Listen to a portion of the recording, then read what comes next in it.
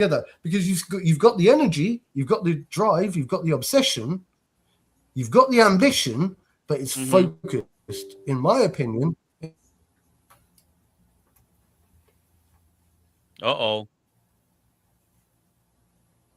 Mark got that Buckingham broadband internet.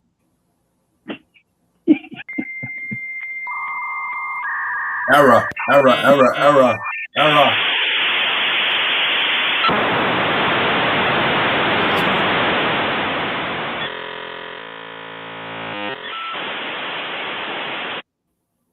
Shout out to Mark. Well, in the meantime, if I were you, I'd keep those eyes closed. Cause I'm gonna play Monster Reborn. You what? Now I'll bring back a monster. It's the same one I just sent to your graveyard. My blue eyes! Yeah, man, I knew you could do it. Now that was impressive. Hello. what's going on, Coley? Big shout out to you, bro. I'll go back out. Can't hear no one. Sorry, I'm All right. How many descenders? Yeah, right.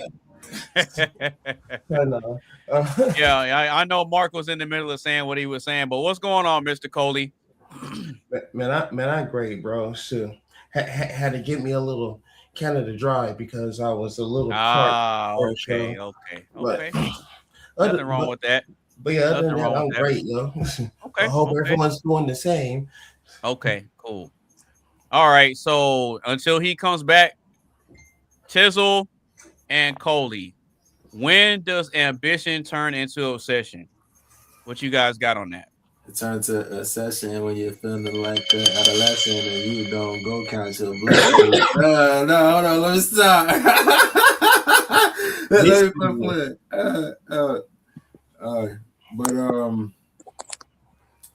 I feel like it turned into obsession when you use it the wrong way. That makes sense. Like, I don't know. I feel like you gotta learn how to use what you got or what you're giving out for the right way and the right reasons instead of like the opposite.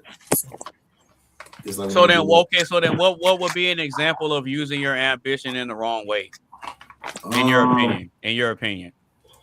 In my opinion, I'd probably say thinking that like, you know, you better than everybody, you know it all and shit. Like what's the word?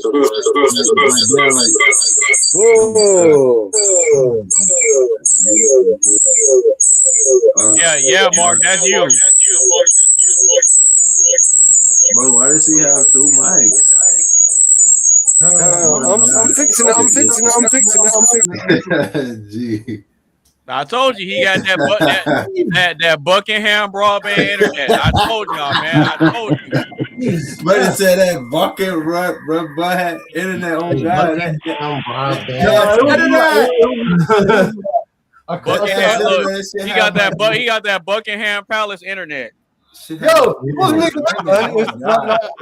I crashed out. I forgot to put my laptop on charge. My laptop died out, so man. And closed phone up. Yeah, bro. You need to get that sound check. I know you know which one I'm talking about. Hey, Simon said he had to close Pornhub. Let me find out you over there being. Mark,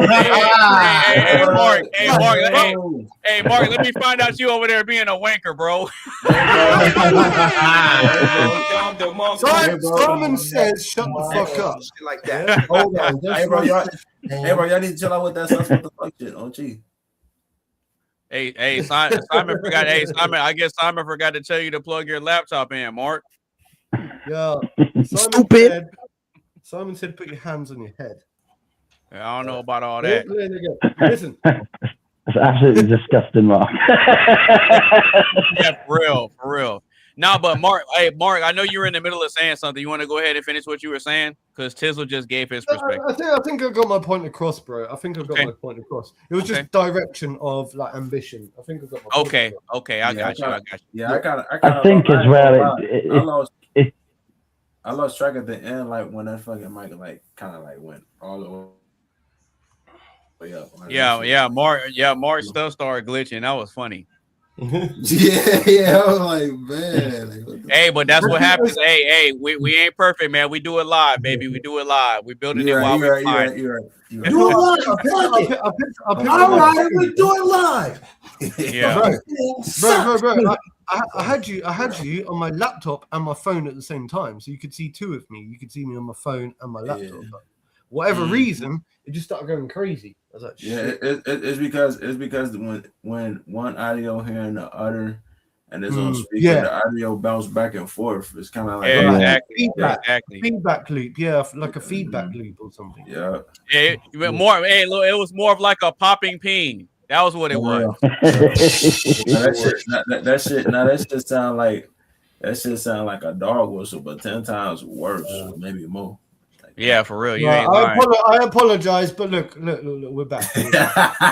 Yeah, for real. All right. So Tizzle. Hey, we didn't go away. Yeah, for real, right? Hey, the face Coley gave me was just funny as shit. Oh my god. All right, so Tizzle, go ahead and finish up what you were saying, and then Coley can give his perspective.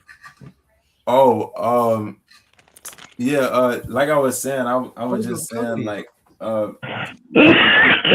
when people like think they know it all, they're not trying to really teach people shit. They self-centered.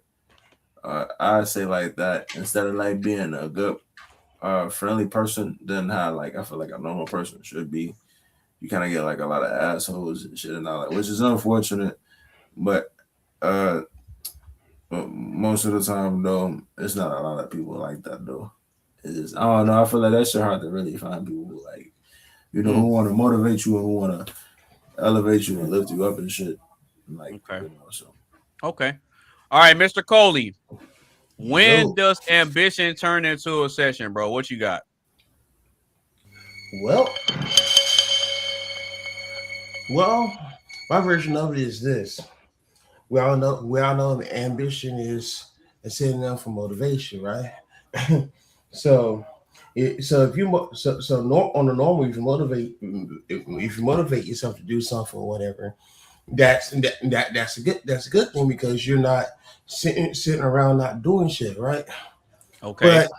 But when it becomes an obsession is when you get too greedy in that particular category. Let's say you investing in your craft or whatever. Now, and then I was saying you turn investing into stealing.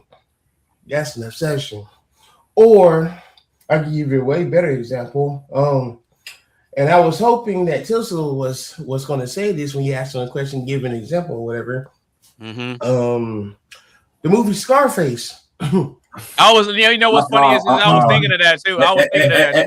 Oh wait, you know what? Hey, so I always think about that when it comes to ambition and obsession. That's a perfect example. No, that is a perfect example. Though. Stop the cap. But yeah, remember the whole movie Tony Montana was his whole ambition was go get to America, become a citizen, and then start his life all over again from the rough beginnings that he had, including getting back good with his mom and sister and shit like that.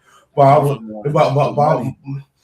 a sudden, the greed of money. Oh God, he said fuck this 9 to 5 shit. He said I need the money quick. But if you really think about it though, do you think it was centered around his greed for money or his greed for power? I say both. I ain't gonna lie. A little bit of both, but more so power. You know what I'm saying? Because like I ain't gonna lie, you gotta think about it. Because you think of it like this, right? Okay, as far as money is concerned, he wanted to help his mom and sister and stuff like that. So they could get out of that house that was in or whatever and be able to, live with him and shit like that. But he was gaining but losing at the same time. Yeah. Well, hang on, bro, Coley. That makes me think of. I don't know if it's the same film, but like, do you know that guy Mickey or Michael Francis? Michael Francis, ex-mafia dude. Francis or something like that. I know who you're talking about. Francis, I know who you're talking about. Sounds familiar, yeah. No, I know who he's talking about. Yeah, so he's like an ex-mafia boss. I think he might have featured, or like not as an actor, but like I think his persona was featured or played by an actor in one of these gangster films. Now it might have been the Goodfellas or something like that. You know, and that's another good one. Oh my god! Right, and so I watched the other day. Like I've been following this guy actually on Facebook or YouTube, whatever social media. Stop the cap. Yeah, some ex-mafia boss. He went up against. He did a debate the other day. Michael Francis against 20. What the fuck is Michael? Modern day cops. You know. It was a Jubilee video. Yeah, a Jubilee video. Yeah, it was Jubilee. I know what you're talking about. I didn't watch that, but I'm familiar with it. Yeah, I think I sent you the link, so you may not have watched it, but you're familiar because I think I did send you the link to it. But you should watch it. It's very eye-opening, right? It exposes like how, you know, mafioso the system really is. Even this guy is an ex-mafia boss, you know, and he's so openly about all this stuff, and like he's not holding back, you know, and you got very well mate. You need to check it out, man. I know I spam people lots of shit, right? But some of the stuff I send you is shit. And really? Yeah, you do be spamming the fuck out my phone. I ain't gonna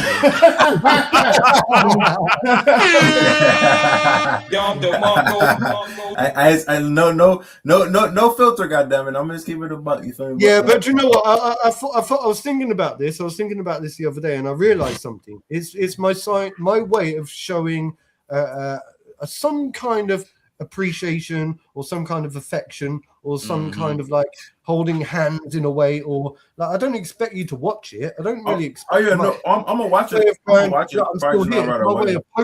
It's my way of poking you and saying, look, I'm still here, bro. I'm still here. Do you know what I mean? Like, and I still care and I'm still paying attention. Oh yeah. So like, yeah. For real though. Are y'all really zoomed in on me eating right now? Really? No, hang on. Coley asked me one recently. Coley asked me about the smoking law thing in the UK. Oh yeah. I heard about that. Like that was breaking news at the time. When I seen that, like, no fucking way. Let me see if he knows about this shit. You know what? Do you know what cracked me up about that? Yeah, it was a ban for people born after a certain year. 2009. Yeah. So anyone born after 2009 now, will never be old enough to smoke. I was speaking to this with my friend the other day. He was like, my children will never be of a legal smoking age, because what they're going to do is they're going to up it every single year. The legal smoking, So anyone born after 2009, right? Next year, right? It's not going to be like an age cap. It's going to be like if you're born after this year, we're going to up it every single year, so you can never reach that smoking age. Yeah. And I'm like, wow. And do you know what's funny about this? Is it took Coley to bring this to my attention. God. Right? Coley brought this to my attention, which I find a little bit embarrassing in a way, because I was like, I kind of like pushed it to one side, and I looked into it. I was like, mate, freaking hell, it's taking American. I didn't even know this was going on or happening through. I didn't even. It was happening through the legal system, and suddenly it's been pushed through. But what do I think about it? What do you think about it, Simon? Real quick. What do you think about it, Simon? Because at the end of the day, think about it. Do you think they should stump it up? It could be a good thing. It could be a good thing if you think about it. But also, it's not going to affect me, and it's not going to affect you. No. Do you think they should stump it up, Mark? So my internet's weak. Just what do you think of the league, the thing, the league, the thing? It is what it is, isn't it? You can't change it. The younger generation won't know anything different, so, and it'll still go on illegally, as you know, anyway. No, Simon was asking you, do you think that you should stomp that they should stomp it out? What do you mean? Stomp It was a pan on stomp it out a cigarette. Yeah. In other words, in other words, Simon is saying, do you think that that England should get rid of all the fags?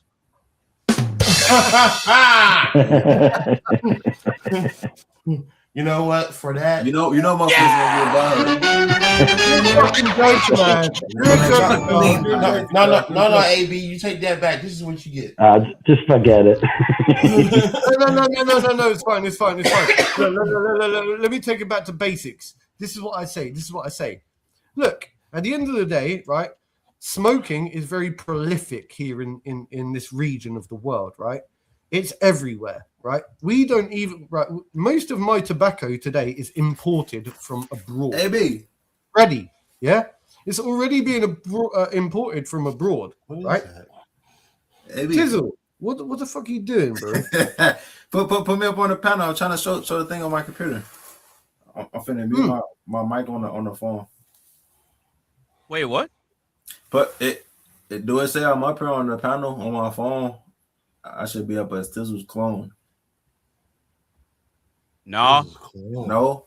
There's nothing else over here. But go ahead, Mark. So what I'm saying is, like the black market, the underground black market for tobacco is rife. Yeah, it probably already exceeds the legal tobacco market here in the UK anyway. So all that's going to do is just push it underground, right? We know that here in the UK. So it's not like I'm against that, because I think that smoking is bad. I do think smoking is bad. You mean cigarettes or weed or both? And like I don't want to see the next generations being like exposed to it. But I think some people should be like allowed the opportunity to pick or choose whether they smoke or not. In a way, it's such a difficult subject. But I think like but their argument will be health and the effect on hospitals and everything else, and just goes on forever, doesn't it? Yeah. I gotta say, some checks. He's over the bitch. Hey man, that's the most stupidest rule that came up. Like no smoking period at all for your whole entire life. Let a similar rule come up like that in America. See what happened. There's gonna be a riot. It's gonna be a fucking riot. And I'm gonna be sitting out. When the people start rioting, I'm just gonna be sitting back looking at them like this. Stupid. With a bag of popcorn. Anyway, man. So it's not. You don't care. You don't care, right? Yeah, because I don't smoke. That's why I don't care. No, that's not something I need. No, it's above you. So you'll probably be like, yeah, it's a good thing. You'll be like, yeah, it's a good thing, good rule. I don't smoke fags anyway. But as Simon said, stomp it out. Right. I don't smoke fags anyway. But if there was a ban smoking here in the US, I could find other ways to get THC. That ain't shit. No, they're talking about smoking. No, they're talking about smoking tobacco, not marijuana. Oh, tobacco. Yeah, it's tobacco. Oh well, shit. Yeah, exactly. That's what I said. In New York, as I mentioned one broadcast before, in New York, they're trying to raise the price. They've been raising the prices like throughout the years anyway. Like I think they're like 20. I think I heard last time someone say it was like $22 for a pack of cigarettes. Yeah, that's exactly why I tell people not to live there, because me and my mom's side of the family are from there. And people always say, oh yeah, it's nice and this and that. And I tell them like, nah, bro, it's not. It's expensive, it's dirty, and it stinks. And there's rats everywhere. There's homeless people that's out on the street shooting up drugs. Like there's these giant rats that look like Ninja Turtle No. Listen. No, listen. Okay. This is how I know I'm laughing because he's telling the truth. No, look, people laugh. Look, people laugh when I say that. And then when you pull up a picture of a New York rat, the laughing stop. Look. He ain't no rat. You're a non-smoker. You're a non-smoker. Simon, you don't smoke, do you? Only in the bedroom. Yes, sir. Yes, sir. Freaking tart, bro. What tart are you going to say? All right, okay. My man. Yeah, I have started vaping over the last 2 months. My man Simon said he be smoking these hoes. Yeah. Oh, my man Simon said he be smoking the hoes. Yes, sir. You triggered my trap card. That's fucking bars. I don't care what anyone say. Yes, sir. I had started vaping about 2 months ago, but it's like this week I can't be asked with it. I can't quite get the addiction that people get. I know it's a real thing, but like if I just want to give someone up, I'll give it up. It's like 8 years ago I was smoking actual cigarette smoking for about. That's what they all say, bro. As soon as you get into that vaping, yeah, but 8 years. Yeah, but 8 years ago I was smoking proper cigarettes, and one day just give it up. Bro, that vaping, right? There's more vape. Yeah, there's more nicotine in one lug of a vape than like one of these cigarettes that I'm smoking right now. Yeah. So like, I kid you not, there's a lot of nicotine in those vapes. Are you calling Simon a liar and saying that it's not possible for him to stop? I'm saying that you can't justify being a non-smoker and then also in the same sentence say that I've just started smoking vapes in the last month or so, because I know how nicotine works, as an addict, and I know that. Well, we know you know. Right. Yeah, we know you know. Bro, but hang on. That's bro, kind of needless to say. Hang on, at least I'm honest. At least I'm honest and open about it. Yeah. You know, and I don't pretend that I'm not something I'm not. I don't pretend I'm something I'm not, bro. I know. I kid. I know you do. I know you like to shame me for my smoking habits. It's fine, and I appreciate. Hey, bro, that's like the one thing, man. That's the one thing. Other than that, you're cool. Yeah. You know, because to be honest with you, bro. To be honest with you, I grew up around it, and I just never liked it, bro. Because my granddad used to smoke 2 packs a day. Yeah. Sad. My mate's father and mother smoked, and it was just like the walls were all orange, and I just hated being in their living room. Yeah, he smoked 2 to 2.5 packs a day. Jesus. Yeah. But I'm about to show you how much of a nerd I am, right? And he was smoking the Newports too. Who's City? Newport 100s, baby. This dude, Newports. Yeah, he was smoking Newport cigarettes too. But those I think Cody wanted to say something though. I'm gonna show you how much of a nerd I am. So each pack, well, here in America, each pack is like it's like 20 cigarettes in a pack. Yeah, it's 20. So how the fuck can you smoke 40 in one day? Yeah, 40 to 50. I'm sorry.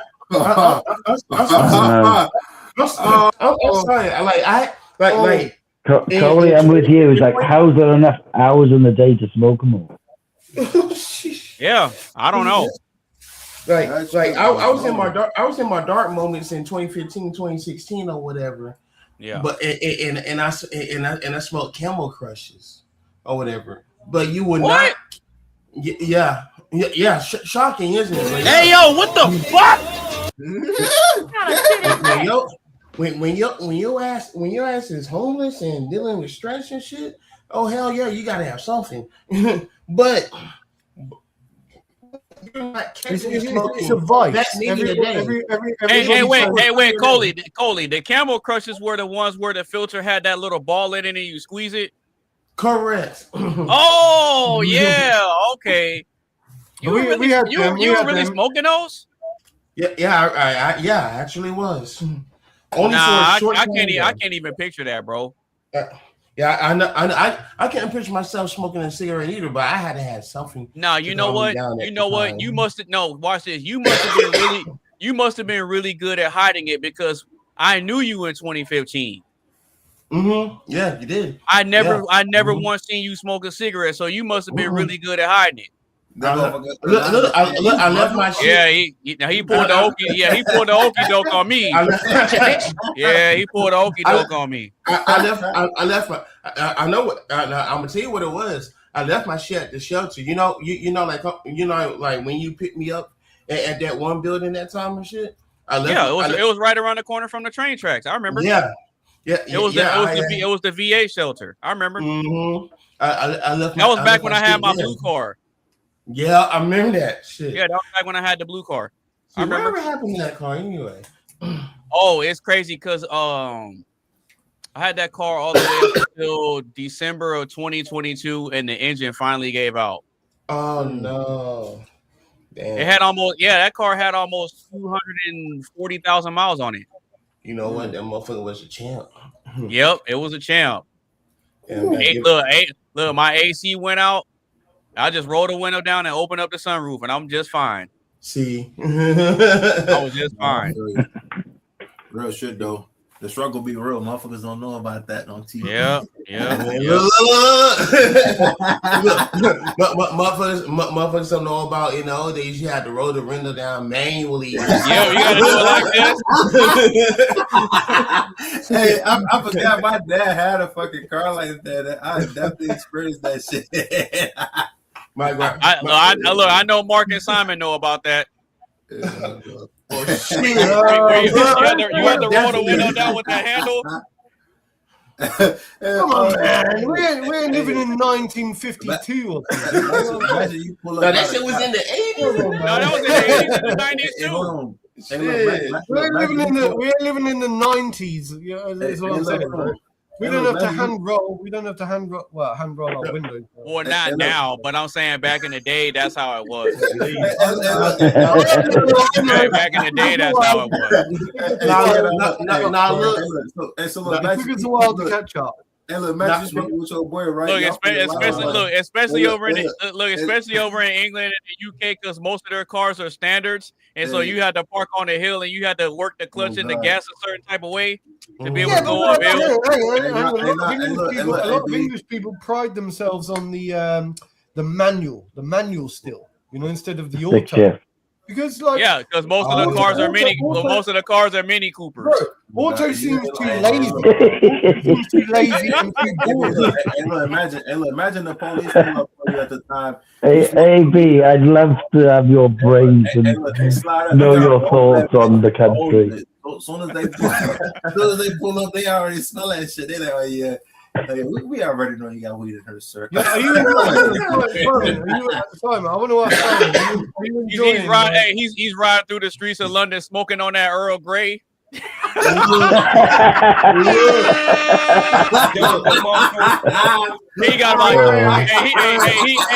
got like 20 kilos of spotted in the back.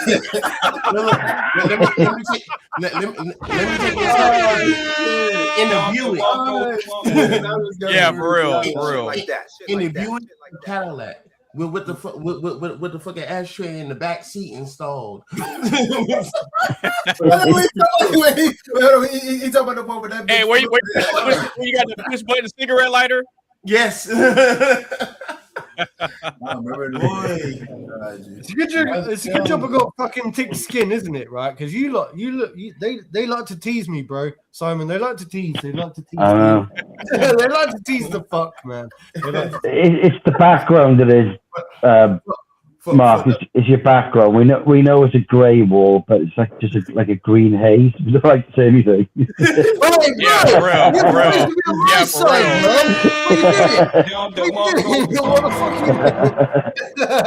You're supposed to be on my side, bro.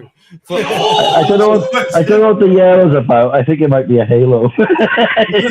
Yeah, for real. You triggered my trap card. I got some reality. For those who are tuning in, welcome to I got the Rihanna Oxide type station vibe. version of Top Gear. Yeah, for real. It's the late night podcast. What should get Real quick, I'll go ahead and give my perspective on the question, and then we can go ahead and move on to the next one. So, Okay.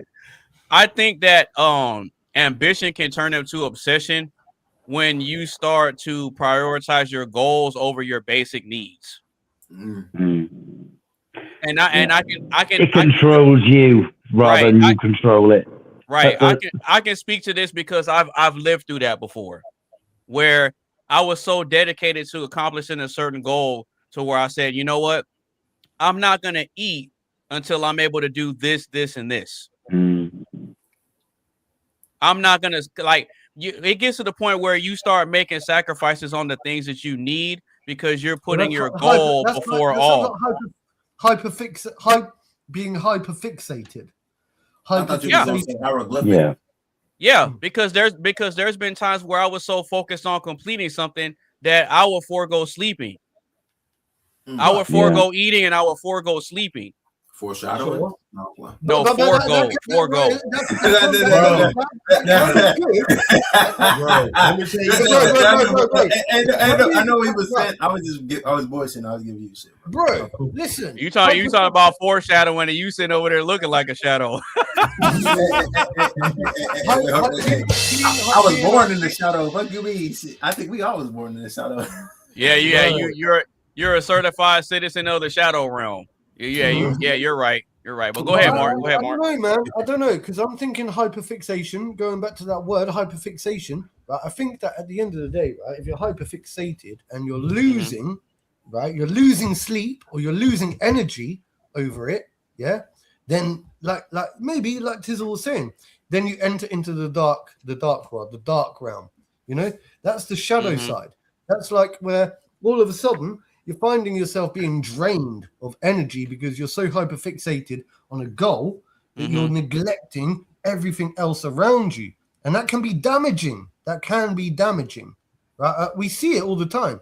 To a degree, it can be, and I can speak to this because I have moments where I'm so focused on getting certain things done to where I do stay up until the late and early hours in the morning just to get it done. And then I'll readjust my alarm so I can only get maybe like a few hours of sleep. And sometimes I'll turn my alarm completely off to not wake me up. But then naturally I'll still wake up and it'll be like maybe 8:30 in the morning after I went to bed at like 3:30 or 4 in the morning. I turn off my alarm so that way I can get sleep, but then I still end up waking up maybe around 8:30 on maybe 3.5, 4 hours of sleep, and I still have energy to get up and keep going. Right, and I try to get myself to sleep more, but a lot of times it doesn't work. Wow, bro, I was thinking about this. If people end up losing sleep over it, you know when someone says that very famous word, "Oh, don't worry about it. I ain't gonna lose sleep." I ain't gonna lose sleep over that. Yeah, right. Meaning I'm not gonna obsess over it. Right. So there's people can become infatuated. People can become obsessed. People can become what's the word? There's another word, besotted, or exotic. Besotted. Yeah, that's a good one, right? So because I can really speak to that because I justify it in my mind by saying the goal matters more than me taking a break. If that makes sense. Like the body needs rest and the body needs sleep. And even a machine needs rest. So I justify it in my mind by saying, you know what? I can rest anytime I want, but I need to get this done. That's because you pace yourself in such a way that you understand stamina. Yeah. So I think mate, you're different. You're different to a lot of people out there in the world. Yeah. You're able to identify when you're besotted or like infatuated or driven by or hunger. Well, I have to force myself to stop. That's the thing. I have to force myself to stop. You're able to self-reflect and able to I'll give you an example. So let's say I'm working on So let's say I'm working on editing a video. I'll hear and feel my stomach growling and my body telling me, "Hey man, you need to you know, you need to dial it back and eat something, and I'll just ignore. I'll tune it out. Hey, so look, it's just me. I'll tune it out and keep working. I'll just drink something. So I'm to not kind like of that. temporarily suppress it because I'm focused on getting these thumbnails done. I'm focused on getting these question cards done so I can put them up for the show. I'm focused on setting up the next live stream, typing in the description. I'm focused on this chain of events that need to happen in order for things to continue to be streamlined. I get what you mean on that, but check it out. All right, so Sure. I'm like that too, but I'm kind of like that as well though too. I don't know if I'm the only one. I'm kind of like that when, like, say like you with a group of people or like you with somebody, like your stomach kind of like get that feeling of urge, like something don't feel right with that person or the vibe is like off. Like maybe it's just me. You kind of like. I know what you're talking about. I know what you're talking about. The gut instinct. The gut instinct. Yeah, that gut feeling. Yeah. And it's like, damn, you don't want to think about it like that, but it's like, damn, that's how your stomach feeling. But yeah, that's pretty much my perspective on that. I think that ambition often turns into obsession when you start to prioritize goals over your needs. Yeah. I think what I think is this. Oh my gosh. I've learned this. First and foremost, I believe that we should put ourselves first. Yeah. We should. Yeah, absolutely. But you are. So we should absolutely bear other people in mind. Yeah. We should do everything in our power to look after other people, but we can't look after other people if we can't afford to look after ourselves. So my goal, my obsession now in today's era is more self-focused. It's about personal self-development, right? Because if you can't help yourself, then you're no good to the rest of the world. Yeah, so that's true. That's true. It's important to be a little bit obnoxious in life and a little bit self-centered, I think, right? So long as you're doing it for the right reasons, so long as you're not overstepping the mark and becoming narcissistic in your tendencies and trying to put everybody else around you down in order to succeed what you're trying to succeed. It's about lifting other people up around us instead of pushing other people down in order to make ourselves look good in the limelight. You know what I mean? We work together. We don't work against each other. And actually, I think we amplify each other along the way if we work in that and way. see, another way I look at this, and Coley can speak to this because he know, like me and Coley know each other in real life. We've known each other for what, like 10 years now, over 10 years now? Yeah. Like 11 years now? Yeah, we've known each other for we've known each other for a while. So the way I process things in my mind, it's like this. I look at it like this. So ambition can also turn into obsession when, like I said earlier, you're prioritizing the goal over your personal needs, but at the same time, I justify it in my mind by saying, you know what, I'm willing to sacrifice myself and die for the sake of this goal. Mm-hmm. I'm willing to die for it, whereas most people are not. So that may sound egocentric and narcissistic and self-centered, but in my mind, I support that frame of thinking. You could become the next Charlie Kirk with that way of thinking. That's the problem. Because what happens is when you put yourself out there and you show yourself to be a genuine person in today's era, right? What happens is you're met with lots of pushback, lots of vitriol. Cool with that. I'm cool with that. Which is fine, but I'm cool with that though. Right, well, it's fine as long as we can understand our own position in the world. But like, you know, yeah, absolutely. Charlie Kirk was cool with that too. Yeah, Charlie Kirk was cool with that too. And you know, as much as I like, it brings a lot to home because as much as I would like to become a martyr in the world to a degree, right, or whatever he became, he is a martyr. Right. But at the same time, he lost his life too young, far too young. Like, but who are we to say that though? But who are we to say that though? If he just kept his mouth shut, he'd still be alive today. No, I'm not saying he should have done. I'm not saying he should have done. I'm just using this as a devil's advocate No. I get that, but the reason that I can't necessarily say that or place a time frame on when a person was supposed to die is because I'm putting myself in the same frame of mind as him. So in my mind, the way I process it is I'm willing to die along the way to at least pave some sort of path that leads to something.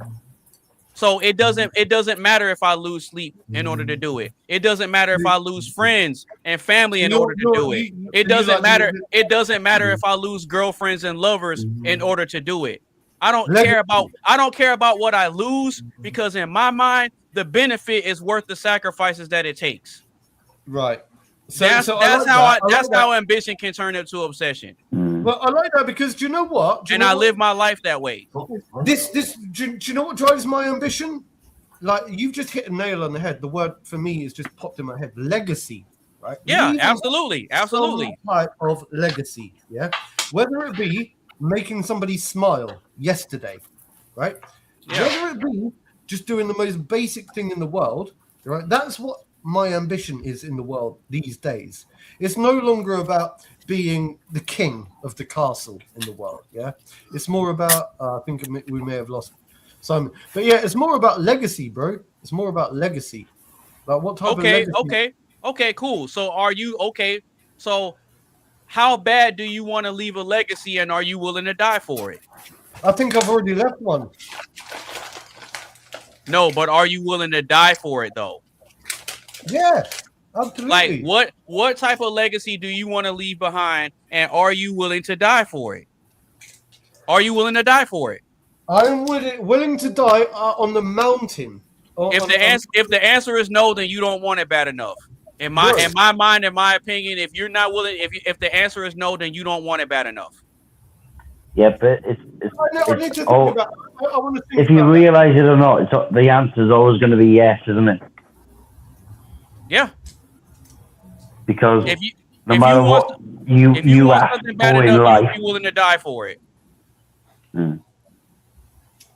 Whatever you ask for in life, whether you've got a real strong drive for ambition, even being lazy and doing nothing could be seen as a weaker ambition, or well, that's not ambition, but to someone else that might be a real effort as opposed to doing nothing. So everyone's going to die in the end. Just right. Depends to what degree you've put ambition into your life. Yeah, that's a fact. That's a fact. And see, one of the ways I justify this you may as well. Right. One of the ways that I justify your dream or your ambition, because it's going to end up in the same place. I think you might have a delay. Yeah, I think Simon might have a delay. You got to back out and come back. But the most logical way that I rationalize this way of thinking in my mind is that I have a goal, right? And I've said this repeatedly. One of the visions that I see is for everybody that's on this panel to eventually branch out and have their own show to where I can then participate on you guys' panels and vice versa, right? Sure. So part of the contribution to that goal is me showing up day in and day out. Yeah, there's days where I haven't done that, where I push the show back or whatever, and there's days where you guys say, "Hey, I'm not gonna be able to make it. I got something more important to focus on." Okay, cool, no problem. But at the end of the day, it's not gonna change my mind about what I'm setting out to do. So everything that I'm setting out to do, I'm willing to die in order to have something set up that's bigger than myself. Sure, but I think, can I just say something? I've noticed this. There's a difference. That's the way I justify it in my mind. Is it wrong? Is it right or wrong? I don't know. No, there's nothing wrong with it. I'm a death for the fire. There's nothing wrong with that. There's nothing wrong with that. Do you know what you've got? You've got what I would call the stereotypical American dream type infrastructure in your way of thinking, in the way that stereotypical, very liberal. Well, it's fine. I'm not knocking it as a bad thing. I'm not knocking it as a bad thing. Right. Yeah. What I'm saying is, for me, that drive and ambition is very stereotypically still ingrained within the American vein or the American infrastructure. Yeah, and but I think it's very refreshing in every culture though, Mark, because I think it's just more spelled out in America and spoken about, but it's no different in Wales, England, Scotland. It's just people do not categorize it as the same way as the American dreams, because we've got dreams and aspirations. We just don't express it in the same way. We don't. Well, we either that or we don't frame it in the same way. Right. It's like. You there? Yeah. Go on. Carry on. Oh, wait, that my mic's gone. One sec. Yeah, your mic. Yeah. I know what that means. Oh no. No, just Harry, go off, face out. Give me 1 sec. You got the floor, bro. You got the floor. Quick, don't spoil it, man. You got the floor. No, his earpieces died. Oh. That's what it was. And then go all that shit. No, I heard the switch in his audio. Yeah, me too. No, well, when his thing died, I heard it. I heard the change in his audio. Yeah, you're muted, Simon. Yeah, can you hear me now? Yeah, we can hear you. Yeah, we can hear you. Yeah, cool. Yeah, so what I was saying is we do the same things. We have different dreams or careers or partners or whatever. We have the same American dream. It's just not being wrapped up and labeled the same. So we see it as an American thing, not like another culture or whatever thing. Right. It's no different because like this week I've had some. Yeah, because this week out of necessity I needed to change from being an agency driver for the last 7 years, which has reached its rewards, to actually thinking I'm fed up of the stress of wondering where work's coming sometimes from 1 week to the next.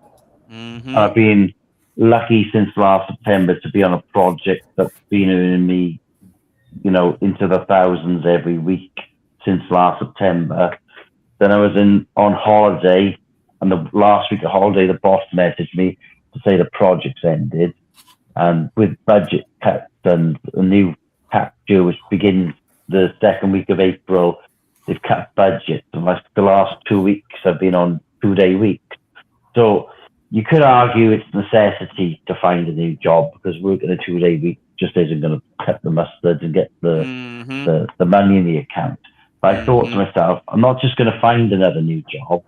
I set myself a goal of finding a job that's over £50,000 a year. And within 2 days, I found 2 jobs. I got 1 job offer already, 1 next week. And it wasn't for this broken finger. I would have started the first job a week Monday. So we do have these similar goals. And to me, if you wanted to say, well, is it the same as the American dream? Is it different? It's exactly the same because people just want better for themselves. Okay. Yeah, no, but Simon's you're never going to be pleased with what's right. better. Simon is right. Wait, and I think he added context. Mark, Mark, I'm finished. So basically, I feel like when you're driven by ambition, it's like if I took this job now, I'm on 50,000, and within a few weeks I thought, right, I'll get the 60,000 or 70,000. I suppose when you get obsessed with something and you let it run away with you, that's when ambition gets the better of you. But in all this, what we've got to realize, we're labeling it as ambition, but it's actually us.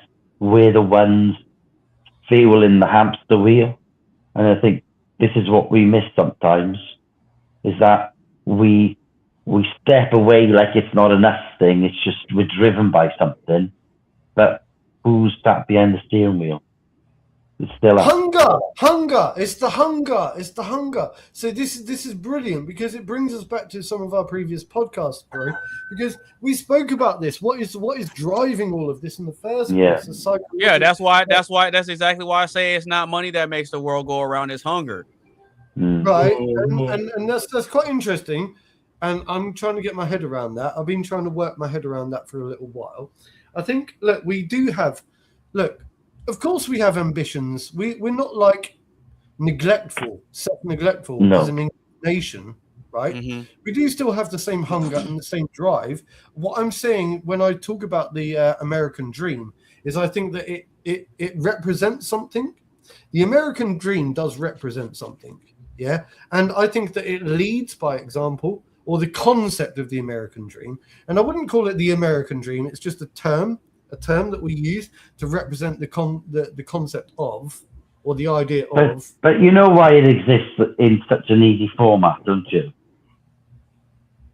Go on, you tell me. As opposed to other countries, because the current America as we know it is a very new country as opposed to relative to ours. Yes, it's more tangible and easier understood because things have happened at warp speed in America as opposed to if you look at Spain or Italy, the thousands of years, and obviously the American Indians in America will have a different spin on it, but the perceived American dream is like the world on steroids on warp speed 10, isn't it? Because it happens in such a short period of time. It really shows people, hang on, in 80 years of your life, you can go from 0 to this. Makes us think of like Michael Jackson and Britney Spears, or something like that, right? Or Hollywood type lifestyle, or like. But then you've got the Beatles and our example. She's not a good representation of. I wouldn't call Nicki Minaj a good representation of the American dream. It's like they've managed to exploit. They've managed to exploit the system, And are they really living the American dream just by having a Lamborghini? Yeah, but Mark, that same analogy could be used for anything in our country. It's not specific to America. Do you get what I mean? Sure. You could say take that as an example of it, like exploitation, or do you get what I mean? I do.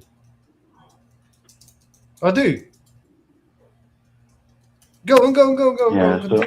So I think the problems that you could perceive in the American dream are no different to the problems in any other country. But it's again, like we spoke about earlier, everyone sort of latched onto the label. So then our own dreams in this country don't seem as significant when you hear of the American dream. When you look at your own aspirations and things, they're no different. It may seem a bit larger than life in America in some respects, but that's just the speed at which things are going and technology and all the rest of it. Do you get what I mean? That same technology isn't lagging that behind in this country. But I think they've got lots of tech companies in America that are leading the way forward in today's. Yeah, but like 2 weeks later, it'll be in this country, and 2 weeks in the grand scheme of. Because our country, bro. Sorry, our country is shoving a cold shoulder in the American direction, and I don't think it's very good for our country. I don't think it's very good for a nation. No. So, what do you think that America's got that we haven't? A lot. A very powerful constitution. I think they've got a lot more than what we've got, bro. No, I mean that as in relation. We'll talk about this. I mean in relation to the American dream, like what can't you? Talk about this away Look, from...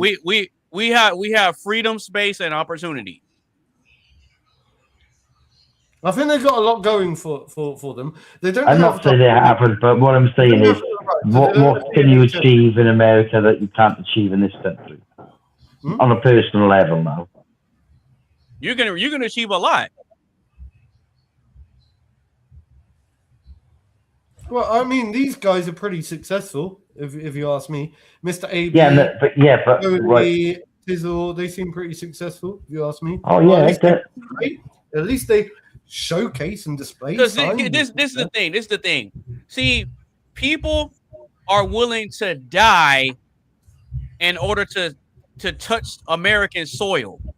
Okay, whether they do it the legal way or they do it the illegal way, it doesn't change the fact that they're still willing to put their lives on the line to breathe, even take one breath of American air. So if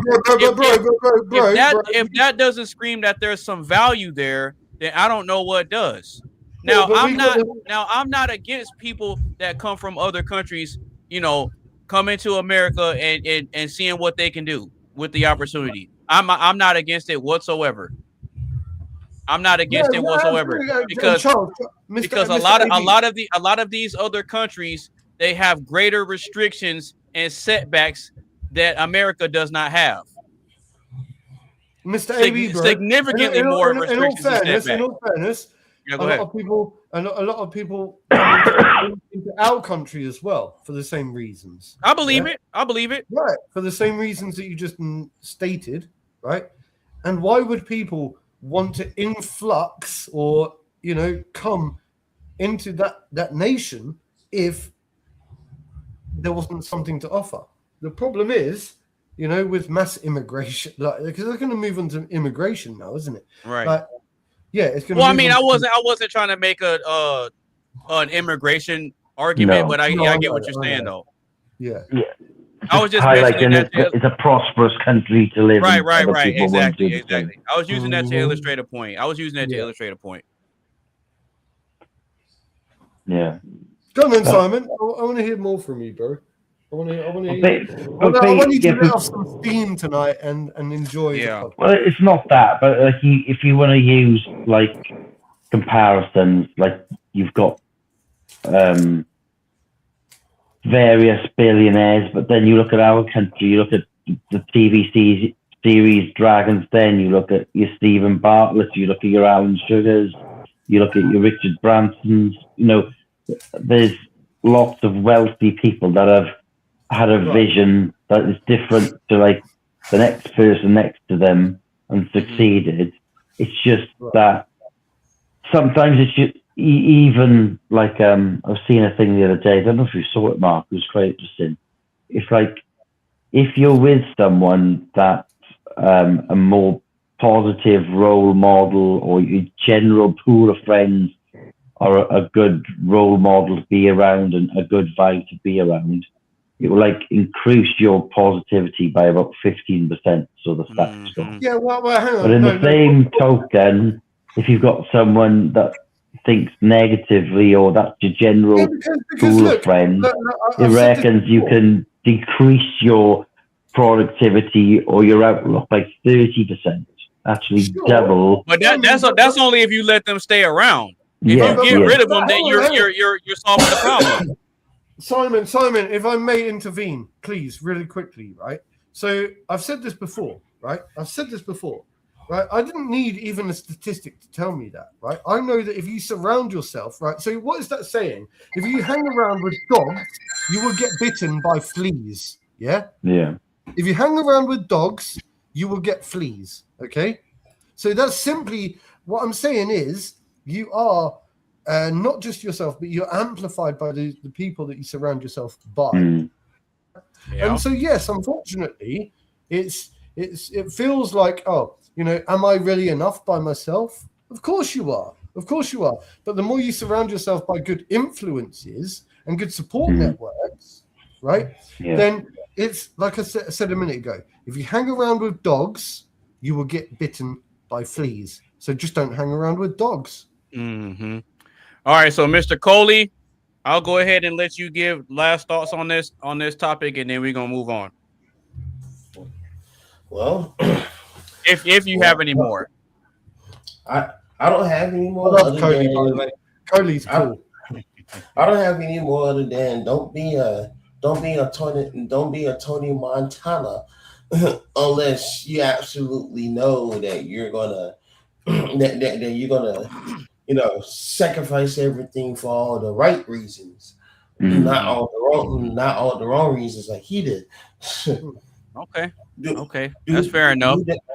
Do that shit because you actually want to leave a positive legacy behind instead of wanting to die for the cocoa. If you know what I mean. Yeah, that's a fact. That's a fact. All right. So if you just now tuning in, what's up? Go ahead. Have you seen? I tell you a really good film that I watched. I don't know if you've seen it. Is the true life story of John Candy? No, I have not. It'll be right up your street from what we chatted about. Okay. The true life story of John Candy? Yeah, it's a really good watch.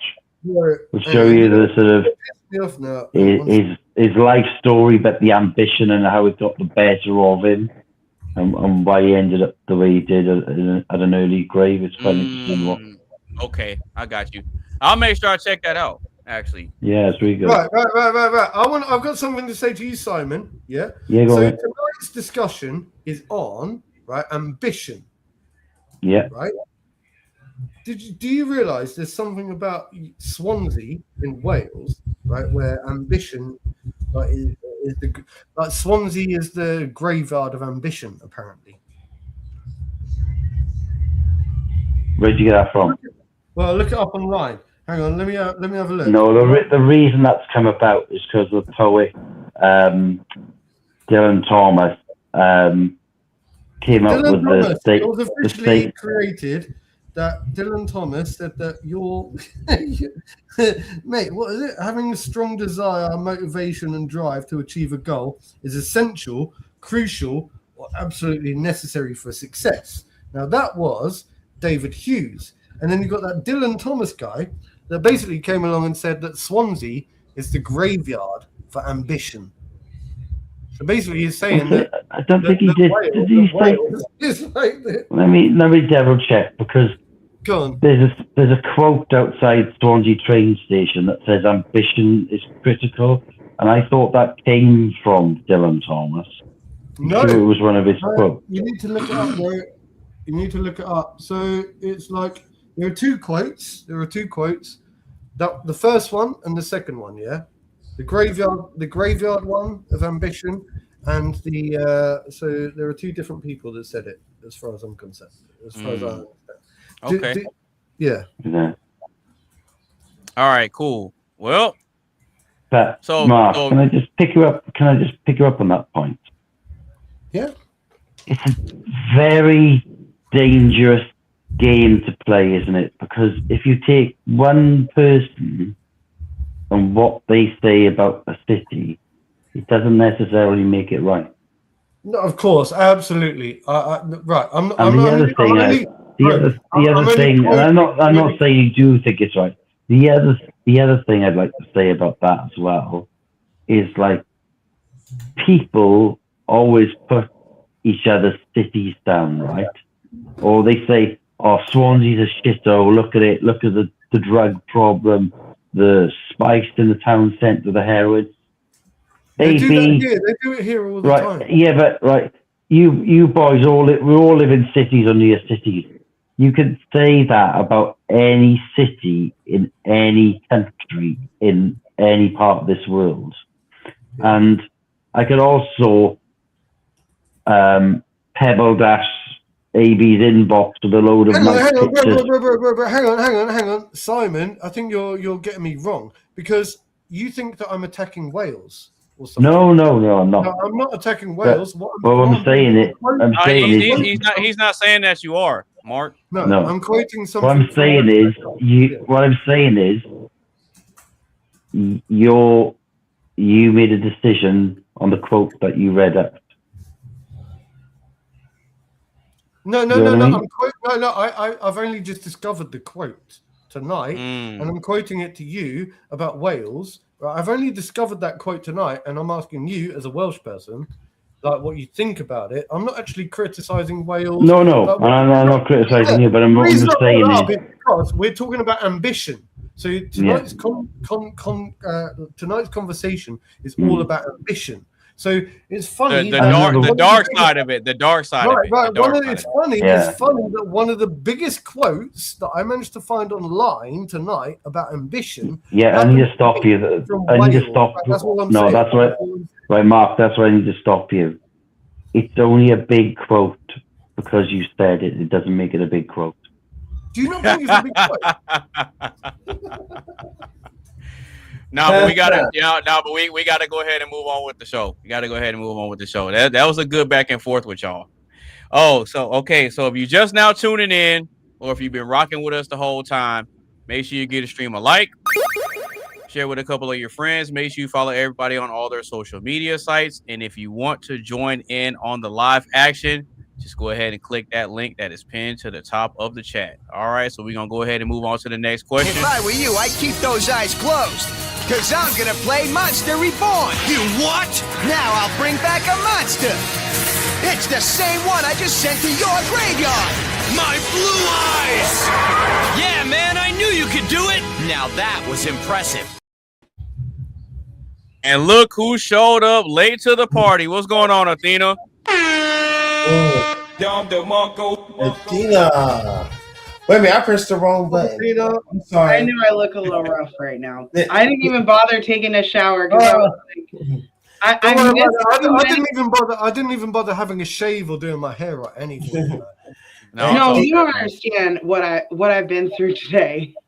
But I canceled on you like last weekend, and I think the weekend before that or something. I was like, I think I still have ants on me, but I was like, fuck it. I'm just going to drink a beer and pretend I don't feel inviting. Oh, there you go. Hey, well, you know what? Shout out to you for taking the time out of your busy life to pull up and chill with us. It's greatly appreciated. Greatly appreciated. Hey, that's that far life taking in. I know. Simon, yeah, for real. Simon, this is Athena. She's awesome. She's like a Texan woman. Hi, Athena. How you doing? Okay. She's got her own farm. She does chicken. She raises chickens and chickens, ducks, turkeys, sheep, goats. Yeah. Sheep, goats, all that kind of stuff. Yeah, she does it all. All right. Wow. So the current question that we have is ambition driven by purpose or insecurity? I'll say it one more time. Is ambition driven by purpose or insecurity? It's driven by alcohol, bro. Alcohol. Oh yes, my God, bro. Oh, hell no, man. What the fuck, man? That's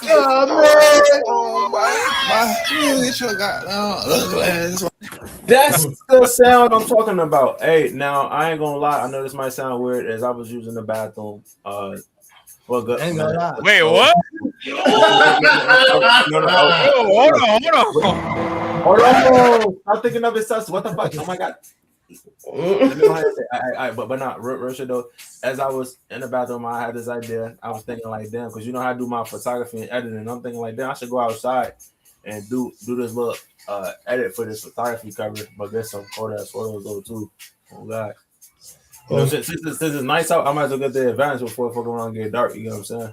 Okay, so all right. No, I didn't get what you said. He cleaned it up fast because I thought he was about to get ready to say something.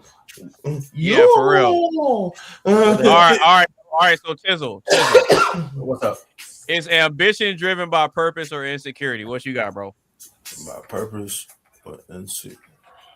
Yeah. Well, let me look at that. Let me get the. Okay, back there you go. Purpose or insecurity.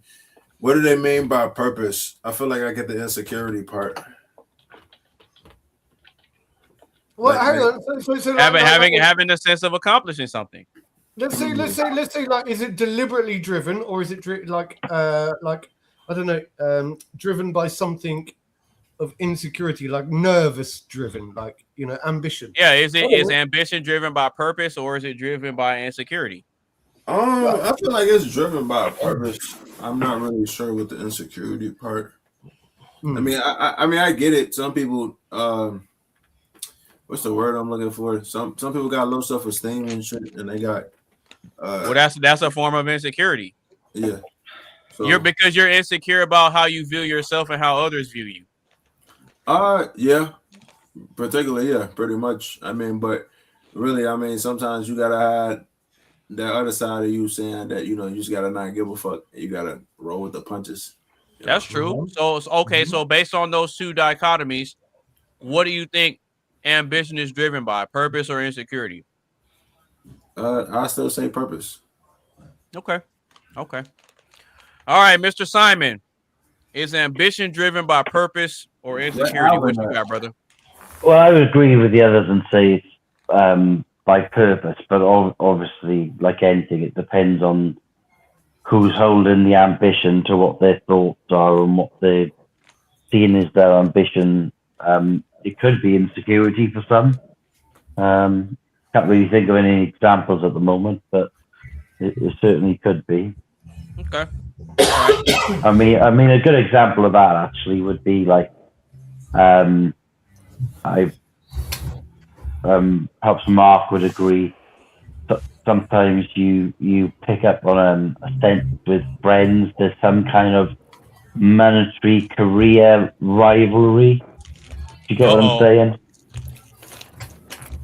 So then you're insecure because unless you're earning the same as your friend or better, you're not as successful in life, and then you get insecure and question your happiness within your own life because it's not as good as there's a saying in the UK. It's called "keeping up with the Joneses," which means you're never happy unless you've got the same or better than your neighbours. Okay. You know what? I told you I did interrupt you. I'll be back in a little bit. Because that for me feels like a form of comparison, you know. And I don't like to compare what I do have and what I don't have compared to somebody else. But some people do that. Competition. Yeah, but some people do that, don't they? They do, absolutely. I mean, look, even though you and I suppose like our conversation. Sorry, Mark. Very briefly. I suppose our conversation earlier, like me and Mark were chatting, and I just see it in huge parts of my life that I've got an empathic nature, and I think Mark is the same. And even listening to you guys, especially you, AD, on occasion, I sense that in you as well. I mean, you wouldn't be doing this podcast if you didn't think of other people, because you're very interested in other people's opinions, where some people are very narrow and wouldn't be interested or would feel a little bit of an extrovert if they were on this show or couldn't speak and what have you. Every time you ask a question, I don't even necessarily think that it's for me. I just think in general terms. But my job in government was a lot like that, because you had to sort of put your feet in other people's shoes to put yourself in that sort of empathic or sympathy or empathy situation. So it's a kind of taught behavior for me now. We shouldn't take anything personally here in this podcast. No. That's the point. So but I'm saying, when I'm talking, it's more in general terms. World, right? Try not to take it personally, because, and I tell you what, it's healthy for us. Because what it does is he will encourage us to dig deep and think about our own actions. Yeah. You know? And we're not here to preach to the rest of the world. What we're here to do is we're here to try to understand each other. Yeah, and so there's no reason to ever take anything personally here in this podcast, and I think that's what you're trying to say. No, I don't know to tell me that. Well, I mean, you can give a general perspective. You know, sorry to intervene. I want you to carry on. But then, if part of it is attributed to yourself, you can use yourself as a personal example. Yeah. What I'm saying, when you ask me things, I kind of think in my own terms, but then think in the broader spectrum of like how someone else in a different situation might come from a very fragile state of ambition, which is driven by them people that surround them in whatever sense that is, whether it's friends or family, or sometimes people think, oh crap, I'm hitting nearly 50 and I've never married, and my brother's married or my sister. Do you get what I mean? You start making these comparisons and they drive your ambition, which is a negative state to like move forward. I suppose that's when you feel then that you're out of control, like we discussed earlier. Once again, But actually, we're completely in control because we're still the person behind the steering wheel driving that ambition. This is the point, because look, we're easily quite often influenced by other people or controlled by other people, depending on our level of, like, you're talking about being an empathetic type person, which makes you a vulnerable individual at times. But as we grow, we have to realize that we're stronger than we actually are, and we find that strength, and we find solace, you know. And it's a learning curve. And at the end of the day, right, no matter when people compare themselves to you, right? So I no longer look at the rest of the world as a competition. I'm not competing against anyone here. So I'm not Do you mean you never have, or you have to stop? Against anyone in this room. And when it comes to competition, Mark, do you mean you have to, do you mean you used to and you stopped, or you never have? I always used to. I always used to compete. Yeah, so I was a competitive type person, where it was always about, like, look, I wanted to be seen to be the best person in the room, you know, the best person in the room. I wanted to be seen to be the leader, or to be seen to be the best man, or to have some limelight or a spotlight put on me. Even though, as soon as that spotlight was put on me, do you know what I did? I ran away from the spotlight. Yeah, I ran away from the spotlight. I craved it, and as soon as that spotlight hit me, I ran away like a fucking bug. Right? Gotcha, bitch. What I'm saying is that now no longer do I compete for that spotlight. No longer do I compete for that spotlight. I know my place in the world, right? And Can I interrupt a minute, Mark? Can I just interrupt? I've got nothing to say. I'm going to switch my phone off, because even though I'm charging it, the juice is going quicker than it will charge because I'm on video. So I'm just going to lock my screen so my camera will go, but I'm still listening. It's fine, mate. You crack on. Look. I obviously can still hear and chat, so it's no problem. One sec. It's fine, bro. But also, don't feel, like I said to you earlier, if you feel obligated, like, and stuck in this in this podcast, don't feel like you can't leave at any time. You know, you're free to come and go. Or no, definitely not. So Athena, Athena, is ambition driven by purpose or insecurity? What you think? It can be either or. It depends if your ambition is rooted in conviction from God, or if it is just trying to compete with others to be better. And I don't think that that's a bad insecurity necessarily. I think people can do it foolishly, wanting to be perceived one way without actually doing the work. But there's nothing wrong with your ambition being driven from the insecurities. But I do believe that some people's motivation and ambitions are driven by convictions from God. And it might seem that they're just ambitious for worldly purposes, but it might be a calling from God. But outside of that, I would say insecurities, like not wanting to... Well, can you give me an example of that? Hold on. So not wanting to, like, fall behind. So I guess an example would be like, because I can't think of a biblical example of. Oh my God, so many. But somebody being ambitious because of a conviction by God. That's not true. No, that is true. Actually, because Solomon. So I started with Joseph, right? Okay. So how did Joseph get ambition because God convicted him? How did that happen? That's what I'm asking you. What do you mean? How did he? No. If you listen to what I originally said, I said that people's convictions and doing well and continuously pushing themselves, which can be seen as ambition, can be a conviction from God.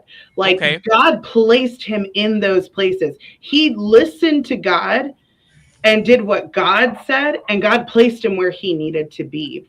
Well, that's not ambition, though. Well, okay, I'll give you another example. King David wanted to create God's temple. That's very ambitious. It's not just because he wanted to do it. He was like so convicted, but God said, no, your son will do it. So Solomon did it, right? But like you can have convictions that make you want to do great selfless things. I think you can tell the difference between God convicting someone in their ambition and their passion and their drive versus worldly, because people who move in a worldly way, they have different priorities. And I'm not telling them, I'm not going to say that they're completely wrong, because there's nothing wrong with being ambitious and wanting success. But the people who do it literally for God, like you can just see it in them. They're not driven by wanting a Bugatti. They're like, I want to help more people. So, and Yeah, that's but so Athena,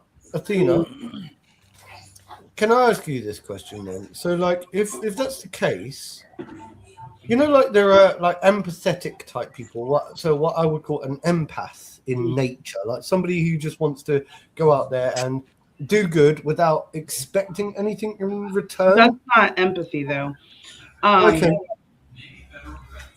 But continue on. Sorry. No. I mean, look. I think that's all I needed to say. How would you respond to that? Because I was kind of wondering if what does it mean to be godly? You know, like what does it mean to be like? So I was talking to someone earlier about somebody who was an empathetic, who had an empathetic type nature, where they don't expect anything in return. So they go out there and they will give to the homeless, for example, because for a selfless reason, right? Someone can have empathy and do nothing to help the other person. They're like, oh my God, I feel the same way you do. Empathy can become very toxic, especially like women are naturally empathetic.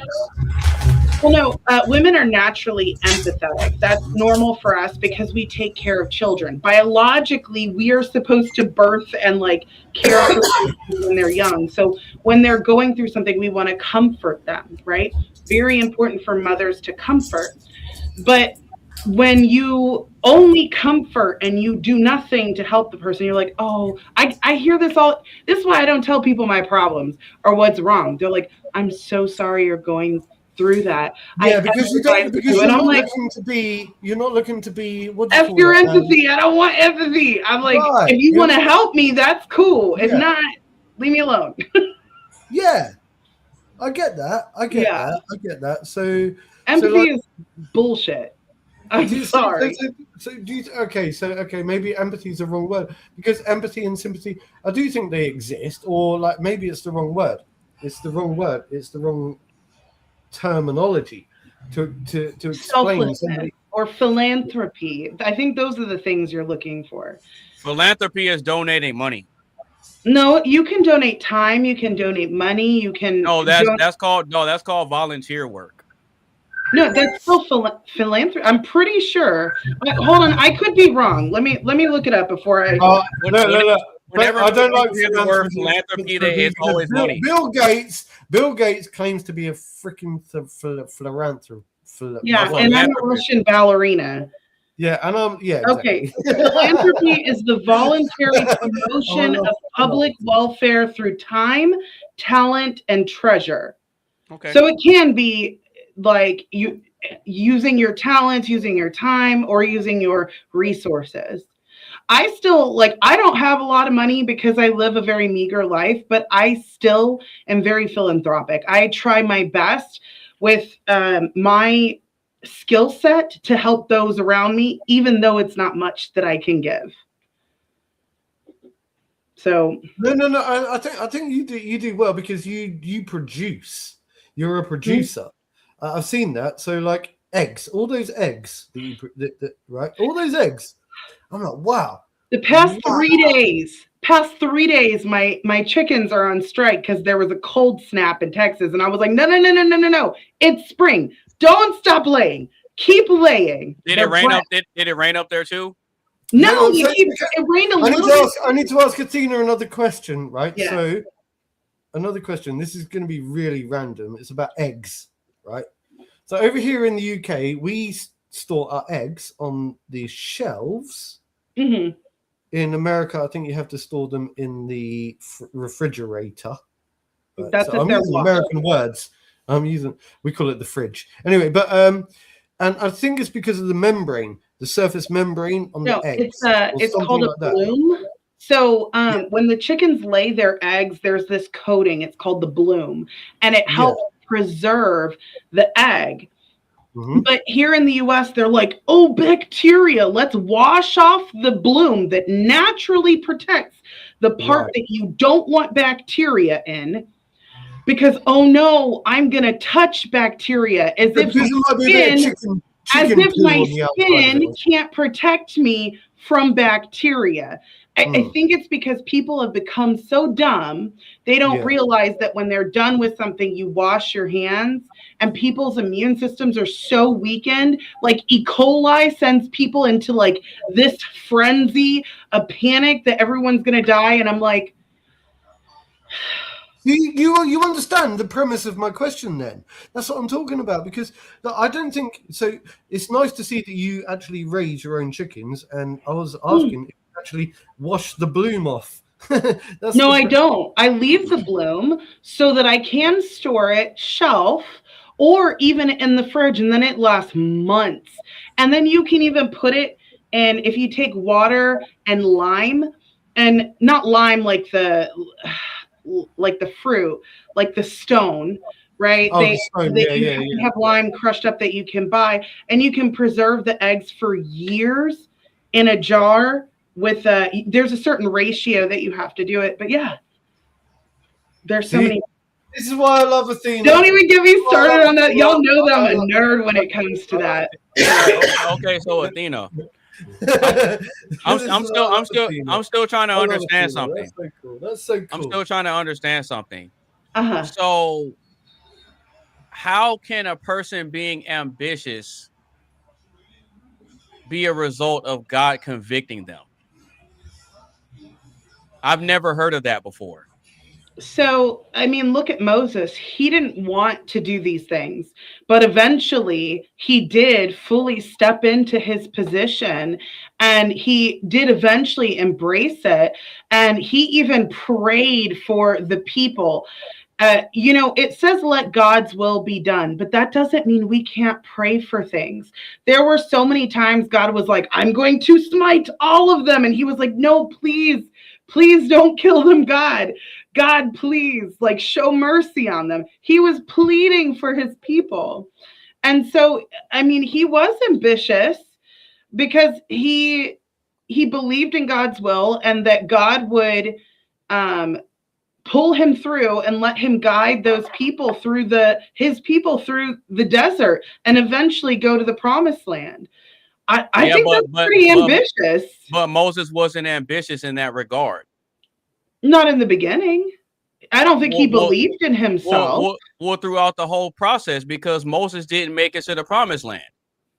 Well, that's because of his anger. But that's what I'm saying. But that's what I'm saying. So how, like, where is the ambition that came from God convicting him? What is the promise? Because he was being resistant. Right. What is the promise? What is the promise? Well, just because you have a moment of weakness does not mean that you don't have that desire or passion to reach a certain goal. He was determined to lead God's people to the promised land because God convicted him of that. But he had a moment of anger. He struck the rock and yelled, I believe, and God, which is crazy because the people did all of these horrible things, but those people didn't get into the they were out there in the they were out in the wilderness for 40 years. Please let me interject just for 1 second, please. What is the promised land, right? What do you mean by the promised land? Is that heaven? What is the I don't understand. It's a place where God designated his people to be. Yeah, right. Israel. So Well, I don't really know much about this. I don't know much. No, about and the reason I'm addressing this is because if I think of every biblical example of somebody that was doing something. Right. Hang on. Surely we are already in the promised land. So look, we were promised something. Whatever it was, right? We live and we get to dictate and determine, right, whether we live in heaven or hell to a degree whilst we're living on this planet, right? To a degree from a psychological point of view, right? Whether it's comes from a biblical teaching or not, surely the promised land is already there, like to a degree. Like I don't really understand what this promised land is. Well, because this is something that's speaking specifically to events that happened in the Old Testament. That's why. But what I'm trying to understand is how is there a figure in the Bible where God convicted them to have a desire? Because if you look up the definition of ambition, it mentions desire for a great goal. So how did God convict them to then have a desire for a great goal? That's the part that's not making sense to me, because maybe you're overthinking it. Maybe I think the problem is, right, I like biblical rhetoric here, don't get me wrong, but I think when people try to dissect, right, text too much, right, I think that what happens is people become confused, like data from not really. No, it becomes right. There are two different. Not really. No. Let me try to explain. Right. So if you look at the because the Bible literally says that, and all you do is seek understanding. I'm going to communicate with you very abstractively here. Yeah, go ahead. Very abstractively. Right. Let's look at the concept of Captain Kirk and Spock or Data. Right. Okay. These types of mindset, like right. See now. So we got the captain. And I think Captain Kirk represents the nature of humanity. Right. The nature of humanity. Then we've got Spock, who is much more logically thinking. Right. Logically thinking, and he will always. What do you call it? Push back on what Captain Kirk is saying, because he's thinking from a more logical standpoint and he's trying to dissect things, and he doesn't have the humanity within. And then we've got Data, which is the more robotic version. But anyway, all I'm saying is I struggle to break down biblical texture in such a way, and I try to conflate it with something that we can see within human nature. And I think that at the end of mate, I'm just waffling now. I'm just waffling. Well, I think you understand what I'm saying. Well, the reason why a lot of people struggle to understand it is because the Bible is not necessarily meant to be interpreted or understood by non-believers. And that's what I'm saying. And I think what's happening is I struggle sometimes when people try to over dissect. So whenever Athena and I have these back and forth discussions about it, we're speaking from a place of things that we've read and we've interpreted and we've internalized it, and that these are things that we believe. So, well, also the direction of the church is really important because, well, yeah, there are things passed down, like understanding, like, okay, and I'll give you an example. You know how it says it's easier for a wealthy man, a camel to go through the eye of a needle than for a rich man to get into heaven. Do you know what an eye of the needle meant? It was into a town, the doorway. It was called the needle. It was to go into a city. And they had all these camels with all these big things. So it's not like a camel actually going through the eye of like a needle that you sew with. It's an analogy. I know, but it's not a needle you sew with. It's the needle of the city, the entrance of the city. And wealthy people had camels and their stuff was stacked high. And so they couldn't bring everything and they'd have to take things down. It was a huge hassle. It would like cause disruption in everyone coming in and out. So it's not that when they try to use the analogy of a needle that you sew with, it's highly exaggerated from The needle Yeah. meaning the entrance I mean, to a city. yeah, I But understand hold on. There was a point to that. There's certain terminologies and things that were used way back when. If you don't know the history and the culture along with the scripture, it can be extremely confusing. Yeah. This is why you need the church. People, like, there's so many priests and rabbis and all of these biblical scholars. They have a PhD in theology. They studied the history. They studied the Bible. They know these things and they're able to teach. So a lot of, no offense, but a lot of Protestants that don't have their PhD and they're like, well, I read the Bible, so I know. And I'm like, yeah, but you don't know about the culture. There's so much lost when you study alone. And I rest my plane there. Sorry. I understand that. Land my plane. Sorry, land my plane. Yeah, no, that's good. I'm glad. I asked the question.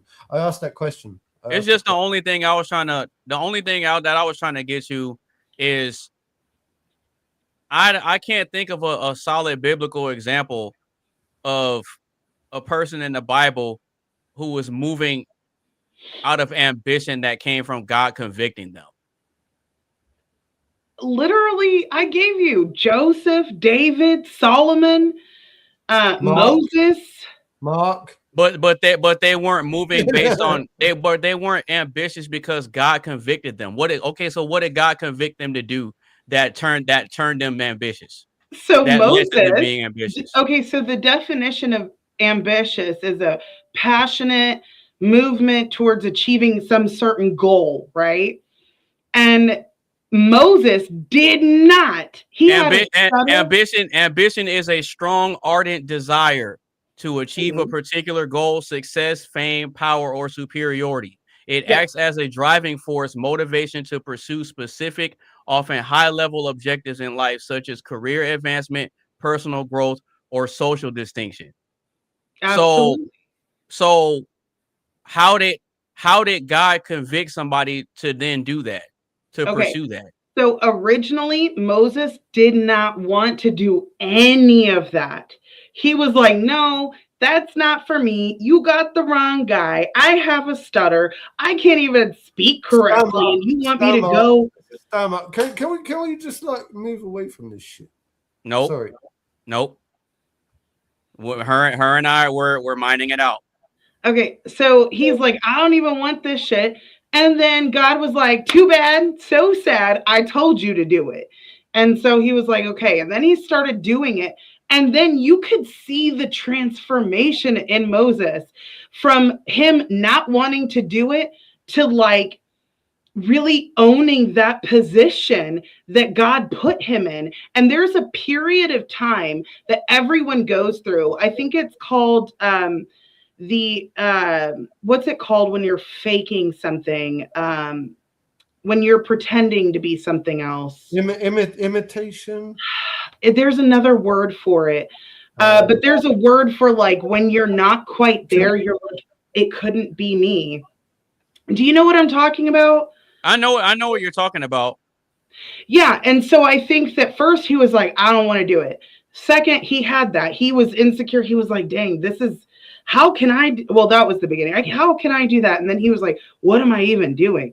Well, shit, I'm just going to trust in God. And then it was like, he was like, no, I'm going to get my people free. You can see the transition in how he spoke, like the way he moved was so different from beginning, middle, and end. He became ambitious because of God's convictions. God convicted him to free his people, but he didn't want to do it at first. And God always uses people who are humble and don't want to do it. And then he's like, well, too bad. And then eventually they go into their... This really annoys me, yeah? Right? I've been struggling, right? The only time... So... I hate to say this. I never say it, right? One day I was walking along and I felt like I got a message from God, right? Okay. And that's it, okay? And I can't say too much on it, right? It was... Good. Yeah, I just can't, right? It just everything exploded in my head. I was walking along, right? And I had like this epiphany, let's call it. Like an epiphany. like an epiphany. But it Well, was yeah, like that's what was happening with Samuel. It was. I don't know what it is. I spoke to someone about this, and they said, "Have you ever heard of the road to Damascus?" And I was like, "What?" They were like, I was like, "No." So basically, apparently, so I was walking along, minding my own business, willy-nilly, just doing my own thing, and all of a sudden, I had this brain explosion. Let's call it, right? A brain explosion, yeah. And I felt like I was wrapped up by the warmest blanket in the world, and I received 100,000 million messages all at the same time, spontaneously. And do you know what? Like, I can pinpoint it to. I can pinpoint it to the major message. The main point of that message was, just keep doing what you're doing. Just keep doing what you're doing. Yeah, that's what it said to me in a way, right? If I was to pinpoint it down to one message. This is the first time I've ever expressed this. Now, I thought that I was crazy, okay? I thought that maybe my mind is broken. Maybe I'm going crazy. Maybe I need to go and see a doctor. Maybe, I've got like psychosis because I'm hearing messages or voices in my head. But I don't. I don't hear voices in my head, right? It was a very strange phenomenon that I experienced that I've never shared with anyone before in my life because it's embarrassing, because it makes me sound crazy. But it said to me, it just said to me, it literally, right? I know, like imagine that somebody just, I know who's got my back. Put it that way. I know who's got my back. Okay. I know who has got my back. And that's what it said to me. It said to me, and I want to say it, right? Because it didn't feel like, it felt fatherly. It felt very fatherly, but at the same time, it was very strange, man. It was very strange. And look, all I can say is, I know that whatever happens, if I die tomorrow, I'll die happy. So from that message onwards, I'm just like, great, that's good. I've got my own back. He's got my back. She's got my back. He's got my back. They've got my back. Everyone's got my back. I don't give a fuck anymore. Okay, so Mark, what you got to do now is, like, if you're genuinely curious, just Google and look, go on Google and look up and read about Samuel in the Bible. Yeah, I would. That's fine, but I would read about Samuel. Talking to a priest. So I've had some things that have happened to me, and I don't tell a lot of people it, and that's actually kind of good. Just because you want to run and tell everyone doesn't automatically make something bad. But sometimes God convicts you to keep things private, right? Not anything bad. It's typically very good. But go talk to a priest. Their discernment is very on point. These men fast. They take the Eucharist, which is the body and blood of Christ, regularly. I would talk about it with a priest. I shared with a very dear friend of mine who's also Orthodox some of the things that I've been holding in. She's like, "Did you tell your priest?" And I was like, "No." She's like, "Go tell your priest." And I was like, "Okay." But like, the fact that you didn't want to tell everyone is actually a good sign. That's a good thing. So, well, because it's one of those things. It felt personal. It felt very personal. It felt like, why would I need to tell anyone? Do you know what I mean? But I think now is the time. Like, I'm riding with, now is the time, because. Well, maybe you were convicted to do so. Maybe. Who knows? The world works in very mysterious ways. Look, he might. But watch this, Athena. He might have been convicted to share that, even though he wasn't ambitious about doing so. Exactly. That's what I'm saying. But the ambition comes when you start to follow God's word, and you start to see, when you listen to God, and then you see him like literally move mountains for you.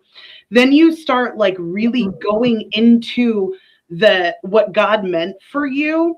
And it's ambitious, but it's in a very, how do you say it? Like but it doesn't come from God convicting you though. Sorry to intervene because the reason I say this is because we tend to become more ambitious as our faith increases, and that's that's from the results being delivered. It's not necessarily a conviction thing. That's why I say that. Go ahead. Can I keep it real? Once again, we've got Simon in the room. I don't know if Simon, are you asleep, bro? Are you still here with us? We've got Coley in the room as well. Simon, are you falling asleep? Is he actually asleep? No, he's chilling. Simon, anyway, right. Yeah, he's chilling. He's chilling. Right. And I just want to make sure. Because when we get into these types of conversation, you know, like I want to make sure we're not like like I want to make sure Simon, you good there, bro? Wake up. I get what you're saying, Mark. You want to redirect the conversation because you don't want people to get bored.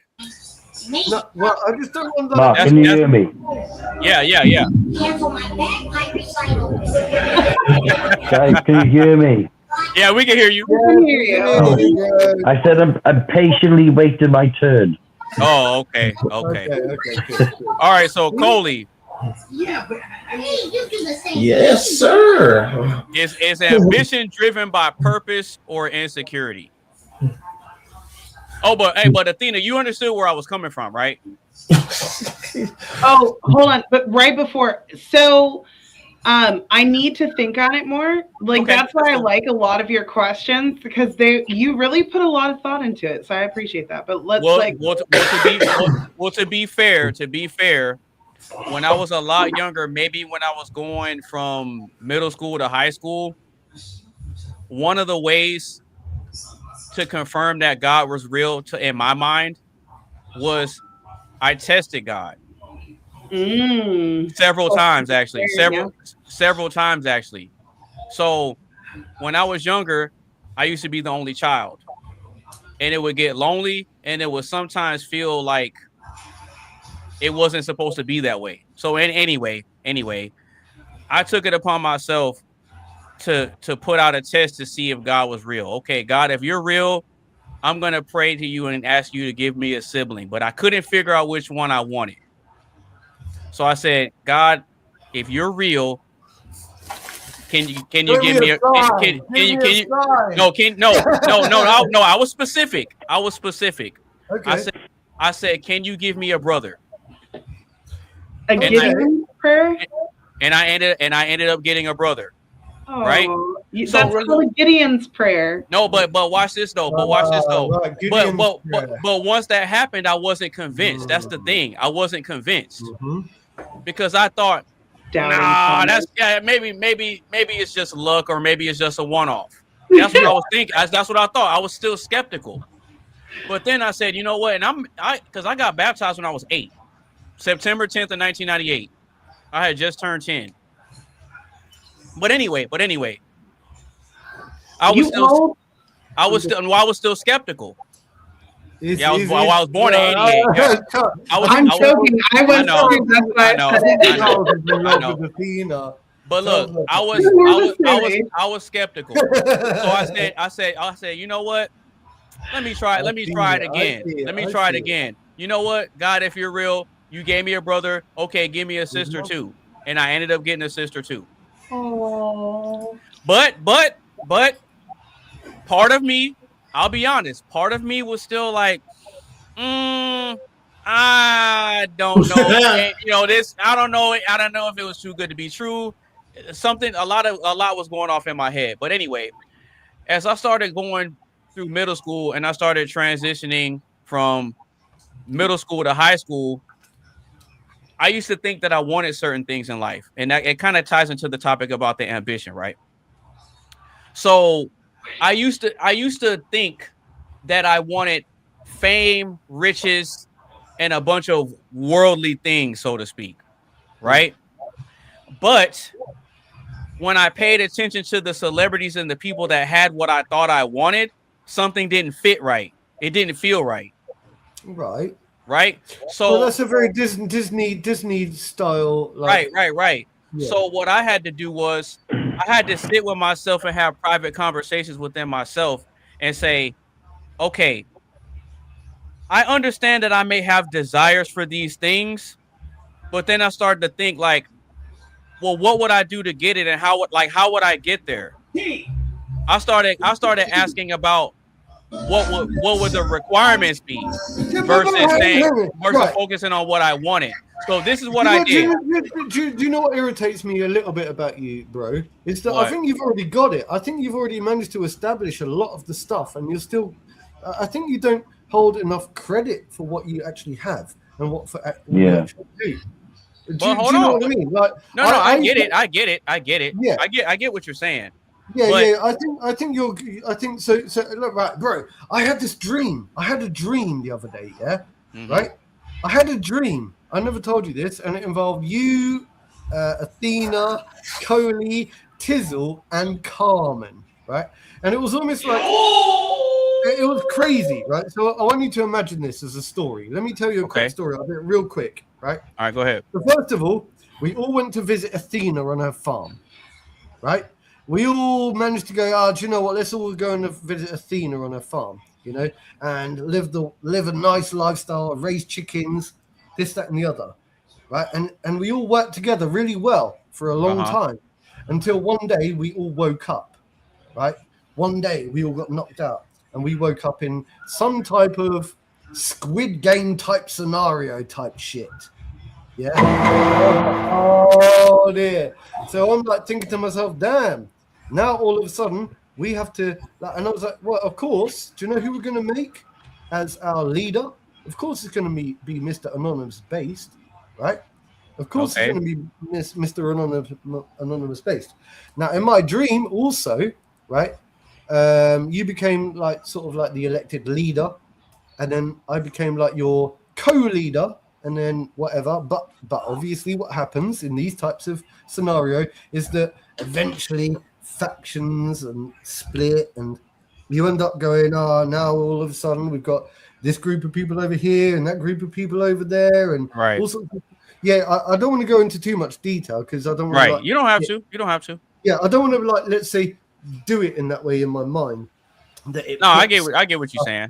Yeah, but I get what you're saying. Like Coley was there, Tizzle was there, Athena was there, Carmen was there. I was like, fucking hell, man. Yeah, so everyone else in my life was there as well. So what I'll do is I'll reserve the rest of what I was gonna say, and I'll expound on that a little bit later because we low key interrupted Coley. Yeah, of course, we always do. Yeah. Do you know what? I want to get Coley's perspective on is ambition driven by purpose or insecurity. Before we do, let me just say, Coley, right?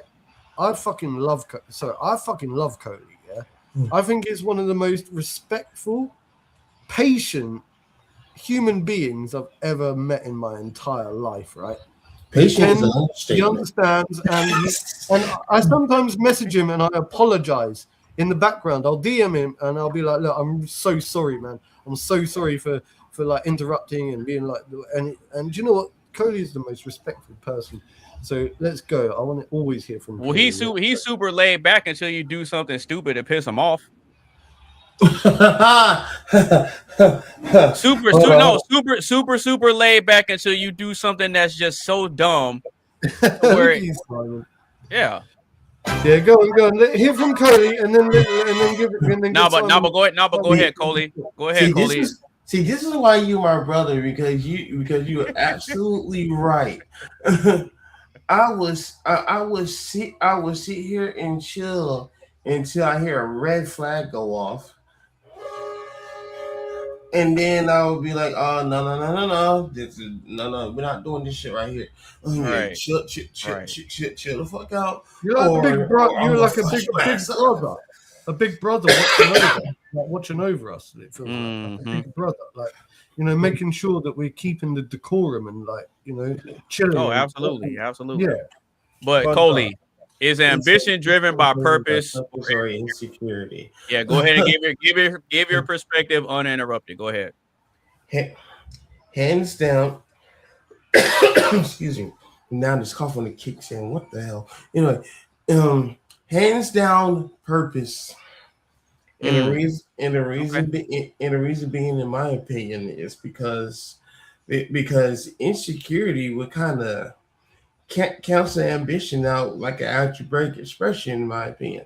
Like, because like if you're insecure about things, like if you like you worry about what people say all the time, or if you're worrying about what kind of style, what kind of style of clothing that you should wear, or is that and the third or whatever, versus you actually go ahead and do what it is that you want to do or whatever, then the insecurity just wipes it out. Versus purpose, everybody has their own purpose. Everybody has their own drive. You know what I mean?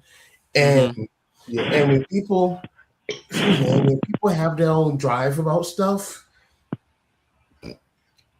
provided that sometimes they may get help from people and shit like that. That's what carries out. That's what carries out their motivation more and more and more and more. You know what I'm saying? Okay. Now I ain't gonna say here a lot like I've been saying, like over the past quite a few podcasts or whatever. I'm coming up on 20 years in the middle of next month. Yep. Damn. What? Say that again. Say that again. Yeah, 20 years. Next. You're 20 years young next month. No. 20 years of Cody D Studios next month. I wish I was. I wish I was 20. Shit. Stop the cap. Shit. I wish like hell. Stop the cap. Shit. You say you wish you were 20? Look. Let me be 20 again. So I'll be looking slimmer than what the heck I am right now, and you'll be seeing me in the background with like a couple of females right now instead of this funny background. Would we really, bro? Would we really? Yeah. Would we really? I'm kidding, bro. I'm kidding. I was like, you say you better ask about me in Miami. I'm just saying. I like your take on the what we were saying about the ambition. The ambition. But now my ambition.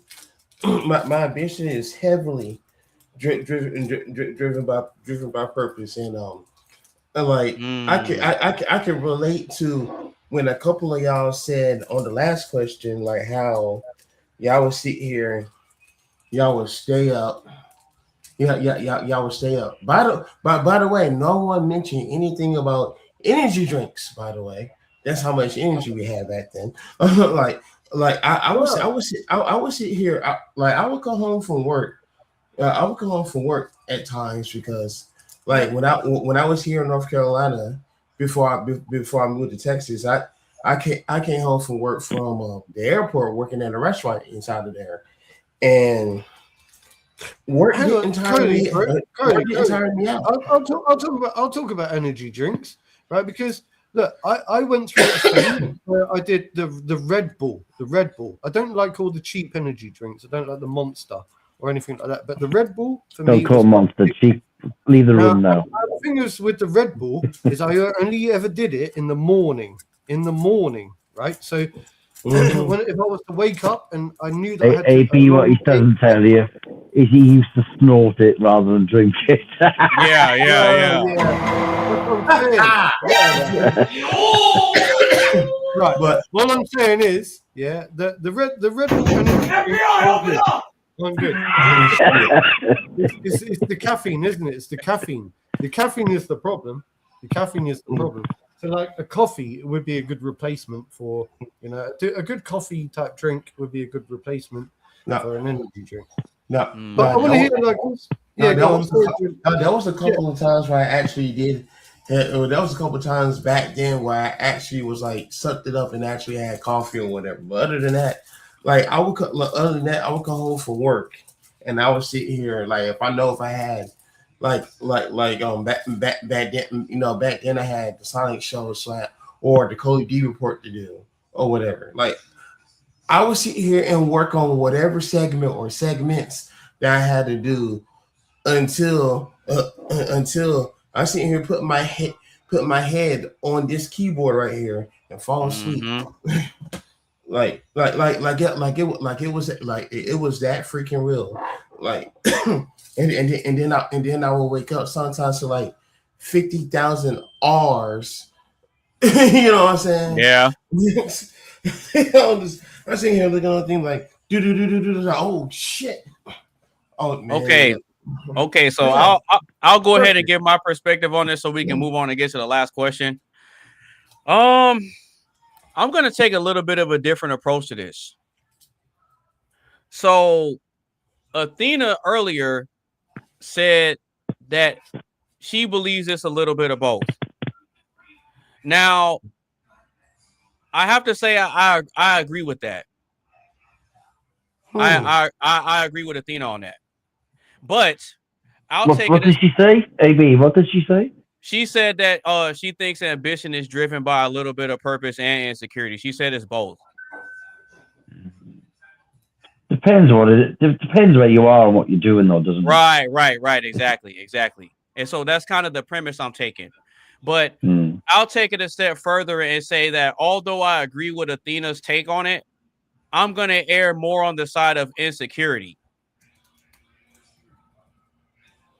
I'm going to err more on the side of ambition is driven by insecurity because I believe that an insecurity or a lack of something in your life can create the purpose for you to improve. So now you have a purpose of doing something about it. All right. No, and look, and I can speak to that in a general sense, and I can also use myself as an example, right? So I got tired of visualizing myself looking a certain way, but I didn't have the results. And Coley knows this. So I used to make a bunch of excuses and justifications to not work on myself in certain areas, right? I used to blame whatever. I used to blame this and that and just make a bunch of justifications for me not taking personal accountability, right?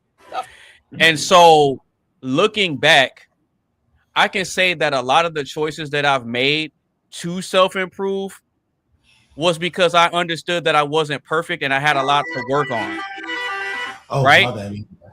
I understood that I wasn't perfect and I had a lot to work on that, with things that were within reason within my control, right? I can control how much I eat. I can control how much I sleep. I can control this. I can control that. I can control who I interact with. I can control where I work. I can control if I choose to work or if I choose not to, right? But so me taking personal accountability and inventory for those things ultimately led me to understanding that, wait a minute, if you're able to take accountability and not use your insecurities about certain aspects of your life as ways to not take action, then that directly translates into, well, that means you also can control your outcomes too, in a sense. In a sense, you can. Can or can? Huh? Did you say can or can? You can, CAN. Right. You can control your outcomes too, right? And so a lot of what society pushes on people is that either you have it or you don't have it. But if you don't have it, it's not your fault that you don't have it, right? But it's also the people who have it's fault that you don't have it. So at least over in America, we have this culture that pushes this idea that you're a victim and it's no one else's fault, or it's not your fault, right? Which is it's a very destructive mindset, and I can speak to that because I used to have that. I used to think that way, right? So I was insecure about certain things within myself, but I wasn't taking personal accountability for it, so I didn't have a purpose to change. You said what? You're talking about as an adult, right? No, when I was younger.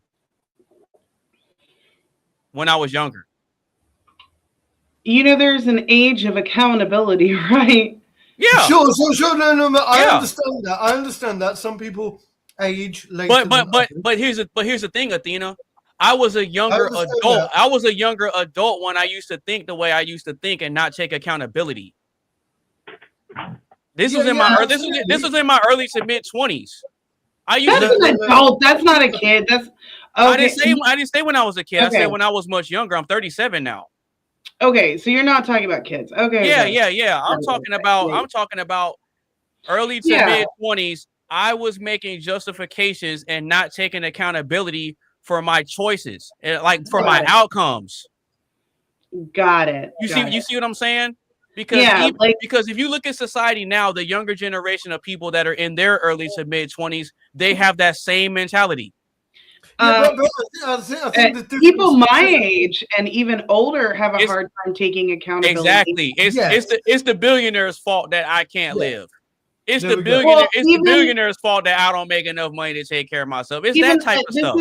This is super controversial, but like, go ahead.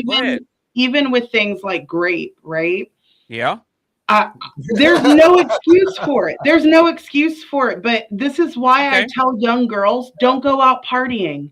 It's like jumping into a pool of shark-infested waters. This is true. While you have a cut on your hand and then being like, oh no, I was attacked by a shark. Sherlock.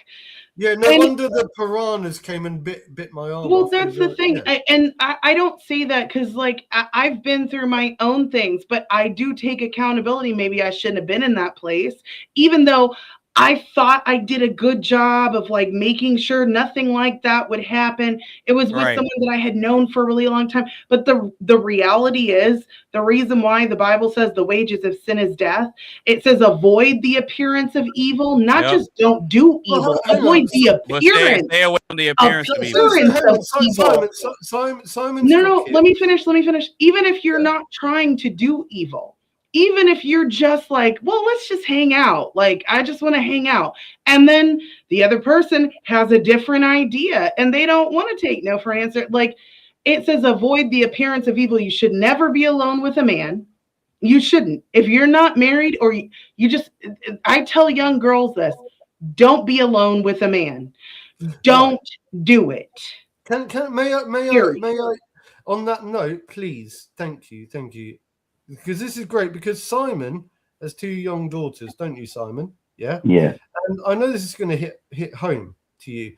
And hearing what Athena's got to say here, you know, obviously as a dad, you've got that protective nature. He's going to come back. Yeah, he'll pop back in. I think the reason I'm intervening is because I don't have children, and you're talking about that protective nature and the shark-infested waters, let's say. You know, the snakes in the grass, you know, and it's I can't really relate to it, but that's why, because Simon here, he's got 2 young daughters. I know them, and I've got a protective nature over them as well. I'm watching over, yeah. That's what I'm watching over, and I want to hear what Simon has to say about what you just said. To be honest, I just don't look at life in that way. I just trust my daughter's decisions, especially Imogen, as she's older. She's 16. It was quite funny last Sunday. Really? Hang on, Simon. That bothers me. That statement. You don't really, because but how can you criticize his perspective about how? No, it's fine. It's fine. I'm interested to know why. I'll give you the floor. Hold on, I didn't hear what he said. It is sounding a little muffled. Can you repeat it? What you said, please? What, me? Yes. Yeah. Yeah. basically, I just put my trust in my daughter's decisions of what they do. Like, Jazzy's only 11 and nothing much is happening in school. Like, kid stuff, it's not even worth the chat. But Imogen's 16. She's, bear me a second, my phone's going to Bro, wake up. Come on. Wait, hold on. Because he said in the back chat that he can't stay too long. He gotta get ready to get up out of here, and he has some things he wants to say. Yeah. So whatever you want to get off your chest, you can go ahead. And then if you feel like you need to leave and head out, then you're more than welcome to. But I want to give you the floor to say whatever you got to say. Yeah, cheers, mate. So Amy hasn't had many boyfriends. Mostly, she had a friend in school that was not very nice to her, and the other girls kept on pinching boyfriends. So it knocked Amy's confidence for a bit. But last weekend, she came back. She'd been out with her friend, so I thought. And she walked in the room, and she had a sort of glint in her eye. I said, "You've been on a date?" She goes, "How did you know that?" I said, it was a bit of bluff, but obviously I picked up on her body language and the fact that she was like really pleased, and she came straight to see me after being out. So she had a little chat about him, and she was really pleased. But I brought my daughters up not to take any rubbish. Like, me and the wife now are splitting up. We were married 2007, and like Mark knows, I sat the girls down for several chats on why mum and dad aren't together anymore, especially Imogen being 16. She's had things to fold through. So she doesn't hang around with the idiot. And like the boys that she has been with, she was with another boy. I think it was just before Christmas. They're not like majorly older than her, but they're always like 17 or 18. I think she's too mature for like the boys in school. So I just put my trust in her. I don't know what Mark's saying. Look, there's lots out there, but I've had these talks with her over the years, and I know. If it's too personal and private, no, it's not personal and private. Oh, I was gonna say if it's too personal and too close, you don't have to divulge that online. It's not. It's fine. I'm monitoring, but look, I think what irritates me about that, Simon. What irritates me about that is that it's not for you to get irritated, Mark. It's my family. No, that's what I'm saying. Bro. Hold on. Yeah, but hold on. Before you go, Mark, can I give you an example? I was a very cautious girl.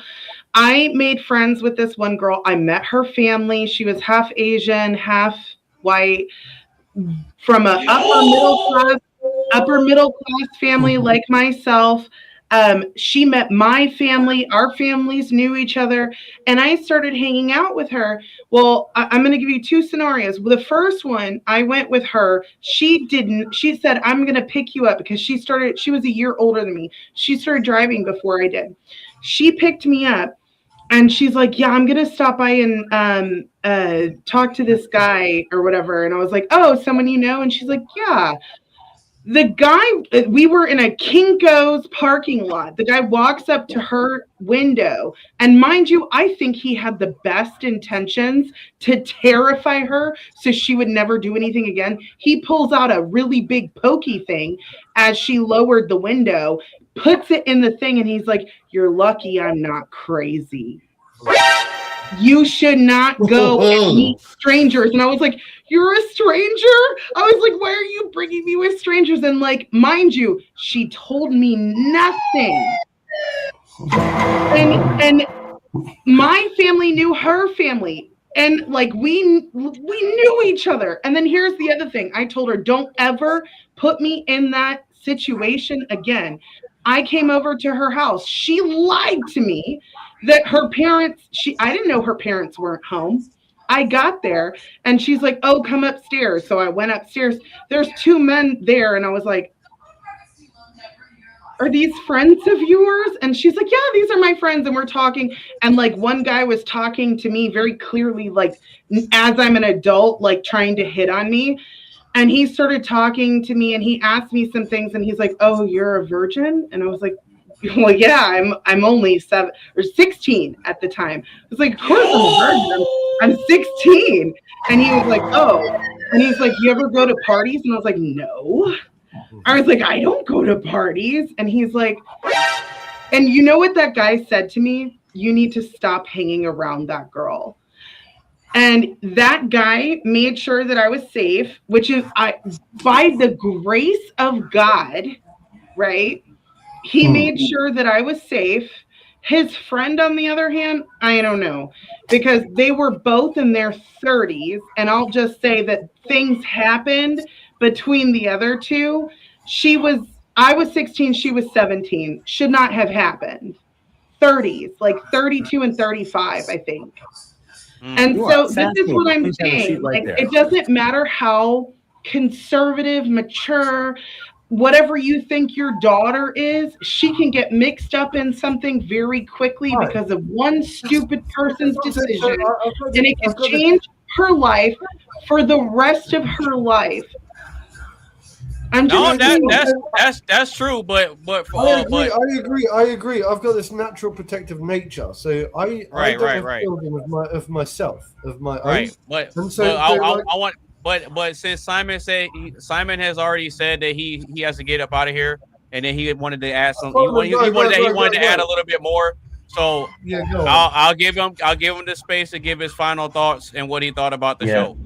Yeah, I've really enjoyed. Thanks for the invite, Mark and AB. It's been really informative. Okay. What I will say, I might come across a little bit blasé about Imogen, but only I mean, I'm not here to justify myself. I know my daughter. We have chat.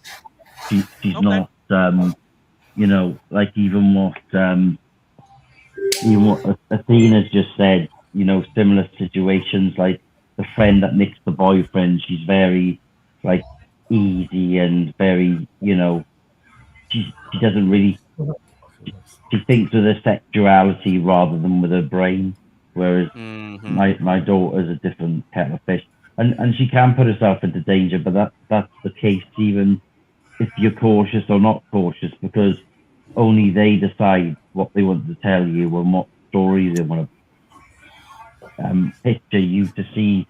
But I wouldn't say like if Tizzle was you now, like Chicago is like a different kettle of fish. But right. I am known in my hometown. Mark can tell you something that I did a few weeks ago. I think if you did bring that to my place, it wouldn't be a very good place for you to end up. So people tend not to bring it. And that's all I'm going to say on the matter. Okay. What I also wanted to say is something very early on that Athena said about not liking empathetic people, and I would agree to a point.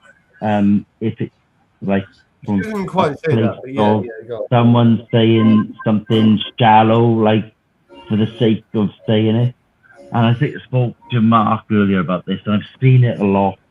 There's a podcast with a British CEO, Stephen Bartlett, touched upon the subject. And what I'm noticing lately is the difference between nice people, which I think Athena might have seen with someone who's empathetic being nice, and someone kind. And someone kind will actually have some depth and clarity or some action behind them. Whereas nice people, there's no substance. And I think, I think we all shown to different degrees. Like, I can see that ABU and Athena very heavily into the church and the history. I've got a different, and I'm not here to argue. And obviously, you can see I just sat back and listened to you. I got a a different outlook on the church because it was like really drummed into me as a child, not in a nice way. And that's not to say that I don't think there's something out there. And I've had dreams. We'll chat about this another night. Perhaps we can have it as a topic or something. Right, I've actually had, you might call them premonitions or dreams, that literally within 24 hours of the dream, what I've dreamt or what I've seen or depicted has actually happened. I give you one example. A friend of a friend in school, I didn't really like him all that much because he was a bit cocky, especially for his age. And at a very young age, he tried it on with my sister. Not overly, he was like 4 years younger than him, and they were only in junior school. But I thought, I don't really like this guy an awful lot. But anyway, one of my best friends lives on the same street as him. And then he had an older brother. So as you can imagine, there's loose links here. So the older brother, he's not particularly a big friend. We like crossed paths in school or had little conversations, you know, like acquaintances do. So anyway, a couple of years ago, one night, I just dream of him on his motorbike because he loves motorbikes. I beg your pardon? He loves motorbikes. So I dreamt of him riding on his motorbike, and he just looked really sad, and I can't describe how sad he looked. And it was like really out of the blue because I hadn't seen him for years. There was nothing ongoing. He wasn't on my Facebook. But anyway, the following day, I found out he committed suicide. Oh. And there's another instance where my youngest daughter, you're talking back when she was about 5, she was just a little bit unwell one night. So she came into bed with me and my wife, and she was in the middle of the night. I'm dreaming, and this, like, you know, like Harry Potter, like Voldemort. Well, so in the middle of the night, there's this sort of witch-like creature at the end of the bed, in front of my feet, no one else's. And this particular sort of witch-like mystic, sort of misty black like witch was there. Anyway, instead of getting scared or worried or concerned, she was making me angry. So in my sleep, I got up and told her to F off and leave my daughter alone. And I'm still like, it's turning into a lucid dream. Hey there, Mark. I gotta finish, mate. You're making me Mark, I gotta finish. Mark, hold on, Mark, you gotta let him. You gotta let him. I gotta finish the story, mate. You can't interrupt, all right? Yeah, you gotta let him finish. Yeah, there's a flow here, okay? So anyway, I've then actually woken up. This witch is still in front of me, and I said, "You're just not listening. Leave her the F alone." And I pointed to Jasmine. So although she was at the end of my feet, at the end of the bed, I didn't even think she was for me. She was for Jasmine. Roll forward the following day. Jazzy's just not feeling particularly well. My wife's like motherly instinct, like this isn't right, takes her to the doctor. The doctor couldn't find anything, and my wife's like, this just isn't right, so she takes her to the hospital. So anyway, they can't find out what's wrong with her. She's got no tummy pains. Like they were looking for this or that. And then the sort of 11th hour, they couldn't take blood the first time. So they said, we'll try and take bloods now before discharging her a second time. She had a ruptured appendix. She was in the operating theatre with an hour.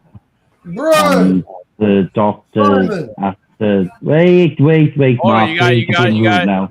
Yeah, you gotta let him finish, bro. You're being rude, mate. Right? So she's got a ruptured appendix. She's in the operating theatre within an hour. Gets operated on, keyhole surgery. When the surgeon comes out, he said there's sepsis had spread to her pelvis. And if they hadn't done the blood test the second time, he put a time on it that should have been dead by 6 o'clock the following morning. And it's like, Simon, bro. You gotta let him finish saying what he's gonna say. No, I have. That's fine, Mark. Yeah, go on, mate. Look, I know you. I know you really well, right? So even in the first 2 minutes of you starting your story, right, I was already choking up, right, because I knew where this was going, and this is difficult, and I didn't really want this to go so deep. It's great, and it's nice for you to, like, I don't know, like, express yourself here. Yeah. And it's nice that you feel comfortable with around these people. Yeah. You know, I'm just saying, man. I'm not upset about it because obviously it's quite dark, and it's quite like, oh man, bro, that's. Oh. He must have had an internet issue with his phone. Bro, no, he'll be back in a sec. I knew he would do this though, right? I knew this would happen. Simon, I wouldn't have invited you if I didn't know you, right? And I knew that you would spill your beans, spill your beans and express yourself, which is great, and I'm glad that you felt comfortable doing that, yeah. But man, jeez, that was pretty deep. Yeah, but Mark, you got to remember something too. So I say on a regular basis that I don't like to limit what I place certain limits on what people reveal and stuff like that, you know, just as a form of protection. But at the same time, I like to let conversations flow and people speak freely, because I say this all the time. You never know who's watching, and you never know who may have some questions that they might want answered, and they may stumble across our conversations, and they may be feeling insecure about something. They may be unsure of themselves, and they may stumble across this, and they listen to the conversation, and they say, you know what? This guy seemingly has a lot going on, but he's figuring out how to work through it. You know, Simon's a great guy, and I'm very protective. No, I get it. But I just wanted to give him a chance to, you know, get out whatever he wanted to get out before he takes off. Yeah. That was kind of the point. But at the same time, I understand where you're coming from, because that's somebody that you know personally. Does that make sense? I get it. Yeah. I get it 100%, man. I get it 100%. Yeah, I have to interject. Yeah, no, you good. If I were you, I'd keep those eyes closed, because I'm gonna play Monster Reborn. You what? Now I'll bring back a monster. It's the same one I just sent to your graveyard. My blue eyes! Yeah, man, I knew you could do it. Now that was impressive. Look at who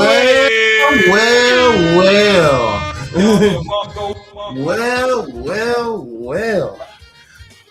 Give it up to Miss Carmen Diaz. Before we get into things, can I just say, like, Carmen, I know things got heated before, but you know no, don't worry about that. Okay, I just want to make sure that we can disagree and we can get heated, but, like, that's one of my favorite things about these panels is, you know, we just move on. We got into it, and it was a back and forth, but we were fine at the afterwards. So more specifically, this panel, specifically this one, because I don't mind if people disagree. It's just if it starts getting like where it's personal and all this and that, you want to start doxing people and all that. Nah, we can't do that. Yeah, no. It's fine. Sorry, I'm late. No, you good. I'm all for people disagreeing, bumping heads, having debates back and forth. I'm okay with roasting and all that. I didn't think it was anything negative. Tomorrow I'm gonna be on Fatties and Ali. Yay! And that's gonna be a thing. You know how is that a lady? Is it gonna be now a lady? I want to go. Like, I would love to go and be like, yay, you know. Yeah, they hit me up. It's like the ladies' night. It's a ladies' first panel. Yeah. But you know how Fatty can be. So it's like, oh, I love Fatty. I love Fatty too. I love Fatty and I love Ali, but sometimes them females on that panel can get a little. Okay, so the last panel, Fatty wasn't there, and it was just Ali and I, or not just Ali and I, but just like as far as hosts, right? Fatty wasn't there. Ali and I kind of got into it, but I like saw that. Oh, And then you saw I saw that, and then I saw me and Aaliyah did I think Courtney Oh yeah. panel, and it was right after that, and Aaliyah was not having it. I was like, oh, okay. Well, I absolutely adore Ali and Fatty both. And one thing I've said about Fatty, and I've told him this like in private DMs, I was like, there's a lot of conservative Christian men in this space that should learn how to be, and Ali too, because Ali, even if he pushes back, he's always respectful, at least with me.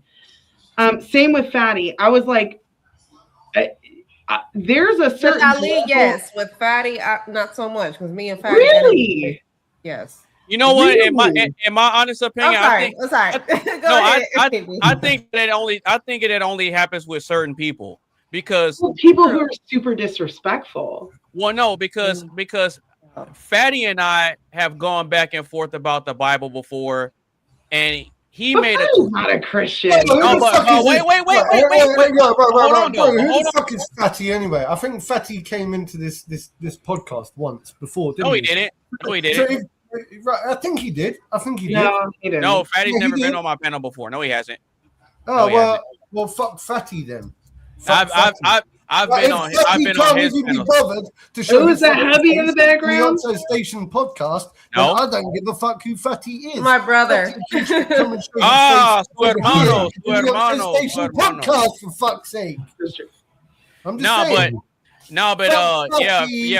Fatty. Wait, hold on. Hey, chill, bro. No, chill. I said to Fatty, like, there's some conservative Christian men that could learn to hold themselves as either chivalrous or a gentleman, because he's always been respectful. Ali too. Ali will send me an email. He's like, would you like to be on this panel? They're so polite. Yeah, they are. They're very polite. They're always asking. They are of your time. Everything. I can't sing their praises enough. And anonymous space too. Hey, let me not forget that. Honestly, I've been on like other panels and stuff, but like there's certain people who just care about who's on their panel, and there are people who don't. Oh, and absolutely. And that's the thing. Like, I don't know if it's because up to the host, but some of the panelists that come on Ali, and I've been on Ali's podcast by himself, but when it's Ali and Fatty together, bro, some of the women they be crazy. And I'm telling you, even after the debate, like you were, Athena, we were talking about, how you I was fine with it. Because after the podcast is over, I had women afterwards stalk my page. Yeah, I have them too. Is it that girl Love? That's why I stopped. Is it Love? All of this? Is her name Love? I'm supposed to debate her. Uh-oh. I know, because she's crazy. Oh, really? She's crazy. I've been trying to debate her. She keeps running from the debate, and I'm like, she's running from the debate just like Roma ran from the debate. And I'm like, come on. At least, what's her name? Ghosty? She didn't run from the debate. She did the debate with me. No issues. All right. Okay. All right. So real quick, Simon, I know you were trying to get up out of here. So did you have anywhere that the people can find you? Like, did you have anything that you wanted to promote, like a social media account where people can follow you or anything like that before you get up out of here? Me, mate. I'll send it to Mark and he can ping it on view. Okay, cool. Yeah, because I remember you said earlier that you had to get up out of here. I don't need to rush. No, it's only because I've been up early. I've been up probably. Oh God. Oh, okay. I mean, you're like I said earlier. Yeah, I was gonna say like you're free to go at any time, brother. It is 2 a.m. Oh, okay. Been up about 20 hours. Right. Okay, so real Oh, quick. sorry, mate. Okay. Yeah, so basically, obviously, you heard that story before I got cut off, like the end of a box set series. Right. And then, yeah, so what my point was is I just feel like after these dreams and stuff that I've had that are bang on within 24 hours of something real time happening, of too much to be coincidence or just similarities. They're too close. Another one which really thrown my mind. My dad's now a retired police officer, a sergeant in the police, and he's very I wouldn't say guarded, just professional and private about things that went on in the police. So unless I could see them in the news, he didn't even mention them. So one day he gets a call, like, we were talking about the Welsh language earlier. Well, when the Welsh language wasn't really much of a thing in Wales, you had a very unknown terrorist organization called the Welsh Nationalists. So they were in a different form and for different reasons, a little bit like what you might think of as like the IRA, but a very primitive terrorist organization, but dangerous nonetheless.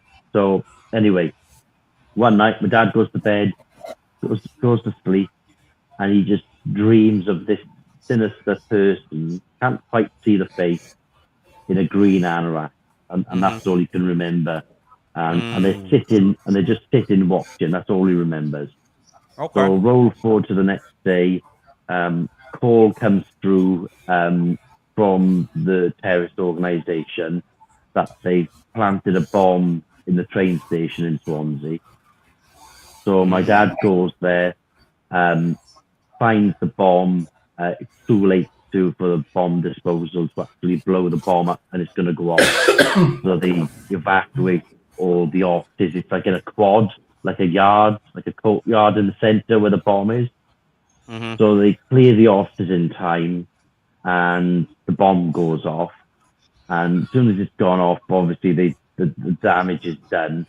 Bro, Simon, bro. Mark, you're doing it again. We can't do this, mate. Zip in a minute. I can, because you're talking about No, you can't, because you interrupted the very pinnacle point. You're like putting adverts on, doing the pinnacle point. All right. You're like doing a down on me. Right. All right. Go ahead and finish up, Simon. Make it brief, because we gotta continue on with the show. Yeah. So anyway, my dad goes round in the squad car looking for clues or people in the area. He's just got a sense that the bomber's still in the area. So he goes up past this coffee shop, and there's a guy in a green anorak trying to see what's going on, but he's got his hood up so that you can't quite see his face. And my dad just thought straight away, that's him.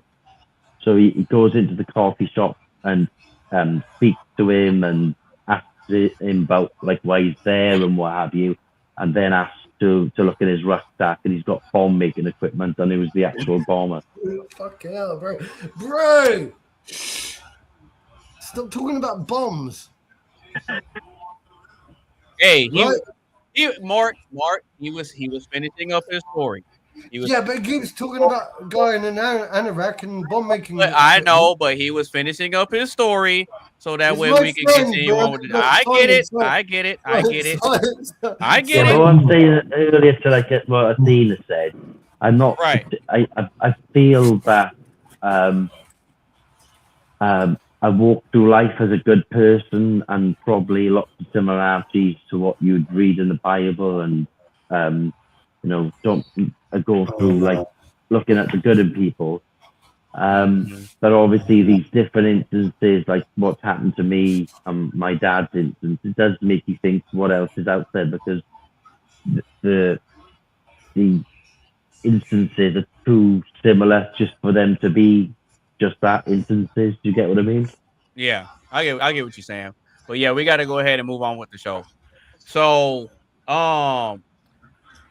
I was kind of touching on how I believe that insecurity or that ambition is driven by more insecurity than it is purpose. I agree with Athena initially that it's a little bit of both, but the way I look at it is more of it's the insecurity that a person has that could create a purpose for you, and then the ambition leads you towards that purpose. Does that make sense, or do I sound crazy?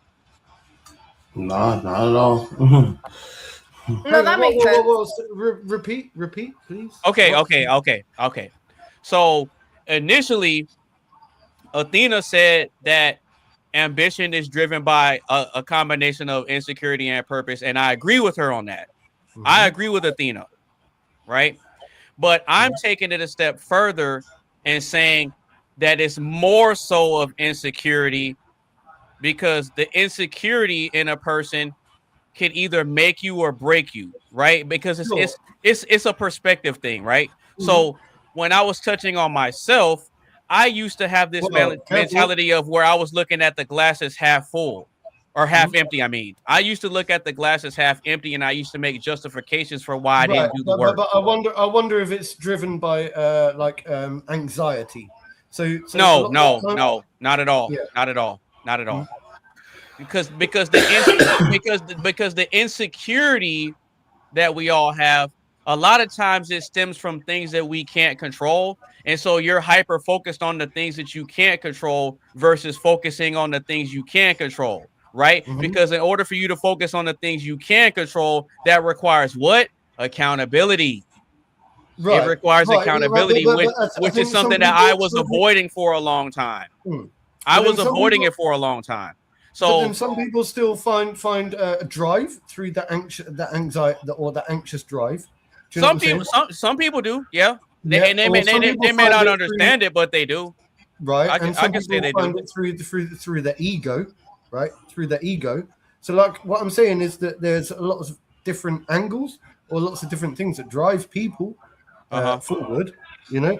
Whether it's ambition, what I'm trying to really get at, I suppose, at the end of the day, is what is driving that ambition in the first place. What makes you ambitious is my real question. Is it an egotistical thing, or is it like an anxious-driven thing, or is it a fact that? Are you asking me about perspective? Yeah, I'm asking you. Or is it like societal? I just said it. Societal pressure. No, I just said it. I said it's more so insecurity. I agree with Athena where it's a combination of both insecurity and purpose, but I'm taking it a step further and saying that it's more so the insecurity that creates the ambition, because you have to want to make the change. Okay. You see what I'm saying? Okay. Sure. Because every single human being has some sort of insecurity about something, right? You're insecure about things that you can control, and you're insecure about things that you cannot control. Right. So a lot of people, they don't want to embrace the things that they can't control. They complain about both sides of it. Right. But see, in my perspective and how I operate, I had to force myself to look at myself and say, OK, you have these things that you don't like. Instead of making excuses for it, why don't you do something about it? And that's the accountability part.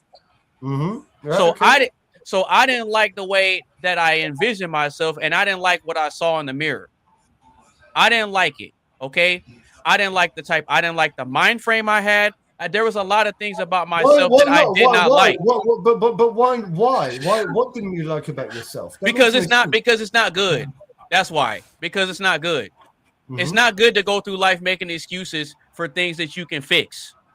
Yeah, that's not a good thing. So instead of me wallowing in it and making excuses to not do the work, I had to have that tough conversation with myself, which required accountability. Good. So that led to me being ambitious for the purpose of changing. Does that make sense? Yeah. Oh yeah. So. Okay. Guys, okay. I'm gonna just stop you all there. I'm gonna shoot. I've loved chatting to you all tonight, and hopefully I'll catch you sometime soon. Yeah. Okay. Cool. Yeah. You're more than welcome to come back, bro. Whenever I give the link to Mark, yeah, he can shoot it to you. That's fine. Yeah, cool. All right, Yeah, cheers, guys. listen, Nice Simon, morning. before you go, bro. Before you go, I just want to say thank you for attending. Like, I know it's a bit odd, that being in this type of environment, yeah. But also, like, I think you made a good impression. I think you made a good impression, mate. Okay, so keep doing what you're doing, and we'll catch up tomorrow. Yeah, we'll catch up tomorrow. Yeah, good night. Mark. Well, technically, it's today. Well, technically, technically, yes. No, I'm just messing with y'all. But yeah, it was great having you, Mr. Simon. It was great meeting you. And shout out to all the people over there in Wales where you are, brother. Oh yeah, big up Wales, man. Big up Wales. Yes, sir. Wales. Yes, sir. And like I said, you're more than welcome to come back, brother. You're more than welcome to come back. I think he might have froze. That's fine. That's fine. I think I'll play a little bit of. I'll play a little bit of Corey for him. Right. It's my turn now. Oh, okay. All right. So Carmen. I know you've been patiently waiting. I know that you've been waiting to get in on the conversation. I know you said you're late. Right. I know you said you're late and everything, but you got your own life. So I don't hold that against you. Okay, so is ambition driven by purpose or insecurity? What you think? I think it's driven by purpose, and I don't think it's a bad thing. I like ambition, and that goes across the board. That goes for your work life. That goes for your personal life. That even goes for status and money. I don't know what the conversation is, but the ambition part for me, you can be ambitious for money. You can also be ambitious for status. Either one, I don't think it's a bad thing at all. And I think it's driven by purpose. Okay. Okay. I mean, I don't know why it was. Everybody was thinking about ambition. Why is that a bad thing? Why is being ambitious being bad? That's not bad. None of us said none of us said that. Well, it was talked about in a negative way, so I just didn't like that. Well, anyway. because the first question was, when does ambition turn into obsession? Oh, okay. That was the first question. Mm-hmm. So we're kind of diving into the dark side of it. Mm-hmm. Dark side of ambition. Yeah, right. And I don't know, and I can't speak for anybody else's perspective on the panel, but I know that how I go about things is that there's always a God side of something, and then there's a Satan side of something. So there's a good and bad to everything. Good or bad. In my opinion. Go on. Let me. Okay, so I mean, I do like that. Right. So I mean, my brother says ambition turns into a bad thing whenever you are screwing somebody over. So it depends on what you're doing. So my brother says ambition turns into a bad thing whenever you have to step over toes to somebody. Your brother is invisible right now, so I know, but he doesn't want to be on camera. He doesn't want to. I'm not listening. I'm not listening. Then. There's people. I ain't listening. You're like, fine. I'm listening to Carmen right now. Yes, you are. You're fine. Yeah, I bet he is. Come on. You're fine. Come on. It's not your fault. It's your fault. Hello. Hey. So say what you just told me. I'm thinking that ambition becomes a bad thing whenever you try to screw somebody over to achieve your ambition goal. So whenever you're doing something wrong to somebody else, that's when ambition becomes a bad thing. So is that your I think that's your line. As long as you're not doing anything to screw somebody over, that's the line. Right. Yeah, but you know what's interesting about that though? But you know what's interesting about that though is that a lot of successful people have people in the background that claim that they got screwed over by this person, whether they have proof or not. Do you feel about that with Donald Trump? You love Donald Trump and you love Elon Musk. That they're like your everyone. Elon Musk a lot of people. This is a passionate debate. So this is the thing. So when you go into high places, there are people that feel some kind of way. Okay. Doesn't matter if you are an executive or not. So it can be you can be working at a McDonald's and then you think that for the supervisor role I work more hours than this other person. That other person got the job. Well, you don't know what that other person said in the interview.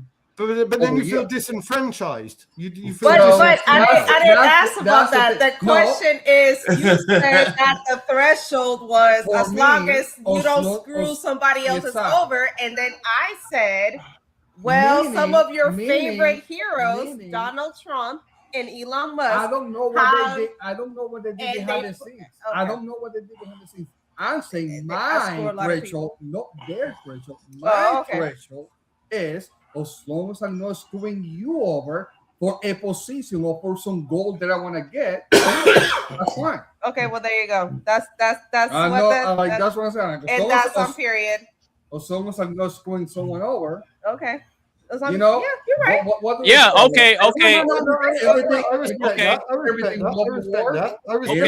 Everything love and war. Sorry. Okay, cool. So, hermano, ¿cómo se llama? ¿Cómo se llama? Marcos. Okay, cool. So, Marcos, so then if you're saying, and I agree with you, as long as you're not out here screwing people over, cool, right? But what do you say to the ambitious people that get accused of screwing people over when there's no evidence to support it? What do you say to that? What's the proof? If there's no evidence, then prove it. Well, because think about it. A lot of times, that's the background. He's in banking, by the way. So okay. Just for a living. He's okay. I got you. I don't screw people for a living. You don't, but you're a very logical person, which is why we have an issue. Oh, you know what? Stupid. You know what? You know that movie. The movie with the McDonald's people. You remember that movie? The founder. Has anybody seen that movie? About Ray Kroc. Yes. So Ray Kroc screw over the McDonald's brothers. I haven't seen it. You have seen it. No, I haven't seen it. Yes, you have. No, I haven't. But anybody knows what I'm talking about? I know what you're talking about. I just haven't seen it. No, right. I have no idea what. Well, the point was this guy who was an investor, he was a businessman. He screwed over the McDonald brothers because they had a verbal agreement saying, "Hey," he stole their whole thing, the recipe to the McDonald's, the whole concept of the kitchen and the fast food franchise. Yeah. Yes, He stole the And guess what? He stole it. That is wrong. He told them, he's like, I have a verbal agreement that I will give you 1%. Sure, but that's like the Thomas Edison type thing. That's like the yeah. And that is wrong. Yeah, but how do you prove it? He couldn't prove it, which is why they lost in court. So the whole thing, exactly. Well, let me finish. The whole thing was the 1% that they both verbally agreed on is worth like 1% of each Madonna burger is worth like billions of dollars. Billions of dollars, whatever. So whose fault is that? So he was like, "Oh, well, y'all messed up ass. Y'all didn't know how to do business. And my problem is y'all were caring about the ethical part of it." And his point was, I don't have ethics. I can look at my competitor and drowning. I'm gonna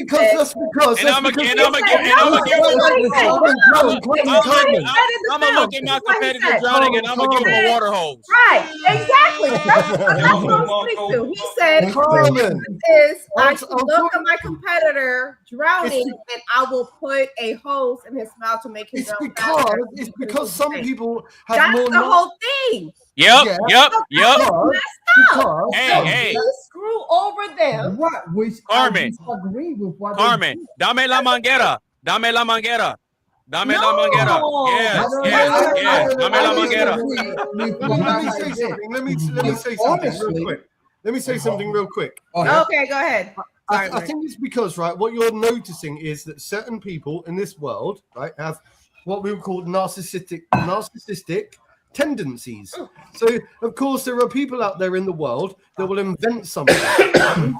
We've seen it before with like Nikola Tesla and the fact that his idea was stolen by, I think, someone else. Thomas Edison. Right? And what we find is there are empathetic type people out there that do a lot of good for the world, but they become very vulnerable. So they do something good for the world and they're taken advantage of by narcissistic type people that know how to paint it. So they will take your idea and instead of going, oh, do you know what? That's a great idea that you've given, right? I'm going to steal your idea. And instead of like rewarding you for that idea, I'm going to take it. What is that? Crush your enemy totally. Crush your enemy totally. What book is that? Yeah, that's what I was about to say. What book is that? It's probably Power. Have you read it? Wow. But does that okay? So now wait a question? minute. Hold I on. think I've seen you with that book before. So Cody, hold on. So does that mean I still got the receipt from when I bought it years ago? Okay, but my question is, does that mean in order for you to be successful, is that a thing? Is that are you supposed to just Yes. No. You're not. Yes. Bullshit. That wasn't what that thing said. No, that this is title said, bullshit. This is crush bullshit. your enemies, right? This is bullshit. This is bullshit. Mean ethically? Does it say that or not? You can be ethical and you can be ethical. Carmen, crush your enemy totalmente. Yeah. Stop speaking stupid, right? Stop Totalmente. It doesn't matter. Like that book is not saying do it unethically. It is. No, it doesn't. No, it's not. I don't know. I haven't read the book. It I just haven't read the book either. It just says. Okay, Carmen. Enemy, Let me Carmen. Let me. Enemy's gone. You guys belong together. No. Carmen. Let me ask you a question. If you see a cockroach in the house, are you gonna crush it ethically or are you gonna crush it totally? People are not cockroaches. No. You can't use that. No, I'm talking about a literal cucaracha. Oh my God. If you see a cockroach in the house, are you gonna crush it ethically or are you gonna crush it totally? I'm gonna tell you how I'm gonna crush it. It's ethically or not, it's a cockroach. Like a rat, like a mosquito. If I run a company and you are my competitor, adversary, it's an enemy. I am trying to get more of your business. I'm trying to get more of your business so I can make more money. Now, my view is I should do it ethically. Yes. Other people don't. But at the end of the day, it's you versus me. So if one of us is going to survive, guess who I'm going to pick? Me. Not you. That's fucked up. No, that's a fact. No, that's a fact. That is a very Athena. No, my life. I'm trying to ask my friend Athena. Hold on, my life is more valuable than yours. Okay. In my view. In your view, your life is more valuable than mine. Okay. Well, that's a fact. That's a fact. I'm beating you in whatever we're doing. I'm looking at people as other people, not cockroaches, and Athena is the. I don't care if you're a cockroach or not. Okay, whatever. Can I talk? Athena is the one. I love that. I'm the older brother, remember? Yes. He's my big girl. There you go. There's the moment.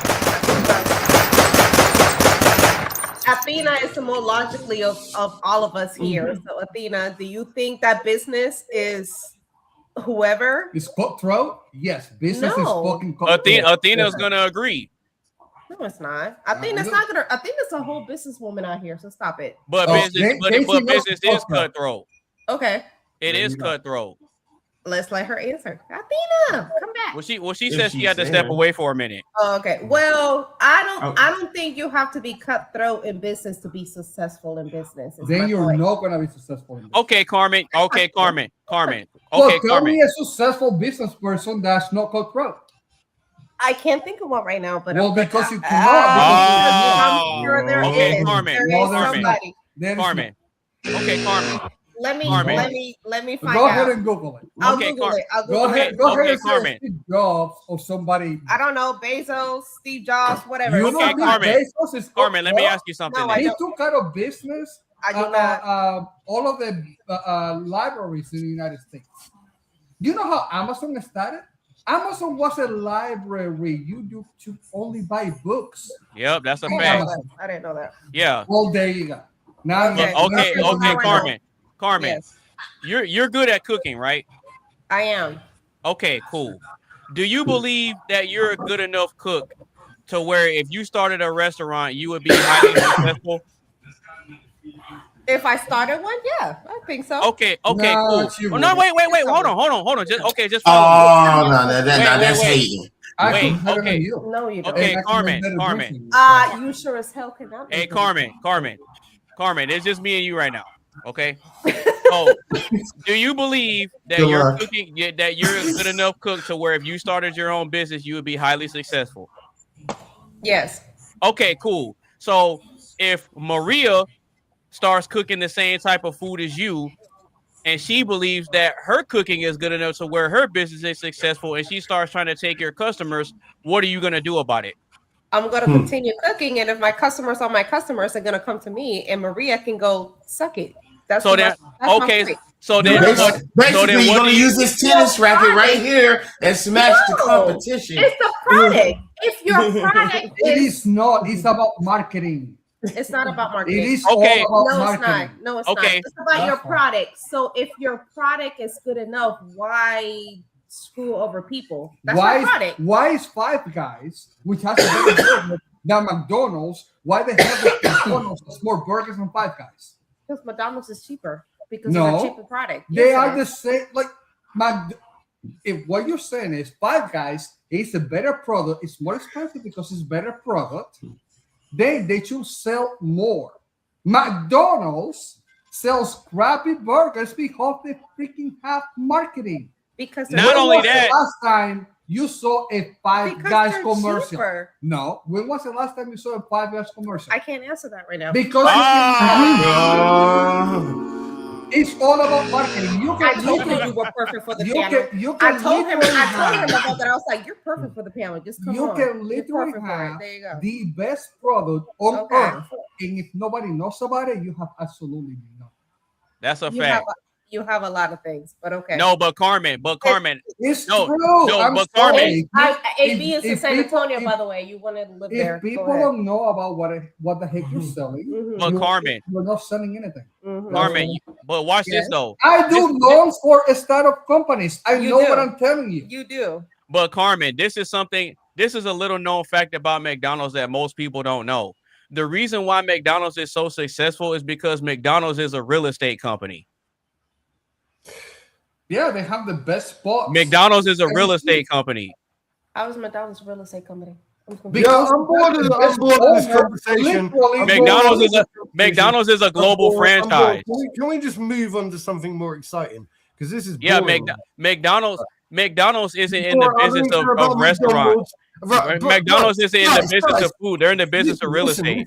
I don't give a shit about McDonald's. I don't give a shit about Wendy's. Yeah. I don't give a shit about whatever the shit you're talking about right now. Can we just move on? Can we just move on? Because this is you can leave the podcast 1 and 2. Let's go. I mean, sorry, I brought that conversation in, but I don't. Oh no, you good. You good. I don't think Bish, you have to screw over. Can we just move on to something I don't either. Fun and exciting and interesting? You clearly do. Marcos. Hey, we're up here, brother. We're up here, brother. Hey, AB, I got. Yeah, we're up here, brother. I'm gonna tell you like how AB got on me one time before, right? Yeah, we want to move on, but at the same time, everybody's gonna have a conversation up here. Yeah, right? We gotta mine it out. So, we gotta mine it out.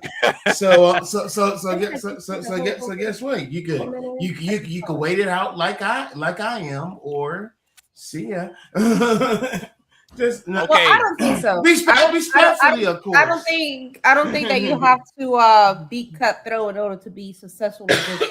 That was my just point with the bored. Okay, cool. Directly on board. And you know what? And that's fine, Carmen. You can have that belief all you want to, but watch this. That's the difference between you scaling to a bigger restaurant and you staying at a hole in the wall. That's the difference. That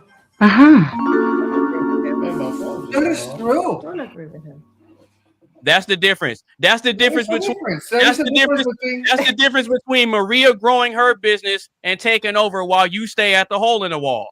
No, the difference between me and Maria bullshit. I'll tell you what ambition is. I'll tell you what ambition is. Ambition is pulling your thumb out of your backside, yeah? Yeah. Right, and making the most of, like, so the world is your oyster at the end of the day, right? If you believe in yourself, right, you can get out there in the big wide world and you can create the next Wendy's or the next McDonald's, right? Really hold on, let Mark cook. Well, I'm saying it right now. Too many people dream, yeah? Too many people dream all this bullshit ideas of, oh, look at McDonald's, look at Wendy's. Well, hang on a sec. Take a good hard look at yourself.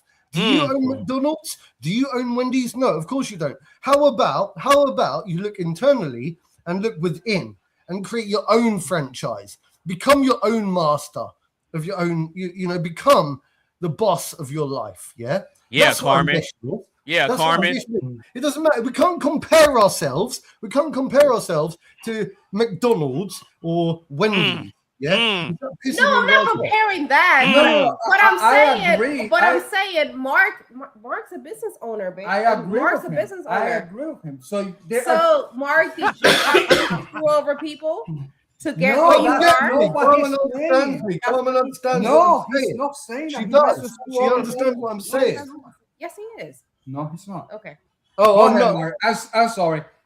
I don't think you are saying that you're screwing over people to get where you want. I am not saying that. Right. No, I didn't accuse you of saying anything, by the way. All right, sorry. No, it was me. I said Mark's a business owner, and did you have to screw over people to get? I'm saying no, he did not.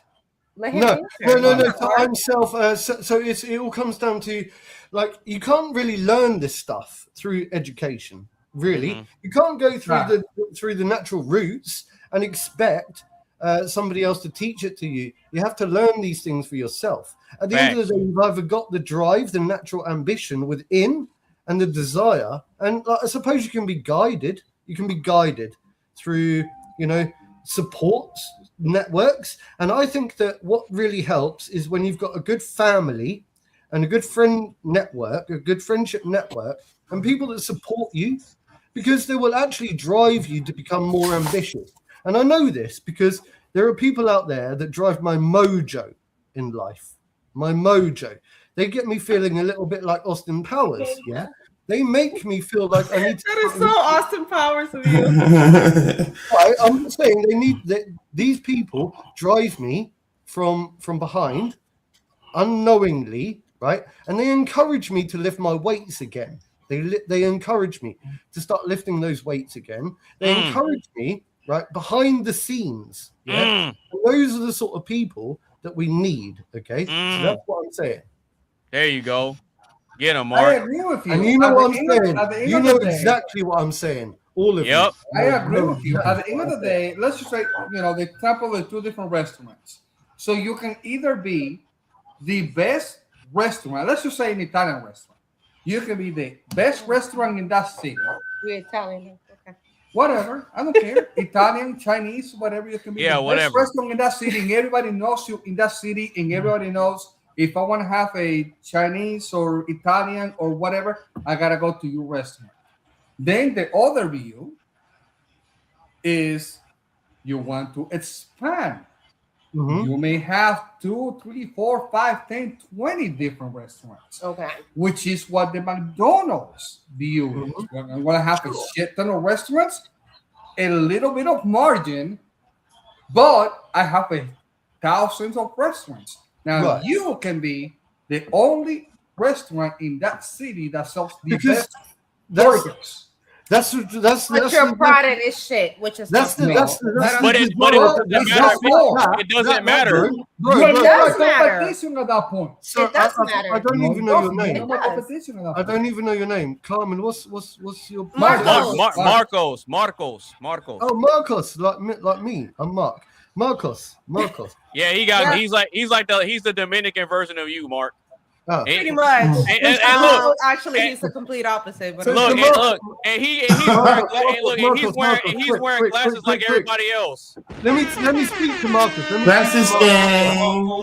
Let me speak to Marcus. speaking to you. I'm sorry. Shit like Speaking that. to you. Shit like that. I'm saying, does that mean that you've got a drive and the ambition to be number one, right? So, for example, right, we're looking at all the different restaurant chains, and you're saying that essentially, like the drive and the ambition is to become number one. So, El jefe.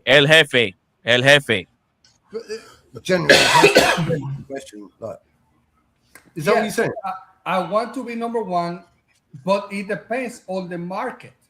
Facts. The segment I'm in. So am I in the local restaurant market, or am I in the national or regional market? So if I'm let's just say, it looks like you're somewhere in England, in the United Kingdom. Yeah, he's in UK. In the UK. So, all right, let's just say Not in Wales. I don't know in Wales. It's the United Kingdom. So let's just say I have a tea shop. A tea shop. You have a what? Yeah, they love tea over there in that area. That's fine. I want to be the best tea shop in Wales. Okay. Mm-hmm. Yeah. All right. I'm not gonna be selling tea in Atlanta, Georgia. Hell to the fuck no. I'm gonna be selling tea in Wales. So I want to be the best at selling tea and have the best tea in Wales. Yeah, so you want to dominate that market. You want to dominate that market in that area. Your local market is my enemy.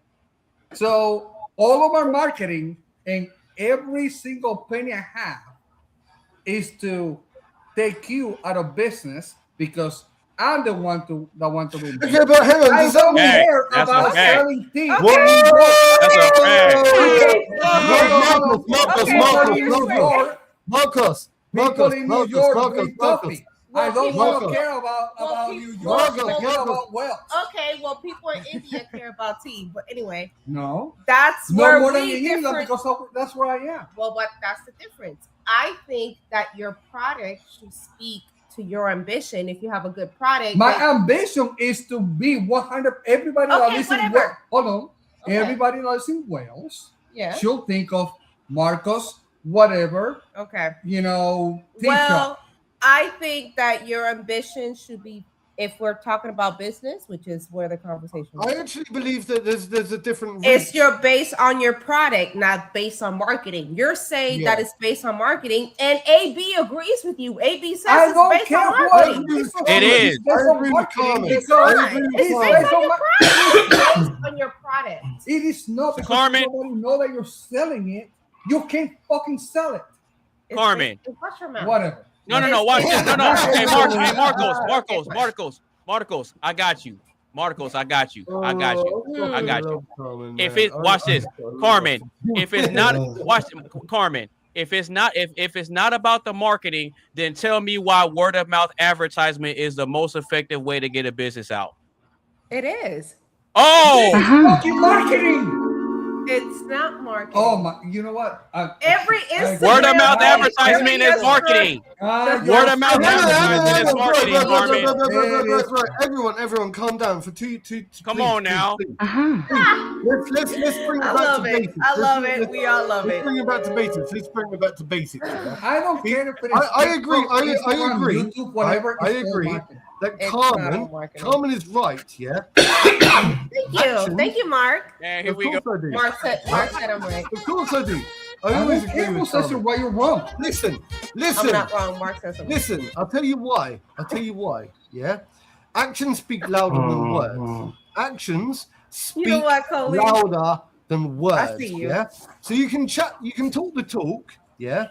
But can you actually walk the walk? So it's all well and good for you to justify these types of actions and to start scrutinizing or like whatever, criticizing another company because they're not. But I'm saying, what about you, bro? What about you? Are you number one? Are you where do you put yourself on the fucking pedestal? Yeah, and what I'm saying also is, look, actions do speak louder than words. You either actually provide something or you don't. Yeah, you either provide something or you don't. And if you want to provide something, then go ahead and actually provide something. Yeah, but don't preach to people when they try to provide something and they don't get like 100 million followers. Yeah, don't turn around to them and tell them how much of a failure they are in society, right? Instead, find a reason to lift them up, yeah, and to support them. Yeah, by marketing their product. Everyone is trying. Oh my God! Here you go with the marketing. You do that by marketing. There is a reason. I'm sorry. There is a reason. I said what I needed to say.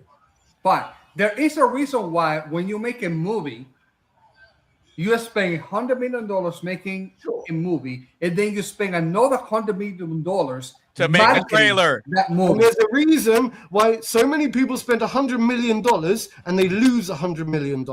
Exactly. Thank you. Thank you. Because that's why it's called shit. No. That's why it's called a gamble. It's a product. No, it is a gamble. No, because Carmen, Carmen. Carmen. I'm sorry about this. That is called stupidity. That's called stupidity. No. Thank you, Mark. Okay, you finally met your mark. No, let's just say this. The Avengers movie, the very first Avengers movie made $2 billion. They made a movie for $500,000. And $500 million. They spent $500 million in marketing, and they made $2 billion right before Avatar, like literally the number 2. I thought Infinity Wars. No, Infinity War. No, it was. Yes. It was, so that's the way. So no. So hold on, but is that the best movie ever made? No. What is? No, Michael is. It's subjectable. What the best movie ever made? Okay, are they Godfather? They spent Godfather 2. They spent $200 million. They spent $200 million and made $300 million worldwide. Well, I just think your product should speak louder than your marketing. Well, of course. No, but Carmen, but Carmen. He's talking. No, but Carmen, this is the thing. I agree with you. Your product should speak volumes. But listen, wait, stop. No, stop, because I wasn't done. Bullshit. What I'm saying is, you're right. It should, but that's not the reality. Because how are people gonna come to the same conclusion that you have if no one knows about it? Thank you. But then you're speaking about. No, because you said you are. Listen. So, you said that the marketing doesn't matter. So if you have it shouldn't. Okay. No. Carmen, stop. Carmen, párate. I get what you're saying. Oh my goodness. Okay. But here's the thing. How are people gonna have the same opinion as you if they don't know about it? How are people gonna know that your product is good if it doesn't get marketed and they don't know about it? Let me talk. Because my product speaks for itself. It should not matter. It should not speaks to who? Wait. Speaks to who? They don't know it's good. It is exactly good because people buy it in the first place. How the hell? But how are people gonna find out it's good if you don't market it? That's a really unfair question. No, it's not. It's not unfair. No, it's not. It's 1,000% fair because people buy it to begin with. So what are we talking about? It should not matter. It shouldn't matter. It shouldn't matter. Your product. I'll tell you why it's an unfair question. I'll tell you why it's an unfair question. It's not an unfair question. It's because that's when ambition comes in. Like ambition. I'll tell you why it's an unfair question. Do I? Okay, I'm sorry. It depends. Okay, the ambition is a as question. if she already runs a business. What you want You're to do. asking her how she goes Okay. about marketing, right? Does she have a marketing? No, I didn't ask her that. No, I didn't ask her that. She's saying that if the product is good, that the product should speak for itself. And I said, Yes. okay. I said, okay, cool. And I it said, doesn't. no, I said, okay, cool. I agree with you. But Yeah. here's the thing. If you want other people to have that same opinion and come to that same conclusion, how do you go about doing that? Right, but here's the No. problem. How do you do it if marketing doesn't matter? Then how do you go about getting people to see that your product is good? No, How do you do it? How do you do it? How do you do it? I'll tell you why it's an unfair question. Nope. How do you do it? Oh, for fuck's sake, mate. How do you do it? That's what I'm saying. You let the product speak for itself, and other It doesn't. Wow. The problem doesn't talk. but the people. Yes, it does. It Wait. No. It doesn't. What were you The saying? problem doesn't No. talk. People talk. No. The problem doesn't talk. No. Let her finish. Let her finish. You said the people what? The people talk about it. That's Because all marketing. Marketing. That's marketing. No, it's not. It's not. That's marketing. No, it's not, no, bro. it's not. It's not word of mouth. Bro, you're Okay. pissing me Word of off. mouth is called marketing. It's man. not marketing. It is. That's Bro, word of mouth. maybe- That's word of mouth maybe- advertising, which is maybe- marketing. The maybe- people are Not marketing it for everything you. is marketing. Everything Yes, is it is. marketing. Coca-Cola is marketing. Yes, it Yes. is. Coca-Cola is everywhere Because of what? Marketing. because of the Coca-Cola formula. That's what. It No, was. No, fucking. Do you think? Okay, hold on. Let's just say that you were going to tell somebody, I'm going to give you this drink that has cocaine. Charles, you can see it now. 1901. Yeah. Talk about Okay. cocaine on the YouTube Yes. channel. So, well, because Coca-Cola has By cocaine the way, in don't forget, 1901. go and check So, out why do you think it's called novabear.net. Coca? Novabear. I'm Talk just about So you're gonna marketing right sell now, that yeah? to kids? Come and check out my No, merchandise but at I'm saying, novabear.net. and a novabear.net Coca-Cola factory /store, changed their original formula, right? and it tanked. And how did they let people know? Hey, wait, hold on real quick. Why did they let people Hold on, know? hold on. Wait. Why did they let people know that Okay. they changed the Hey, formula? hey, Mark. I'll answer you in a second. Hey, Mark. Yes. What? No, Mark here. You're Marcos. No. Stop it. So Mark, what were you just saying while they were talking? I said, talking about marketing, just go and check out my website, novabear.net, yeah? novabear.net. And also check out my store for my merchandise, novabear.net /store, And, right? Go and check it out. Bro, bring it up. Bring it up on the website. He's on my Facebook. Yeah? Tizzle. So watch this. Go and check it out. Right, okay. You're marketing. Okay, cool. So Carmen, that is called marketing, by the way. What just took place right there is marketing because he wants people to find out about his product to see if it's good or not. Thank you. Just saying, that is called marketing. Yeah.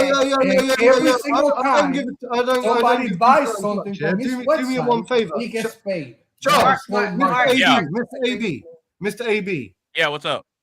Share screen. Right, bring up my website now, please. Oh my for me. goodness, And Mark, you're deteriorating my points. Showcase it. Go on. Yeah, see. Go on. I dare you. Bring and up my website now and go to novabear.net /store. Yeah. Bring it up. Show everyone and sell my shit for me. Yeah. Sell my shit for me. Do it. I dare you. OMG. Look at that. Marketing. Letting people know. I am paying for this. Something. Can anybody see my screen? Nah. Yeah, I'll pull your screen up in a second, Tizzle. Oh wait, hold No, on. My screen not showing. Yeah, that's right. That's the one. Mr. AB, Yes. are you doing it or not? That's him right there. So, Mark, let me Go ask to you this. the store. Go to the store tab. Right, Mark, are you screwing somebody over by having us look into your website and see what you sell? Well, I've paid for advertisements. I've paid for ads before in the past, yeah? Right, but you're not screwing anybody over, right? No? If you pay for advertisement, that means marketing matters. But at the same time, I still agree with Carmen. I still agree with Carmen that the product speaks for itself. Yeah, the product. Yes, does No, speak- hold on, wait. I agree with you. You agree with my sister that the product speaks for itself. But let me ask you this. Yeah, I agree with her too. I agree with her too. How would I have known? Hold on, Nana. Okay. How would I have known about your website without you unless I just mentioned it just now? I would have never known about your website about this website unless you're mentioning it, which means marketing to me. Facts. Because I would have known about it without you telling me about it. That is the definition of marketing. You gotta do the marketing correct, man. You gotta go ahead and tell them that you gotta do the fucking marketing correct. If you don't do it correct, then it's gonna be fucked, man. Okay? Tizzle's a producer, so he does a lot of things. So See, go ahead, Carmen. Tizzle. See, Carmen. I understand the power of marketing, which is why at the end of every single one of these episodes, no, you good. You know I got you. I understand the power. I understand the power of marketing, which is why every time at the end of the show, I tell everybody, do you have anything that you want to promote or anything that you want to shout out and let the people know where they can find you? I give you guys a chance to market yourselves. Bro. And y'all use it too. I think the product should speak for itself. But Tizzle, hi, how are you this evening? Carmen, I get we no. Carmen, we agree.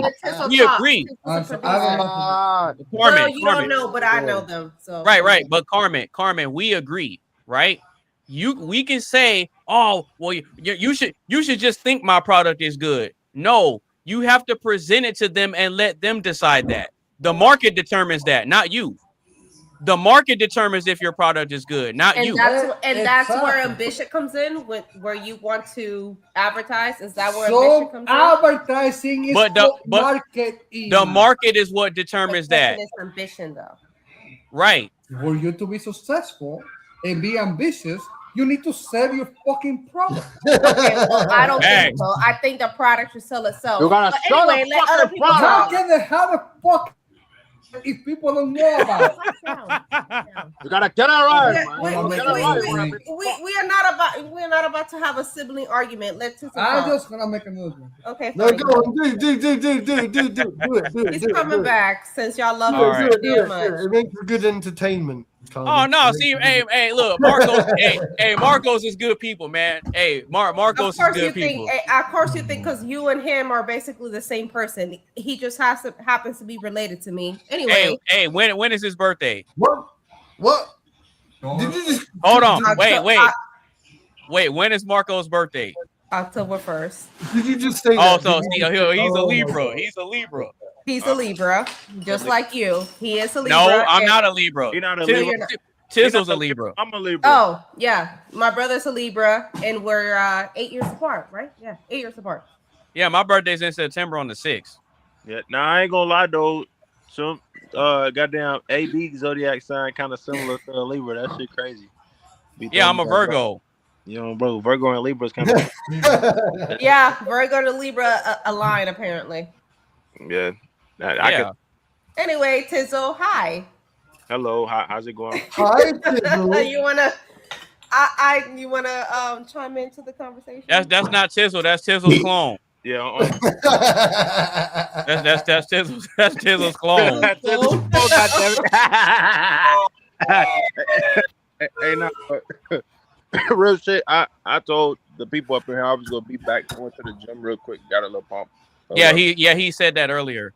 But we gonna go ahead and get into the last question of the night, so that way we can go ahead and close out the stream. This has been a great conversation, good debates, good back and forth.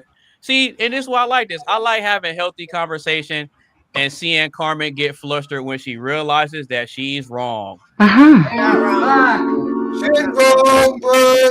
Don't do that.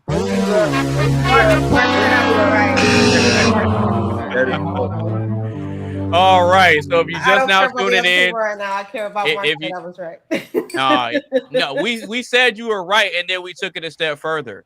Did you? Well, because we agree with you that yes, the product should speak for itself, But how can the product do that if people don't know about it?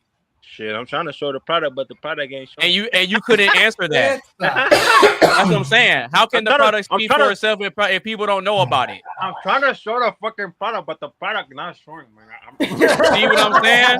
See? He does not sound like Tony Montana. Do not flash his head up like that. Please don't. All right, that. But anyway, let's go ahead. We got to go ahead and keep the show rolling and get to this last question. So if you just now tuning in, or if you've been rocking with us the whole time, make sure you get a stream a like. Share with a couple of your friends. Oh, look at that. That's marketing. Make sure you follow everybody on all their social media sites. Oh, look at that. That's marketing too. And if you want to join in on the live action, make sure you click the link that is pinned to the top of the chat. Oh, look at that. More marketing. You know wow. what? How do you like that? Hey, look, marketing for AB. AB, can you stop being petty and move on? Very good. He's saying he's being petty. Jesus Christ. He's being, like. Well done, Cody. Well done, Hey, hold on. Hey, wait a minute. He's being petty. Hey, no, I like he's not that. being petty. He's being, Hey, Tizzle. Hey, Tizzle, I like that, bro. Hey, told you. I like that. Wait. There's more though. I got more. I was cooking. I did like 10 of these motherfuckers for you, bro. For real? Yes, sir. I got you. That looks exactly like me too. That's crazy. I know. I took my time and figuring out like I couldn't do that the hat you be wearing usually, but I just the beanie hat. Whatever the heck this is. Got that one and then check. Hold on. Okay. It's a liqueur. Oh, with the FL Studio. I see that. Oh God, you in the studio really sweet. guys and they cook studio. You got being on the side making the beat too. While you making the beat, half of the sweet things. Okay. Got that one. Let me see. I got some more too. Let me see. Oh, Jesus Christ. Now what are we doing? We're marketing, apparently. Careful. Shut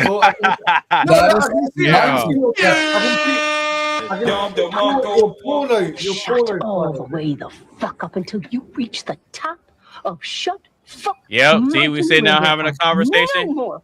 Hey, I'll rock with that, bro. I'll rock with that, bro. Hey, told you, fam. I'm a yes, sir. Oh, bro. Yeah, that's why I said I've been doing studying on you. You thought I was capping. Okay. Well, we're going to go ahead and get into the last question of the night. And the last question is this. Why do ambitious people often struggle with relationships? There you go. Say it one more time. Why do ambitious people often struggle with relationships? Because our weeks are like 80 hours a week. Because hold on, because one that makes sense. Well, all right, hold on. Let me use my brain meats on some Dad Shakes Pete shit. All right. So wake up, bro. Wake up. So one person and the other person can both have different goals and different mindsets, which that would mean that both of the partners will collide on what they want to get out of life at most. And if one person is wanting to do one thing and the other person like you get what I'm saying? Like if the other person not rooting for their partner to achieve what they want to achieve and they dreams, and then it's like a pretty all about them type. You don't like it? Okay. Then it's like it's not gonna really work out than you think how it is, because they both, how do I explain it? AB, stop being petty. We're talking about something different. They both no. They both being one another, so it ain't gonna never work out, because it ain't gonna never be like one or the other person trying to uplift one another and motivate one another. It's always gonna be that type couple that they trying to one up against one another. Well, I there's, and this is where there's truth. There's truth in that. Yeah, there is some truth to that. Yeah. We're gonna disagree. Fizzle's clone. Yeah, except for another sibling rivalry. My thing is why always say that scout often. Yeah. I think it's because at some point you have to stop and just kind of figure out that you're in a relationship with me. So when Tissa was saying, I'm like, yeah, and my brother, there's time that you spend into your business. There's time that you spend into your hustle, whatever that you're doing. But yeah, at some point, sometimes that has to turn off. I'm not your business. I'm not your product. I'm not your business. I'm not. This is different. This is us. Sure. So you gotta turn that dial off. Yeah. No, I don't. And then that's true. That might be true. No, you don't. What do you mean? No, you don't. Not just because you say so. Absolutely let Carmen finish. Let Carmen finish. Let Carmen finish. Not because you say so. Absolutely not. I am. Okay, I'm trying to finish. If y'all let me talk. What do you go mean, ahead. No? Yes, it's me. When you. No, I said no, not just because you say so. Not because I said so, but because you walk through those doors. I am not your product. I am not your client. I am not your thing. I'm your person. So let's be people. So I think where the relationship where ambitious people often have struggled with is that they don't know how to turn that dial off because they treat you as if you were their client, as if you are their product, as if you are their thing. Accessory. And I'm not. I'm not your purse. I'm not your purse. I'm not your product. I'm not your people. I'm not your client. AB, give her that button. Give her that button on cheese. She cooking. Give her that button. Thank you. Yes, give me my. No, I can't do that. Why not? I can't do that. No. Turn it off.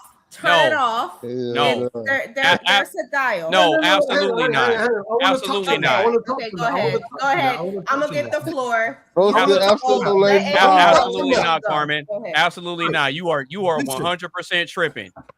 You are 100% tripping. She's not tripping. You are 100% tripping.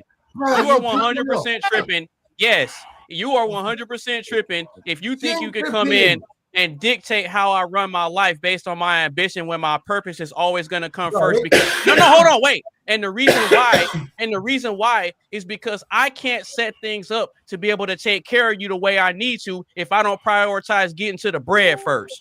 Now tell me where I'm wrong. My story. No, now tell me where I'm wrong about that. What did I say that was a lie? That wasn't a lie. That was all true. No. Where did I lie? Where did I lie, Carmen? Hey, you know what? Hey, it's crazy. It's crazy. The lie is where you said that I wasn't. So wait, you said he lying? You said he lying? Yes, because you eat with it. Shut up. Your bread is above me. What? Absolutely. Bullshit. Because we're talking about objective. Absolutely. Absolutely. I don't agree with that. I do not agree with that. I do not agree with that. And then there's centralization and objectification. Me. I am not above your bread. Yeah, you're right. You're not above my bread. I'm supposed to be above your bread. I'm not below it. What is wrong with you? Cap. That's a 1,000,000% cap, Carmen. You want me to tell you how I know this? I can prove it to you right now. I can prove it to you right there. You just no. your own question. No. I can prove it to you right now. Yeah. I'll never lose women chasing money, but I'll always lose money chasing women. That is true. He got that from a movie. He got that from. Doesn't matter. He got that from Chris. Wait, hold on. It don't matter. Wait, hold on. Let me say something real quick. I love my wife. Let me tell you something. Let me tell you something. You know what? Don't talk like that. Don't make fun of my brother. No. No, he was on the video. He was on the video. You never seen that meme when dude was like, "Let me tell you something. Let me tell you." You never seen that? No. Go ahead, Tizzle. But no, because Carmen needs to gather herself to figure out how she can combat what I said. I was going to agree with you. I was going to say it's crazy. It's crazy that that might be true that he got that from a movie, but it's a reason why motherfuckers say in lyrics or in movie lines that shit hit different. That's because that shit relatable and that shit true and real life as fuck. So yeah. That might be from a movie. Giggity, yeah. It might be from the movie, but it's true. Well, if that is true, then that makes money your god, which I have a problem. How can money be your It's not god? your God. It's not your It God. is. It's wait. You're being crazy. You're all being crazy. You're all being crazy. How can money be No your God. Being crazy. Up All of there. you. I'll tell you But what. guess I'll tell what? you what. You're getting a little bit too First of all, we need to look at the concept. Listen, hang on. it's not First of all, we God need to look up at. in We heaven. need to look at the What bro. is God? It's God Marcos. in Marcos. earth. Okay, Marcos. well, you answer. You Marcos. answer. I'm talking to you. Marcos. You answer. Listen, we're Go. going down so many different rabbit holes right now. We need to break No this matrix. down. Okay, so first of all, we need to look at the concept of materialism. Yeah. Okay. So looking at the world through a materialistic lens, right? Then we have to look Nope. at the concept of objectification. Oh, wait, Eddie. You know, I like so Mark. when we look at people, are we objectifying people? Yeah. And then also we have to look at the concept of, so there's more to it than meets the eye, right? Well, whatever. Fuck off. Don't put me off, bro. Speak, yeah. So objectifying and it, oh, look, you've put me right off, Charles. I had something so deep that I wanted to say. Right? Well, so I'm deep. just saying. Oh, go ahead. Go ahead. You got it. Okay. What I'm saying is, when we objectify someone or something, or materialize it, right? What we're doing is we're taking our focus off what really stands, what is really valuable to what created the franchise in the first place, right? And it wasn't the logo, yeah. It wasn't the spending hundreds of millions of pounds. What it really came down to was having a good network, a good community of people that believed Here in we you. go with the marketing. Okay. So no, it's not even the marketing. It's not the marketing. It's not the marketing. It's not the marketing. It's the I'm saying is that every individual brings something to the table. Every person. I'm just saying, Mark, I should be above your bread, but apparently people have a problem with it. So here you go. Here's your That's stage. 1,000,000% cap. No. Right, you already are. Right, Carmen, you don't even really fully understand how much of a part of my brand and my franchise you already have become. Yeah? So you're already part of it anyway, right? So in the same way that this Oxide Station podcast kind of inadvertently becomes a part of my franchise. Yeah, it becomes intertwined. Yeah, and it's and I don't need to do anything. I don't need to big myself. I hear the up. heart racing. All we need to do is to be ourselves. Yeah, to be ourselves. Yeah, but what's more important? What's more important? What? Your partner or your business? It doesn't matter. Because that's eventually what the question is. No, that's not the question. So the question is, why do ambitious people often struggle in relationships? Because you prioritize your business and ambitions of whatever it is that you're doing over your partner, and that's what I'm saying that is wrong. Okay, Carmen. Okay, cool. Watch this. Watch this. Wait. So watch this, Carmen. Do you like a man that's ambitious? Yeah. And that wants more out of life? Yes. Okay. So if you meet a man that's ambitious and wants more out of life, that means you're attracted to him, right? Yes. So then why would you then want him to change the thing that attracted you to him in the first place? Because Now, so when he gets with you, now all of a sudden it's wrong, but you were attracted to him like that in the first place? No. What I'm saying is that shouldn't. I did let him finish. No, he wasn't finished. No, I'm listening. Go ahead. Okay. Thank you. Puzzle. What I'm saying is that shouldn't be above your partner. Your ambitions, your time or whatever, it should not matter above your partner. That's my thing. But this is my thing, Carmen. If that's what you liked about me in the beginning, why do you want me to change it now? I was like that when you met me. I was about my hustle. I was about my bread, and I was about my grind. I do not want you to change your hustle or whatever. But why? So then why are you demonizing a man for it then? You said it's wrong. I'm asking, why does your hustle have to come at a sacrifice of you for schneemanizing it? I'll tell you why. Carmen, I'll tell you why. Okay, fine. Carmen, I already said my piece. Carmen, I'll tell you why. She wasn't demonizing anything. She wasn't. No, Carmen, I'll tell you why it matters more. Yeah, why am I always Carmen? Because you guys are pissing me off. Why do you always keep having a batch? Why do you always have a batch of Carmen? Mark, hold on. Tell me why does she become the target? Well, why do you always try to save her instead of letting her defend herself? No, she is defending herself, but I just well then chill out. I'm just asking that question. Why? Well, because you have this weird innate desire to try to jump in and save her when you think she's losing.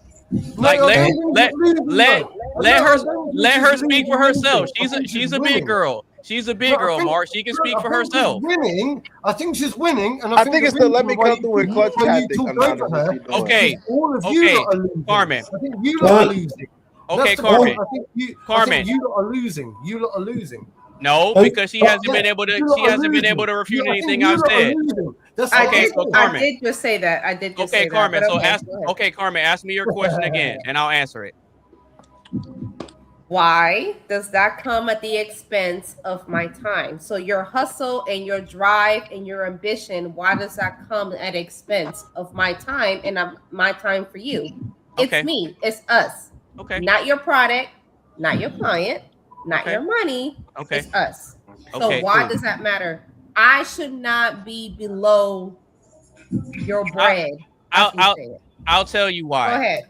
Because before you came, and you go after AB since you. No, hold on. I'll answer it.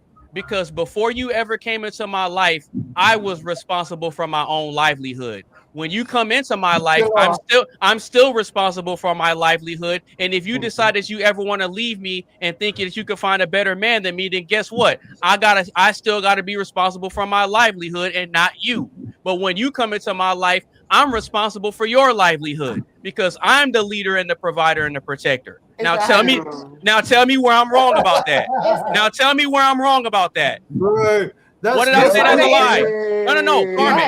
Carmen, did I lie? No. Okay, then there you go. I don't think you're lying one time. There you go, Mark. She I conceded. still should matter though. I'm not saying you don't. I'm not saying just matter second, right? No, I'm not saying that you don't matter. I'm not saying that you don't matter. What I'm saying is, I said I can't put you first. I can't. Why? I can't. I should be first. No, because if I You're right. You're right. I shouldn't be first. God should be first. And your money should be third. No, absolutely not. No. Okay, Carmen. Yeah. I think Carmen should be. You're crazy. No, we're not. No, we're not. Carmen. Okay, Carmen. I think we should put Carmen first. No, absolutely not. Mark's the only one that got sense. Carmen first. I think you're insecure. Mark is the only one that's making sense. Y'all crazy. Yeah, and you know what else too, Carmen? If that was really true, you would probably cheat. No, I'm putting Carmen first. I don't do that. Because I know. Thank you. Because anytime a man puts a woman above his purpose, he gets cheated on. I didn't say above. That's not true. Every single time. A woman. Since you want to talk about purpose, AB, you know what? That might actually be a fact. Because I ain't gonna lie. As much that's as a fact. That's a fact. Because you know what, Carmen? Because a woman multiplies your purpose, and that's why y'all go wrong. That's why this question right here: a woman multiplies your purpose. Yeah, that depends. That's contingent upon her mindset. Women don't multiply. Women divide. Let me ask you. Sometimes. Go ahead, Mark. To the panel. I'm sorry.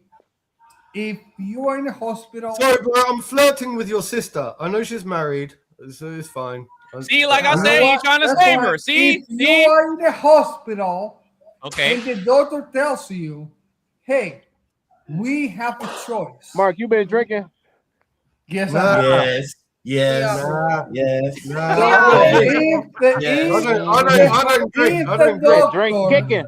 Hold on. Let Mark go talk. Ask you, If the doctor asks you, listen, we have to save 2 lives, one life, either your wife or your kid.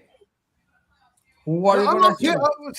You're asking I me? don't have a wife and I don't have I a kid. don't care. I want to know He's asking the panel. the panel. Oh, the Your panel. wife. Your okay. wife. I'll give my answer first. I'm saving my child.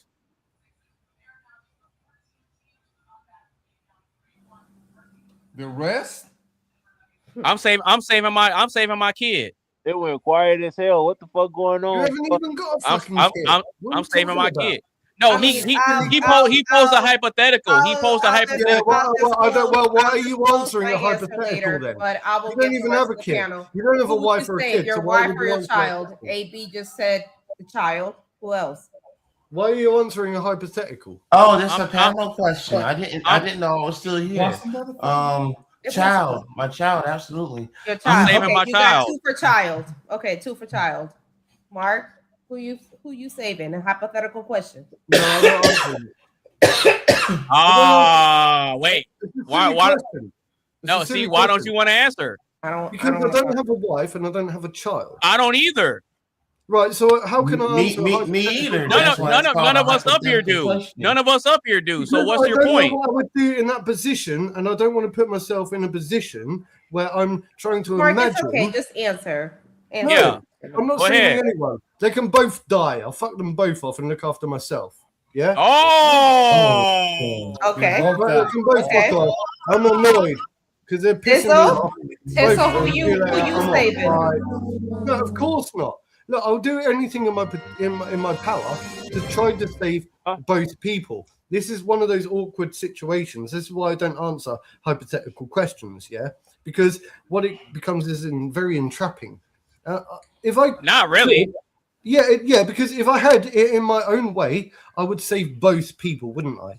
I would save my wife and my child. Yeah, but you say you can only save one. I don't want to put myself in a position where I have to make a choice, right? Exactly. That you make choices every day. What do you mean? You make choices every Yes, day. but I don't have to imagine a hypothetical situation. No, it literally happens every I don't day. have You a wife, literally I have don't to have a choose your child. wife or The your kid. One of the two. answer is what I would do. Okay, here's my answer. Okay. Okay. What I would do is That's his I'd answer. put my magic cape on, I'd go back in time, I'd come back to this moment in time, I'd blame you lot, yeah, I'd beat you up, right? Go back, save my wife, save my child, and come back. Okay, so your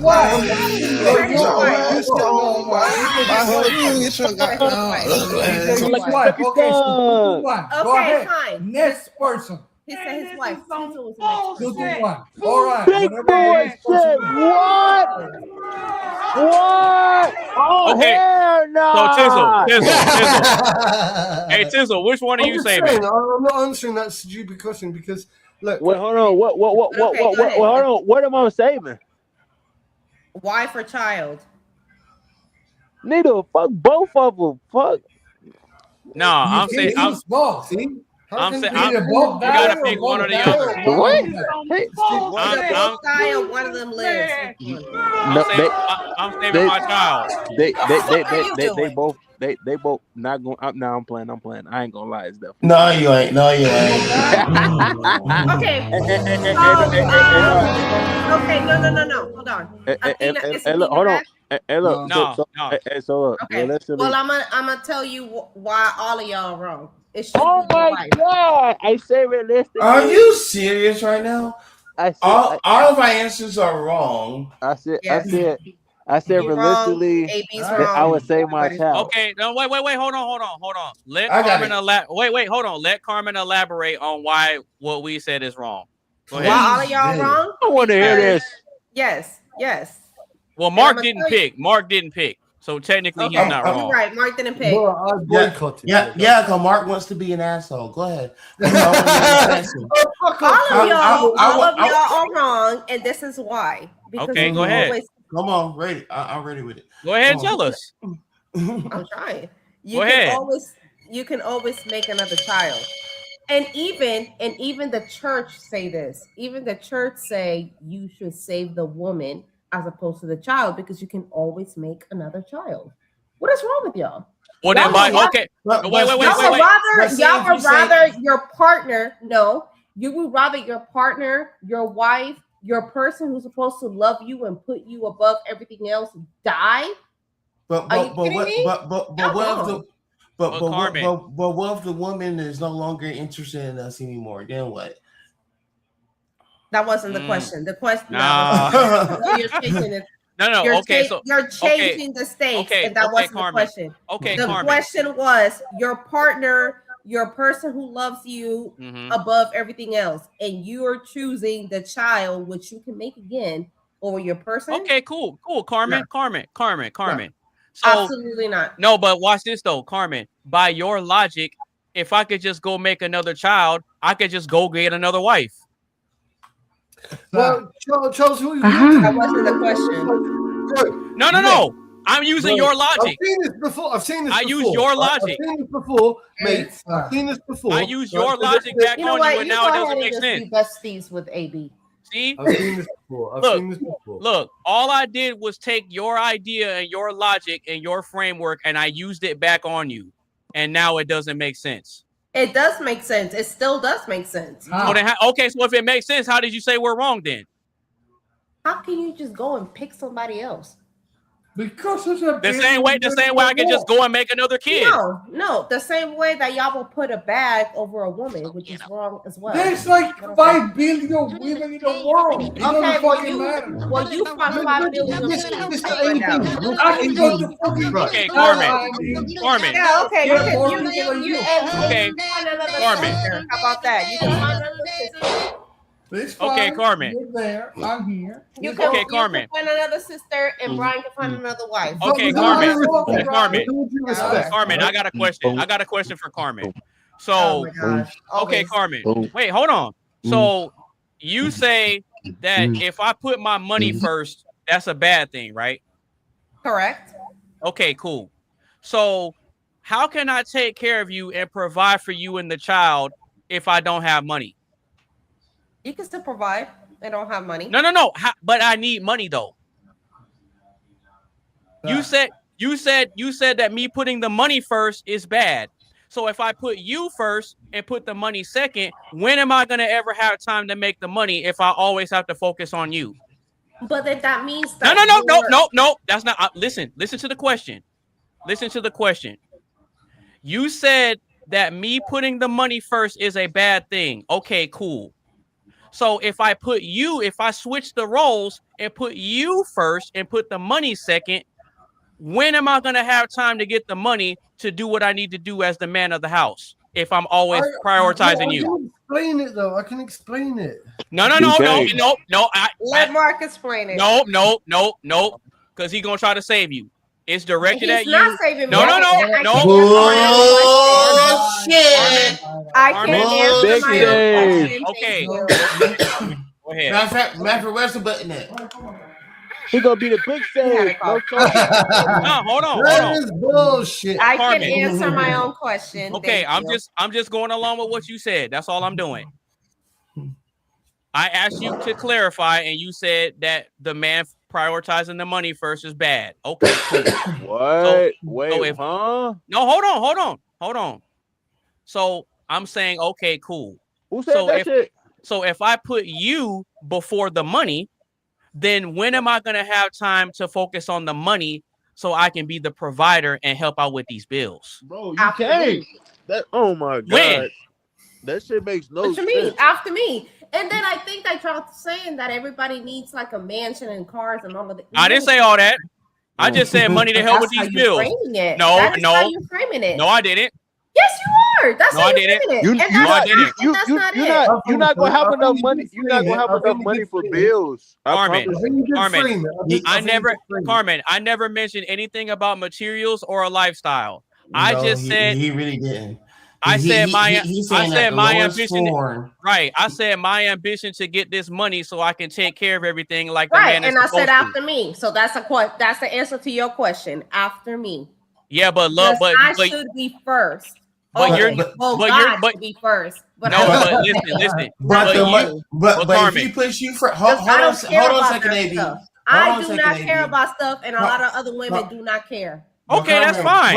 That's fine. What he's saying is, if he puts you first and the money second, how is he going to make the money to help provide for you? Not only And for I just you, said it, but the after bills too. After me. And I bring money into the equation too, which is something that wasn't asked in the question. After me, and then you also have my money.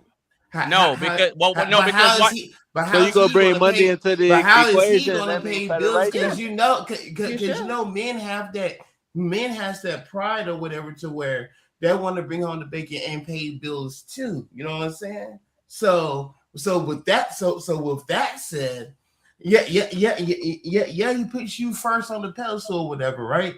Absolutely not. But if you hold on, not you. How is he gonna make? Yeah, you would cheat. Make money. And you would cheat. How is he gonna make money to pay bills? You know what I'm saying? If he focuses on see, you. Carmen, what I like about this, is you think that it wouldn't work, which is fine. You know, no, it's fine. You're entitled to that. You're entitled to think that, and that's cool, right? Okay, cool. But this is the thing though. Even though you may think it might not work out, you're gonna forever move on, and you're gonna always have it in the back of your mind. You know what? It didn't work out, but at least I have respect for him. You're not gonna lose respect for me. And that matters more to me than you being with me. Yeah, I ain't gonna lie. Because if you decide to up and leave, that's cool. I'm not gonna chase you down. I'm not gonna be on my knees crying and begging you to stay. I'm not gonna do that. You can ask Coley. I'm not like that with women. I don't try to control them. I don't try to lock them down. I don't tell them what they can and can't do. I don't tell them where they can and can't go. I don't do that. I ain't gonna lie. Hey, yes. I am sure about that. So you're gonna flirt with me by yourself. Hey, look, check it out. Look. I only got one respect for my ex. And that's because Mark. What? I can prove that I can prove that I'm not like that. I can prove that I'm not like that. Can you now? Can you yes. now? Yes. Do it through your actions, not through your words. No, hold on. Well, you don't need to prove anything to me. You don't need to prove anything to me. Because this is the thing. You need to do it through your actions, bro, not through your words. Yeah? No, I do. Yeah, he really does. What do you mean? He really does. What do you mean? He really does. I'm just saying you don't need to prove anything to me. But this is my thing, Mark. I don't control women. I don't. Are you sure about that? Yes, it may come across like that because of how I speak and how I think. It comes across that way. It comes across like I'm very domineering and controlling and possessive and all this other stuff. It comes across that way, and I can see how it does. Right. I have enough self-awareness to understand how I come off to people. Good. I'm not oblivious to what other people may think about me, and that's fine. Oblivious, mysterious. That's 100% fine. You feel that's 100% fine. But watch this though, Mark. I have enough self-awareness to understand that I'm not every woman's cup of tea too. Oh God, I'm not every woman's cup of tea. Motherfuckers like using that word instead of my type. I'm not gonna be cup of tea, but I'm not gonna be every woman's cup of tea. I know that. Bro, you understand. Right. So with that being said, I'll let Carmen know from the gate. I'm not gonna tie you down. I'm not gonna tie you down. I'm not gonna lock you down. I'm not doing any of that. If we not that cup of tea, we not that type of Mark. We not that type of sugar. Wait, hold on, Mark. You so freaking Mark. Oh my God. Mark, this is how I conduct myself with women. I let them know up front in the very beginning that I'm not going to tie you down. I'm not going to lock you down. I'm not going to control you. I'm not going to tell you what you can and can't do. And I'm not going to tie motherfuckers down. Let's just be look. Wait, hold on. I'm not going to tell you where you can and can't go. Okay? What I will do. Congratulations, man. Well done. You just hit adulthood. Congratulations. You're not going to tell people. I'm 37. What do you mean, bro? I'm 37. What do you mean, bro? This is what I'm saying. Is that I don't come in. He said that no. He said trying to be a puppet master with women when they have their own mind and they can do what they want to do. I understand that, right? But this is the thing. When I let women know up front that I'm not here to just put you in a cage and try to control everything and tell you what you can and can't do, they respect me more because of it.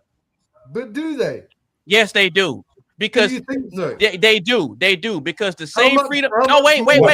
They do respect me more. They do respect me more because the same freedom. No, wait, the same freedom that they had to walk into my life is the same freedom that they have when they walk out if they choose to.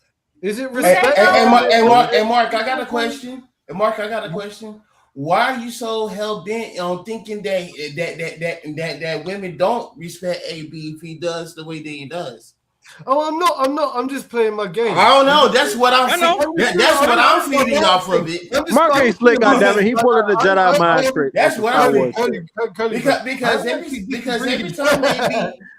time AB defends himself, I want to hear. I want to push back. Boy, what the fuck a thing have been? Her ass been in my head for like 25 minutes. You're not going to get a proper. Curly. You're not going to get a proper pushback. You know why? Because every time you react and say, "But do he?" But does he? But Doogie, what the fuck? But Doogie, but Doogie, Woogie face ass. We're getting deep, bro. We're getting deep. I'm pushing back. I'm playing the game. You are choosing to push back, just like Carmen loves to push back whenever she wants to get a raise out of AB. Come on, yes, you do too. Speak for me. I'll tell you what. If you wasn't, and I feel some type of way about y'all because y'all think like I can't speak for myself. Or Mark has to speak for me. Carmen, but whatever. Don't take what I say. Don't take what I say to offense. But Carmen, if you was not married, you and Mark would be good together right now. No. No, they wouldn't. No, they wouldn't. Yes, they would. No, they wouldn't. You know what? Definitely would be arguing back and forth. They're always saving each other. Well, there's nothing wrong with that. There's nothing wrong with that. Y'all just think, you know what? Just because Mark agrees with me doesn't mean that he's saving me. Y'all just want to have that narrative of the time. Okay. No, Mark. No. I got a question. Wait. I got a question. I got a question for Mark. I got a question for Mark. And I'm not picking on you when I'm asking you this. Yes, you are. No, I'm not. Do you genuinely believe that women have respect for me, or no? No. I don't think so. See, okay. You don't think women respect me? No, I didn't say that. I said I would think so. What you take it on is like an alpha male dominant type. No, I didn't say no labels. No. Actually, I think a lot of people. I didn't throw out labels. I just said, do you think that women genuinely have respect for me? That's it. Hang on. I think no. That would be that. My initial instinct was to say no, but actually, okay. I've got a lot of respect for you, right? Okay. And if I've got a lot of respect for you, then henceforth, whether people are male or female, of course they're going to have a lot of respect for you. I've got a lot of respect for you. I think you're a good, a good person. Okay. I think that when what do you mean by respect? Like, what part of your nature? Just in general. Just in general. No, I think you will get respect from both males and females. Okay. Yeah. Okay, Carmen. Okay, cool, Carmen. I'll ask you the same question. Do you think that women genuinely have respect for me or no? No. You really saying that right now? You asked me you're gonna ask me a question and question me about my answer. Well, I'll tell you why. Because I've shown you proof and evidence. I've shown you proof and evidence otherwise. You're right. Yeah, you are. I've got respect for you. I told you that a minute ago. Don't forget. Don't. So Carmen. Wait. Mark. So Carmen. Okay, hold on, Mark. Hold on, Carmen. So let's run that back. Let's try that again. Do you think that women genuinely have respect for me? Yes or no? No. Okay, why? because I think you like to think that women have respect for you, but I don't. So, Mm. and I'm part of women, which is why I'm basing my answer to. Oh my I don't. No, I'm not saying you. It's always I'm got not to be that type of exactly, shit. but I'm part of women because I'm a woman. I say no, Mm. and I think this is why I don't. Well, hold on, but No. Let her elaborate on it. Let her elaborate on it. Let her get it out. Go ahead. You got it. I don't think you know the power that we have, and I think that's what a lot of men. I know a little bit. Y'all motherfuckers can be sneaky. Just because we let you think something is your idea. Trust me. Y'all doesn't mean that it's your idea. Hey, look, and I think that's what it is. Y'all not I think slick. that's what it is. Y'all I think not that's slick. why y'all agree with Mark. Y'all not sick at all. Mark happens to Bro, be y'all like, listen, Carmen. Listen, okay, Carmen. hold on. Listen, y'all motherfuckers know how to be manipulative as hell, just like how us men do. Y'all not slick. The only difference is that we probably know how to do it a little bit more smoother. Some of y'all know how to do it smooth, but some of y'all be telling on yourselves and y'all would be knowing realistically. I don't think so. Some of y'all females be getting us men set up to where we could get unalived. And we don't even know it. That's a separate type of conversation. Says a lot more about y'all. Okay. So Carmen. Okay, Carmen. So, based on how I think and how I communicate, in your opinion, I'm not gonna tell you that you're right or wrong because it's your opinion. Do you think that I hate women? No. We don't. I don't think you hate first I think you. I think in your opinion, and we have conversations in private DMs and private things like that. I don't think you hate women. I do think that. That's interesting that you say that. I don't think that you hate women. Maybe but I think that you make a lot of mistakes that a lot of men have, and why y'all getting on Mark about just because me and Mark think alike doesn't make this isn't about Mark though. This isn't about Mark. That's my thing. That's my thing. But I'm asking you, this isn't about Mark. Mark is it's not. But I'm asking you, in your opinion, do you think that I hate women? That has nothing to do with Mark. I do not. Okay. I don't think that you hate women. I don't think that you hate women. I don't think that being the way that you are makes you less attracted to women. I just think that a lot of you men think that just because we as women make you think that it's your idea, but really it's our idea. But we just let y'all think that, and we love you for it. You know what? We love you for it. I hate to tell you. I love you. I love everybody. But you know what though? I hate to tell you. I love my brother if you come back. Hey, look, I hate to tell you, but that's the shit that be. Look, as some anonymous probably gonna agree, Coley, and I don't know if Mark gonna probably agree or not. Okay. But that's probably the type of shit that be pissing man off and be triggering motherfuckers. But then soon as we bring, hold on. But soon as we bring some shit up about women and we say that same shit, y'all want to get offended. This is why I say this double standard ass fucking. Well, I mean, me personally, I don't really trip on that. It's just my thing is this. This is my thing, and this is what I've come to realize over the years. I don't trip on it, but I peep because like obviously they know what the fuck they doing. They purposely doing what the fuck they doing. Like, we're not purposely doing anything. I think y'all have a problem when we stay quiet because y'all think we like, oh, we stay quiet because you're told. Y'all like, no. Nah. Well, I don't know who the fuck said that. But Carmen, this is the thing, right? So you said earlier that you don't think women in general like have respect for me or whatever, and that's cool. That's cool. No, I didn't say that. Who said that? No, I don't like the way you say stuff like that, right? Because I think you completely misread that. Right? No, you can rewind it back, and I asked that question, and you said no. Right, rewind it, right, and let's look back through this whole thing later. I asked you, do you think that women have respect for me, and you said no. Bro, let me clear something up. Yeah, you did say that. Let me clear something up. I asked you earlier. Right?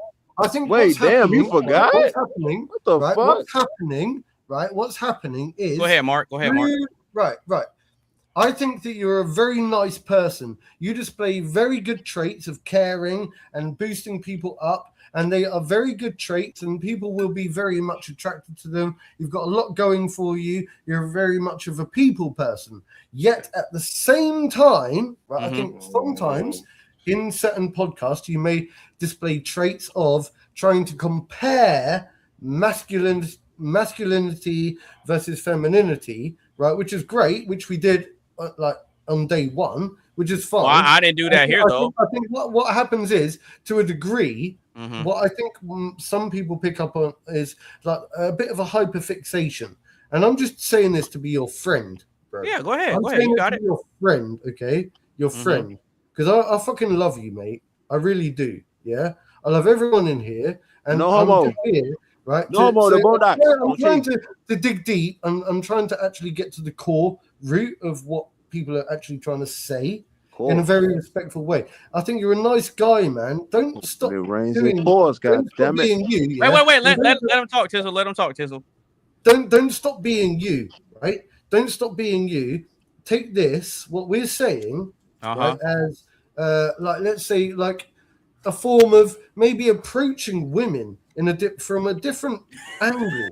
You know? Okay. All right. Okay. No, I'm hearing you out. I'm hearing you out. Go ahead. He got Carmen ass smiling over there, OG.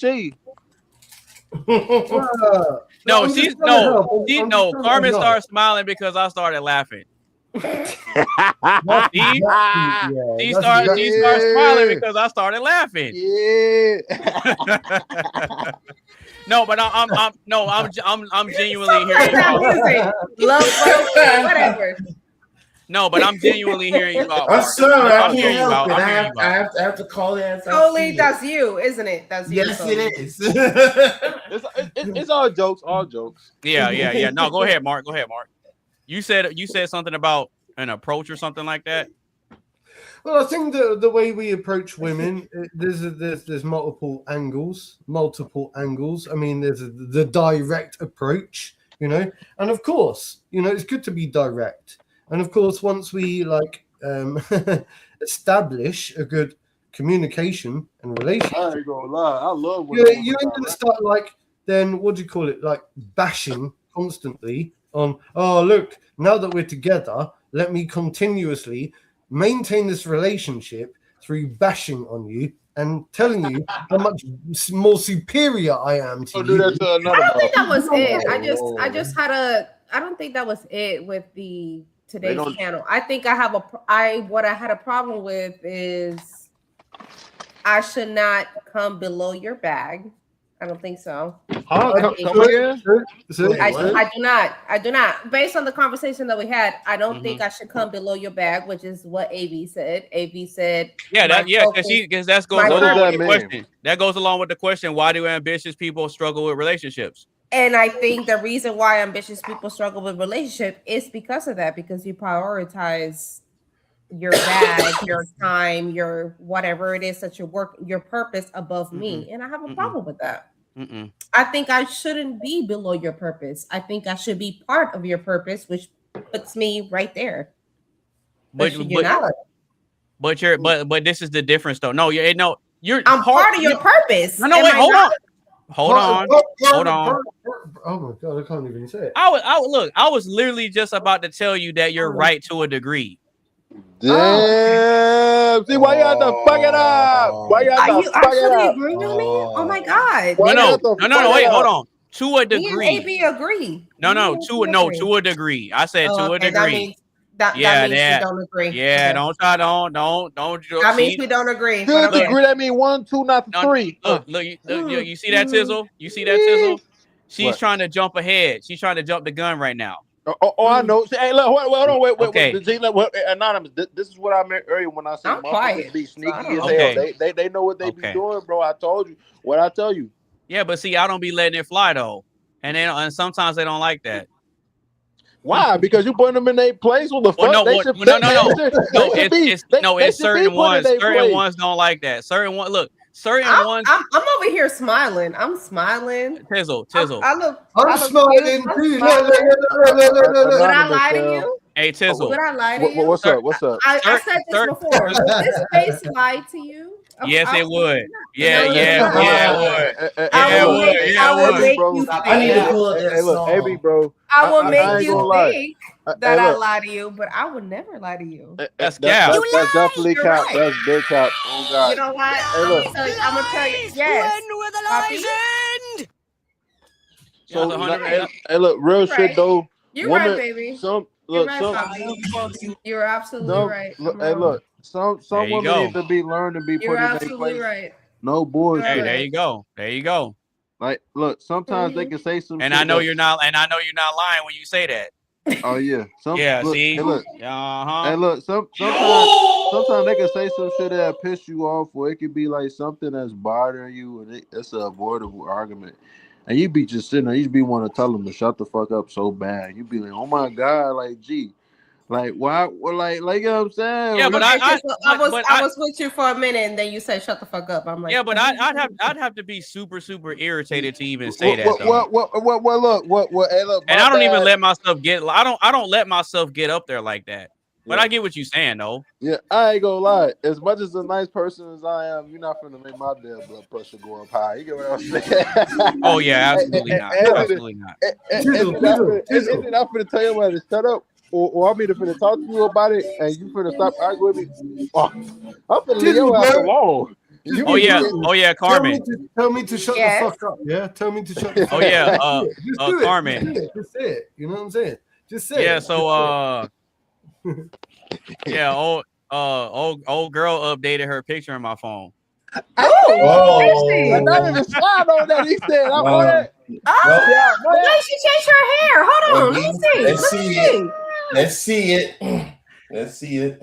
Hold on, I I gotta cover the phone number. Okay. I like that hair. It's cute. It's fire. I like it. I like it. Mm-hmm. Hold on. See, y'all gonna make AB pull off his shirt in a second. Wait. Hold on, baby. AB. Did you put? Is her name Amor or did she put that? She put that. Oh shit! And you let her? Why would I change it? Ooh. Hell no, boy. You don't Because change she's shit, boy. here You go almost, with so I the guess flow. that's Fuck. right. Look, hey, wait, hold Tizzle, on. No. Tizzle, I'm going with the flow, bro. I'm going with the flow, bro. I'm not even throwing something. What the fuck? Amor, which is Carmen, my what love, type of shit and is he that? didn't What the change it. hell? No, me amor means my love. Let me ask you something real quick. So If your husband was calling you babe before, hold on, hey, look, hey, hold on, look. No, amor means love. Hey, look, hold on, let me ask you something. Amor means I love you. Amor means I love you. Yeah, well, she's your love. That's the whole point. Hey, look, if your husband, I mean, before your husband was calling you bad shit, y'all was furry, you go sit there and be like, oh, why would you change the name of this and all that? He go look at you like, what the fuck? Hell yeah, I would. I mean, I'm married to this. Of course, I'm married. So yes, I better be watching on your phone. Well, I mean, that's But different. before then, if I'm the one that put Amor on your phone and you left it, okay, I'm looking at you like, oh, okay, so I am your love. But see, but there's something I didn't tell you. What did you not tell me? Okay, that Amor is actually her middle name. What in real life? Yeah. What a coincidence! Okay, I don't see that. So put her number in my phone. I don't know. I never met another Spanish person that's middle name was love, but okay. I know. There's a lot that we haven't encountered yet. What did it? You still haven't changed it. It's my point, which is why would I? That she's probably thinking. Well, why would I? Hey, look, I ain't gonna cap. I ain't never encountered. I told her the same thing I said earlier. I mine it out. I'm not here to control you. I'm not here to dictate how your life is gonna go. I'm not here to tell you who you can and can't hang out with. I'm not gonna tell you. You're just so honest, and you're so honest about that. So I bet you, if you call her up right now, you'll be like, "Well, listen, you're like number 3 on the phone, So you're not the only female that I'm talking to, and you're not the only female that I'm entertaining. We can't And do she's that. gonna continue thinking that she's loved. No, and that's why I hit Carmen, my show. That's Carmen. a dead Wow. Y'all so honest. You need y'all your so ass real. kicked for that. Okay, be For honest. real. You need your ass kicked for that. Wow. Hell yeah. What Wait, the who? fuck? You just, oh, I just passed you the Carmen. ball. Hold on, I just passed you the ball. Hold on. Wait, hold on. I just passed you the ball. You supposed to make a goddamn free throw. I passed you the ball. You supposed to make a free throw. You got to miss that bitch. How? How you missed the whole damn three? Like, what? Come on, now. Wait, you're talking to me? No. Okay. I'm talking about Carmen G. Okay. She would have been an L man's for that. You don't literally go up to a motherfucker and be like, "Hey, look, listen, so I'm keeping 100 with you." You ain't the motherfucker I'm talking to. Why not? Carmen. Why not? Y'all so real, right? Y'all so Carmen. real. Y'all so honest. So be honest Carmen. where it matters. No, Carmen. No. Wait. She's right. Wait, hold on. Hold on. Carmen's right. Wait, Carmen's right about that. Y'all want to lie. That's what and I'm not. And I'm not trolling. She actually is right about that. She actually is. She actually is right about that. You right. That's she's right about that. But see, that's 100% true. But this is what I tell them. I'll tell you exactly. No. This is what I tell them. In the sake of being transparent and honest, you're free to explore your options, just like I am. Okay, so if I ask you, hey, who you talking to right now? So we vibing, we cool, whatever in another life. And I ask you, you gonna tell me straight up to my face? Yeah, you're right. I'm talking to other females, and you can do that what you want with it. Oh, if you keep tell me, yeah. But I you mean, gonna tell me? Yeah, because you're asking me. Well, because hold on, wait, hold on. That's you're all asking. count. No, it's not. Wait. No, it's not. Because I'll tell you what happens a lot of times. A lot of times, I lose women for being honest.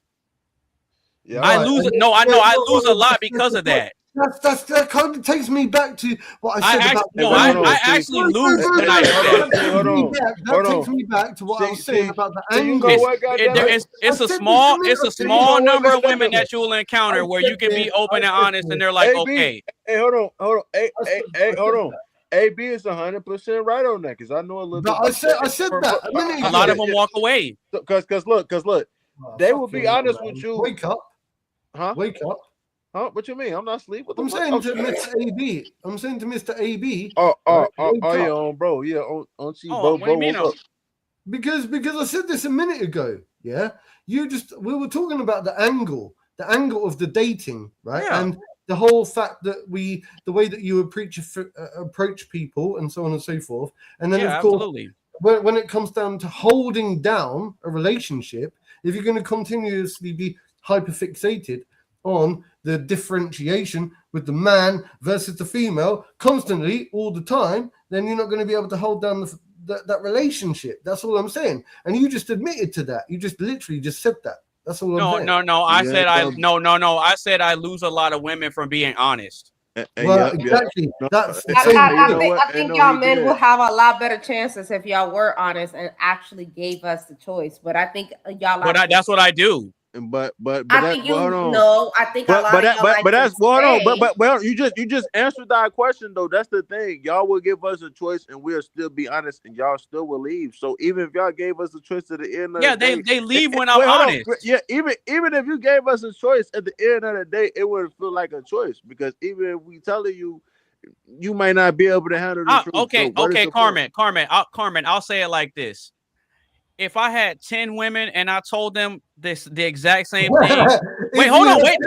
See, look, but you're jumping to one first. No, you're jumping to conclusions. You're jumping to conclusions about what I'm going to say. You're jumping to 10 when you've okay, listen to me. So if I have 10 women and I tell them all the same thing, 8 of them are going to leave. Oh yeah. Eight of them are gonna walk away. It's probably gonna be one that's gonna be standing. I ain't gonna lie. And I might just have one that says okay. What? One, Well, eight of them are gonna walk away. Yeah. 8 of them are gonna walk away and say, look, "No, I don't think I could do that." And then one is gonna be iffy, and then one will be okay.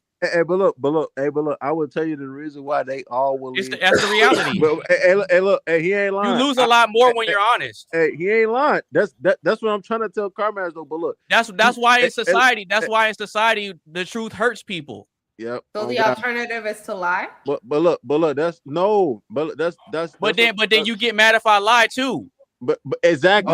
If you found out, what I just say, bro? What I just say? Bro, you can't make this shit up. I asked you a straight up question, and the alternative is to lie. No. I asked you a straight up question. My God! Did you hear what Anonymous said? What you just said earlier? You get mad if I lie too. Right. And then hold on. If I tell you, baby, it's just me and you. And then you find girls on my phone, you're gonna be like, you lied to me. Yeah, but hold on. But Carmen just said that she'll give us a choice. It wouldn't feel like a choice. You will sound really drunk right now. No, because nobody's drunk right now. No, because Carmen, this is what I do. I let it be known up front that hey, you're free to explore your options just like I am. Because I understand how things are, and I would be delusional to think that she's only talking to me. That's disingenuous because you wouldn't. No, it's not. If I explore my options. No. But listen, but Carmen, you're missing the point. I'm letting it be known up front so that way you have the power to make the choice for yourself. Yeah.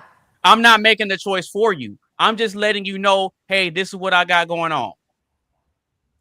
I'm not gonna. That's what you said, but that's what you said. Okay, so I asked you a straight up question. You chose to tell me the truth, but a lot of men don't. A lot of men don't. But I agree with you earlier. They don't, for the reason that I might leave, which is my choice because you gave me my choice, but you took away my choice because you don't want me to leave, so you choose to lie to me. So which is why I said earlier, I agree with you that more guys need to be honest. I agreed with you when you said that. I didn't hear that part, but okay. Yeah, because this is the reality. Maybe because you was over talking them. No, because Carmen, this is the reality of it. This is the reality of it. If I tell the truth, somebody's gonna get hurt. But if I lie, somebody's gonna get hurt. But it's better for the people to get hurt while you have Anonymous. Hold on. But listen. But they get hurt either way. Is my point. Exactly. Either way they get hurt. But I'd rather get hurt by the truth than a lie.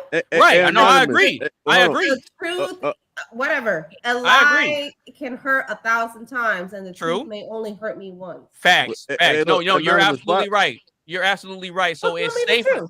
So it's safer for me to be honest with you and let you know, hey, you can explore your options just like me. You can choose to close yours off, but I'm letting you know that I have the freedom to explore mine just like you do. I'm putting us on the same level from the jump. So how you move after that is on you. Mm-hmm. I'm letting you okay with that. Look, I'm letting you know, but again, Carmen, you really okay? If I talk to you in real life, do you really think that I would be stupid enough to think that no other guy's gonna talk to you if they find out you're talking to me? But what you doing? Hang on. I would be stupid to think that. That's the first man's instinct. I ain't gonna lie to you. You sound really defensive. Because I tell you to. I think for me, the problem. I would be stupid, right? Because you're not ugly. Hey, look, as much as you're not ugly. You're not ugly. It wouldn't be stupid because I tell you. You ask me and I tell you. Yeah. So you should be fine with it. And I think the problem is you sound very defensive, bro. I think you sound. AB, you sound defensive. I'm over here chilling. Dancing all around. Wait. I sound defensive because I was honest and I let people know what it is. The problem is, you know what? Hold on, AB, this that shit I'm saying, bro. I'm being honest as well. I'm being honest. Okay, go ahead, Mark. You doing that shit purposely? Your name Rick was too as fuck, goddammit. Yeah, you is. Tizzle. Tizzle. It's cool, bro. It's cool. Go ahead, Mark. Tizzle, go ahead. No, elaborate on how I'm being defensive. Go ahead. Tizzle. I know you're trying to defend Mr. AB. I love it, AB, right? You have to understand that. I love you too. I love Chloe. Oh my God, bro! Please don't. Please When I say don't. this, I'm just trying to be Do open, not. and I'm trying to give positive feedback. Like go we're ahead. in a locker room together. Yeah, we're all in the locker room together. The co-ed locker room. Right, the locker room. The co-ed locker room. What I'm saying to Mr. AB, as I've Zena's here too. sometimes you, for me, like I feel like you're defending something, or like you're defending something, and I keep wondering. Of course, I'm going to defend him because he's talking about exactly? What is it? You're really, at the end of the day, truly deep down inside, at the core of it. What is it you're actually defending? Because it feels like when you get into these conflicts or these back and forths or these debates with Carmen, right? And then you start and you're talking about but I know how to do this with women, and I know how to, and I know with women, and blah blah blah. The best way to treat women is this, and the best way, and Carmen, listen to me because I know how to, and Carmen's going, but I'm a woman. And you're going, but listen to me. And I wonder, what are you defending? But that's not like a hold on. We're getting into the. I don't think he's defending anything. AB, I'm asking AB. Okay, I know. Look at that. AB, but Carmen, look at that. Are debating. Carmen thinks you're wrong, Mark. She doesn't think I'm defending anything. I'm asking AB a question. No, maybe I am wrong, but I asked AB a question, right? Don't we go right? I thought she was talking to me. I asked AB a question. So I'm asking you. I asked you what is it? Because I feel like I'm defending my right to be honest and move the way I want to. Right. Okay, but at the core of it, why does it always come back to telling Carmen how right or wrong she is because she's a woman, or this, that, and the other, or so on and so forth? Like, I'm just trying to get to the core. I'll tell you. What I'm asking is, if you were to get into a relationship with Carmen tomorrow, right? Okay. You've established that bit already, right? Yeah. Would you then go through the rest of your life with Carmen constantly going at her like this for the rest of your relationship? What I'm saying is, would you just treat your relationship like a podcast debate type system where you constantly be digging at your woman let him finish. Because she's not like adequate, or she's a female, like you're trying to get one up. Like there's something that I'm trying to touch on. There's something right in the core of you. There's something in the core that we need to touch on. They love it. They love it. Hold on. Because they love it. No, that's not why I'm laughing. That's assuming. Go and answer that. I don't like that assuming shit. I'm really laughing. I'm really laughing because look. So look, I'm really laughing because no. AD has to answer that question because. No. Let Tizzle say what he's gonna say because I'm already gonna answer it. Hey, look, I was gonna say that I'm really laughing because your ass remind me of a motherfucker who I know in real life. I ain't gonna say his name, but I remember me and him was matching and shit. And I remember I ain't had my blunt roller with me, and bro ass was like, he's like, you know how to roll? And I was like, yeah, it's just been a minute. He was like, bro, you don't know how to roll? I'm like, dude, I just said I know how to roll. It's just been a minute. He go pull up a scenario. He go talk about some. So say we at a party, right? The hoes pull up, and you need to roll. And then I'm like, bro, I look at him. I'm like, okay. So ask me your question again, Mark, because I want to make sure I heard you. I'm trying to get to the root cause of. No. Go ahead. The root cause.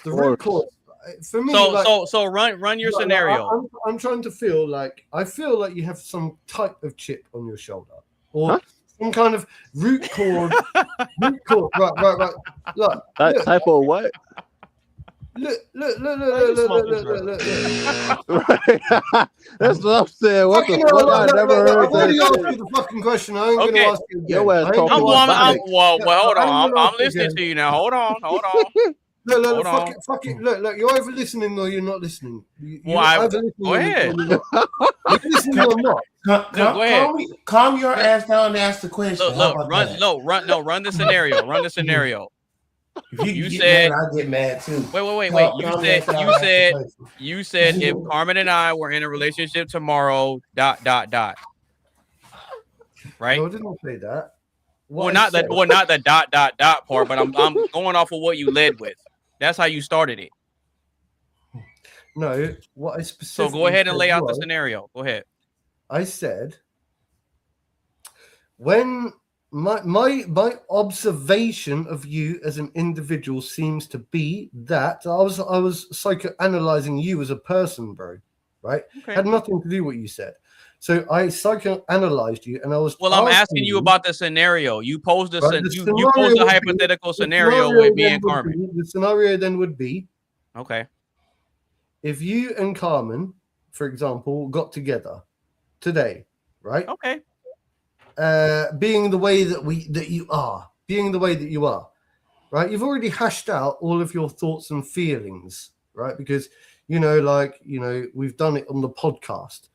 Would you then find yourself, right, going through the rest of your relationship for the rest of your life with Carmen, right, maintaining that sense of constantly bickering and arguing, right, about how brilliant men are versus women? Oh my God. That's what I'm saying. Do you, hold on, Tizzle. You got to let Mark talk, man. You got to let him. Oh, bro, I'm done. I can't be asked. If you don't I get what you're saying. If we you don't understand what I'm saying, in another life, we will constantly be arguing because you would treat our relationship as a podcast topic, right?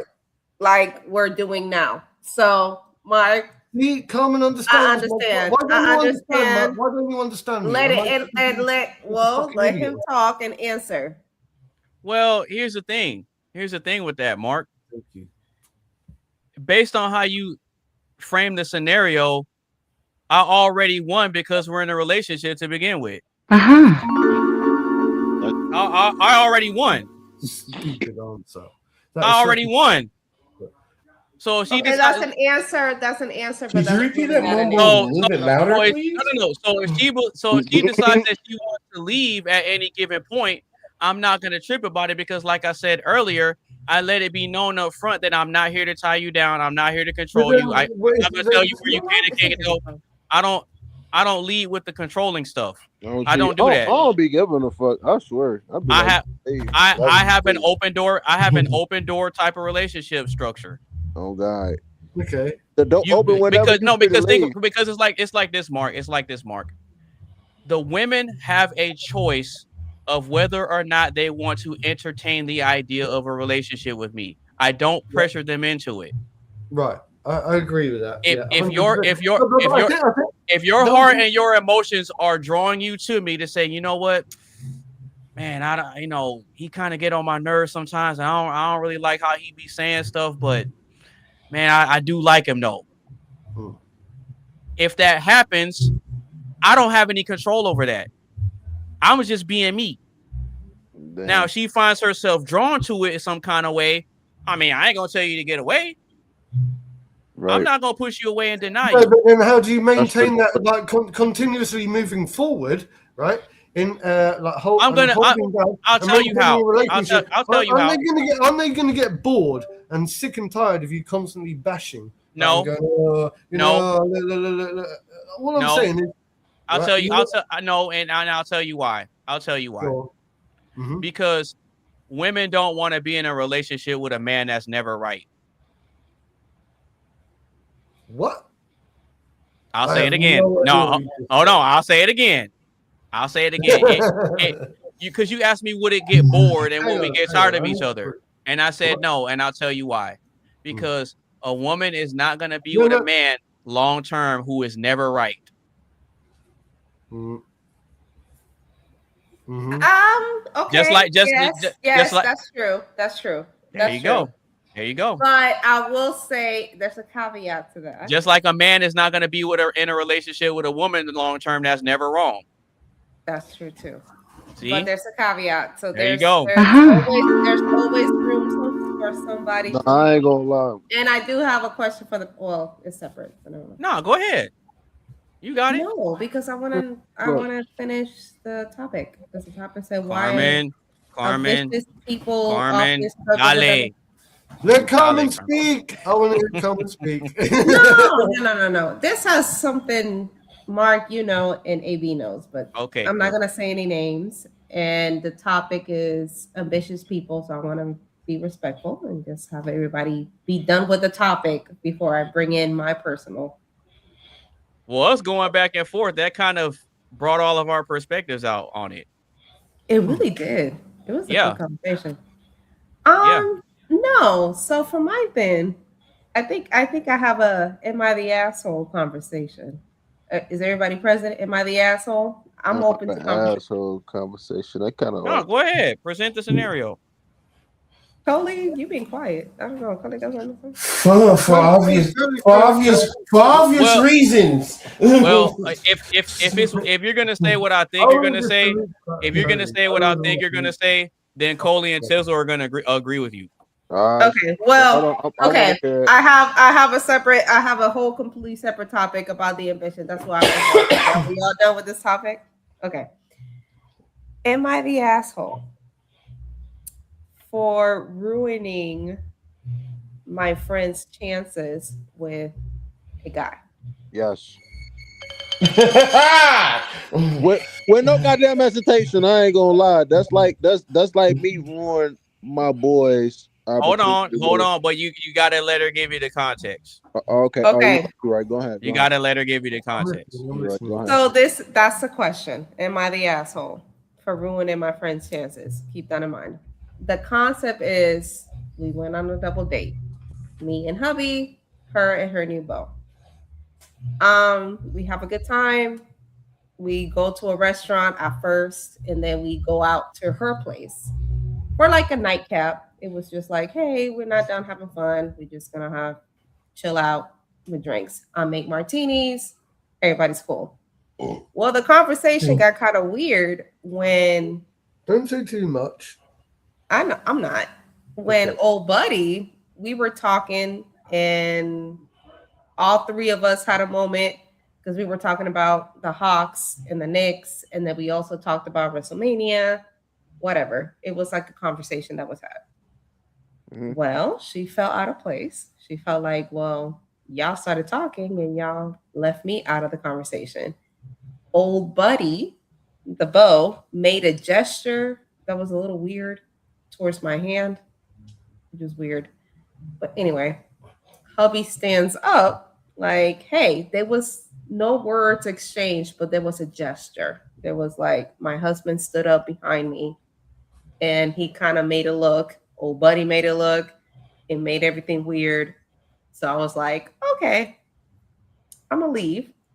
So y'all have a good night. And thanks for having us. So we leave. A whole 24 hours goes by and she's calling me all pissed off because I ruined her chances. So I'm like, did I do something wrong? What did I do? What did we do? Is my question. So there you go. There goes your context. Look at AB. AB, stop. I ain't gonna lie. He wants to say yes so bad, but y'all answer first. Who, me? I don't know. This is just you look like you want to say yes. No, this is no specific. It's just the general observation. Like a hard rock to crack. I ain't gonna count to you. Okay, so Tizzle, am I the asshole? Well,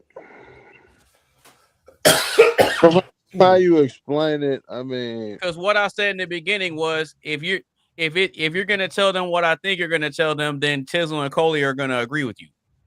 Well, me and this guy had a common interest, and we talked about it, but it wasn't on that type of time, and I don't know why the weird hand gesture that was. Hold on.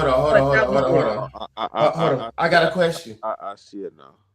I got a question. Not to cut you off, Tizzle, but I got a key question and this is what's going to determine my answer. Oh. Oh wow. Okay. This conversation that the pair of y'all or all of y'all had or whatever. Mm-hmm. Like, I'm going to assume that this conversation was the topic or whatever y'all talked about. It wasn't. It wasn't meant to be offensive or awkward or any. Basically, no harm, no foul, right?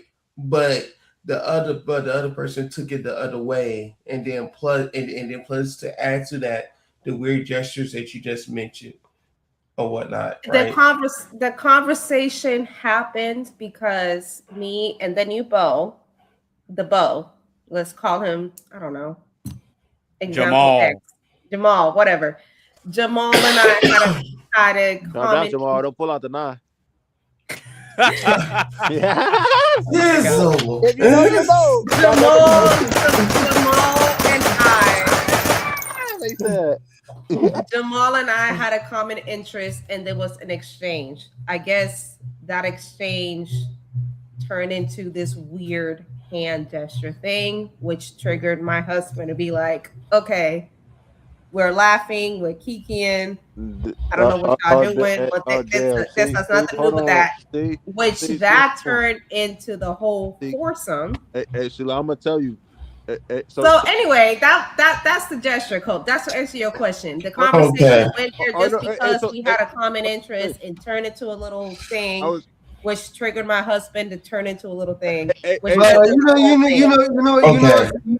I have my answer, but Tilzon had already started. I'm done. Let's go. Yeah, I mean, Coley might agree with I agree, but I mean, I don't know. I was trying to say, so I feel like this is what some motherfuckers don't know. I mean, some women probably do know, some women probably don't. But I'm explaining like this from a man perspective, which I don't know if motherfuckers kind of take this the weird way or not. We try not to be weird about it, but how do I explain this?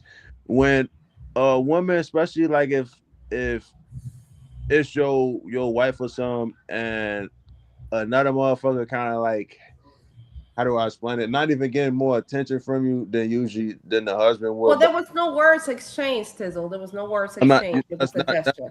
That's not what I'm saying though. What I'm saying is though, like when you talking with a motherfucker and you vibing and like you hee-heeing and you ha-haing and shit, like us man, we don't know what it is that kind of make us feel some type of way. It just some about us kind of make us feel some type of way, kind of make us click. Not like it's saying like, oh, we want to beat this nigga ass or something and all that. It's kind of to the point where it's like, damn, okay. We kind of assume, and it's like you not even trying, but you thinking like, damn, okay, this motherfucker laughing at this motherfucker a little bit too much, and then you start to assume like, okay, damn, fuck, she got going on with this nigga, like she talking to this motherfucker, or like. But he's with somebody else though, Tizzle. But that's he's with my homegirl. How the hell they gonna know that though? What do you mean? Because okay, Carmen. I don't think you. Let Coley go. I don't think you understand the last bit. Okay, Carmen, real quick, Carmen. Totally get what I'm saying, right? Carmen, do you want me to just explain it? Yeah, go ahead. Please do, AB. No, because I'm trying to explain, but I don't want to get okay. Let Coley have a go. Let Coley have a go. No, explain it. Explain it. Anybody. Well, the reason I'm asking because Tizzle and Coley are kind of not understanding it because the way No, hold on. I mean, I understand it, but explain it anyway. No, listen. The way you told it to me versus how you explained it right now is all over the place. It's different. Okay. It's all over the place. Okay. So this is the scenario. She wants to know, is it her fault that her homegirl's chances of being with this new guy got ruined? Okay, cool. That's my point. Okay, so this is the scenario. Her and her husband went on a double date with her homegirl and this new guy that she started talking to. Mm-hmm. So while they're out on the double date, Carmen and the homegirl's guy realize that they have a common interest of wrestling. So they start talking about wrestling and cracking jokes, and they're kind of in their own little bubble, and they're wrapped up in the conversation, right? Okay. So the homegirl notices that the guy that she came with is kind of more invested in having a conversation with Carmen than she is with her. Okay, now you adding shit. That's what you.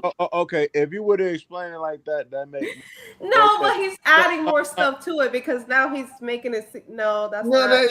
there's truth. There's truth in that. There's truth in that. So wait, hold on, wait. So I'm sitting up here lying.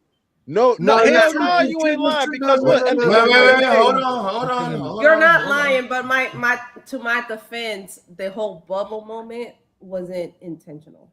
I know that, but what I'm saying is that you and the other guy realized that y'all had a common interest, which was wrestling, and y'all kind of got lost in conversation. That's what I meant by that's what I mean by y'all are kind of in y'all's own little world, in your own little bubble, because you're wrapped up in the conversation, which it does happen. That's not something that, I'm just gonna ignore what my husband got going on, and he's like, I'm just gonna ignore her.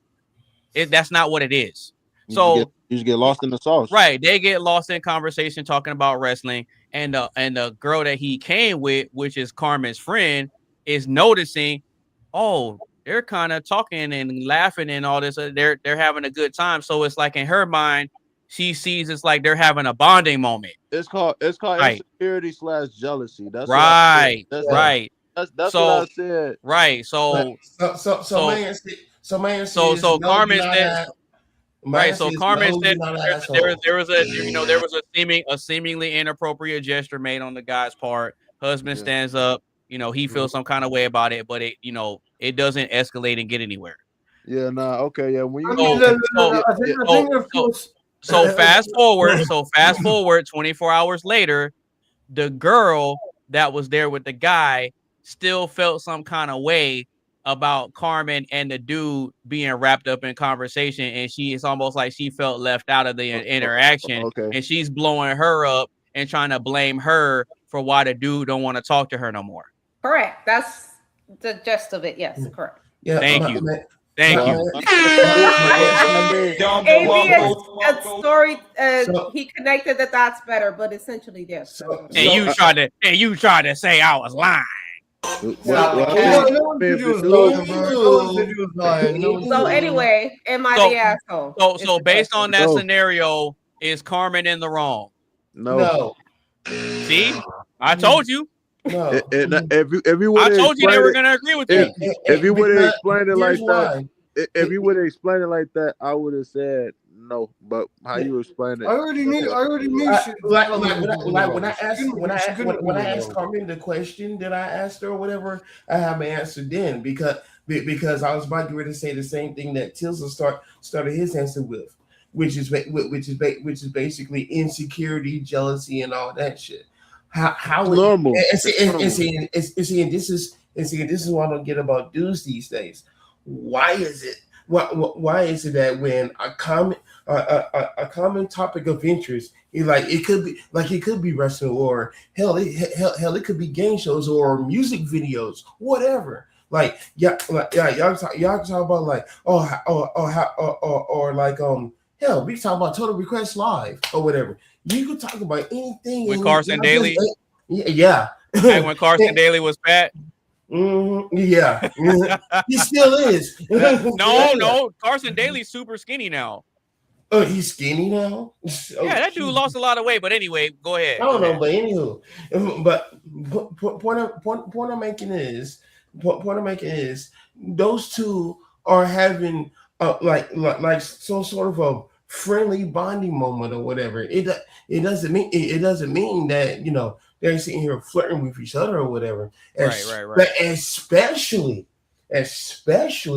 since in this particular case, Carmen is married, so she knows her boundaries. She knows what to do. Or her husband's right there. Exactly. So Carmen's definitely not in the wrong. The other dude was making all that doing all that other extra bullshit or whatever. So it's totally his fault. No, So, but yeah. this is So Carmen's in the wrong. I mean, excuse me, Carmen's not in the wrong. She's not an asshole. But you gotta remember how the rest of it played out. So she's saying the girl is trying to say that Carmen messed up her chances of being with the guy, because after all that stuff went down, the dude didn't talk to her no more. But that's not correct. So she's trying to blame Carmen because the guy that she went on the date with doesn't want to deal with her no more after the little incident. Exchange. Yes. Mark, what did you have to say? Right now. And when she told me, I'm like, well, how can she blame you for that? I'm like, Carmen's not in the wrong because the other chick was wilding out. Mark, what? tell me. What do you think? Come on, look, I'm trying to sit back and listen. I'm trying to be more stoic for 5 minutes. Let me listen. I want to hear what everyone else has to say. I mean, I think everybody else on said the what they have side, to say. but look,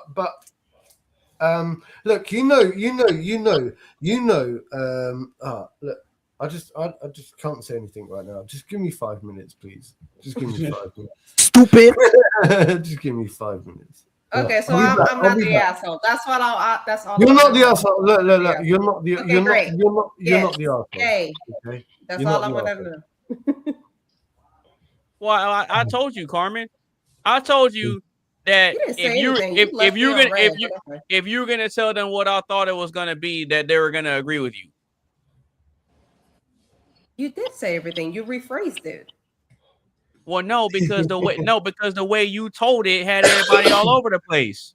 Well, I was trying to omit to little things because I don't want the person to be known. That's why. Well, it ain't like I said no names. I don't know these people's names. You're right, you don't. But you put the dots together better than I did. But yes, that's the gist of it. No, because I'm gonna keep it real with you. I'm sitting here listening to you tell it, and in my mind, I'm like, man, she sucks at telling this story right now. You know what? Shut up. No, I don't. No.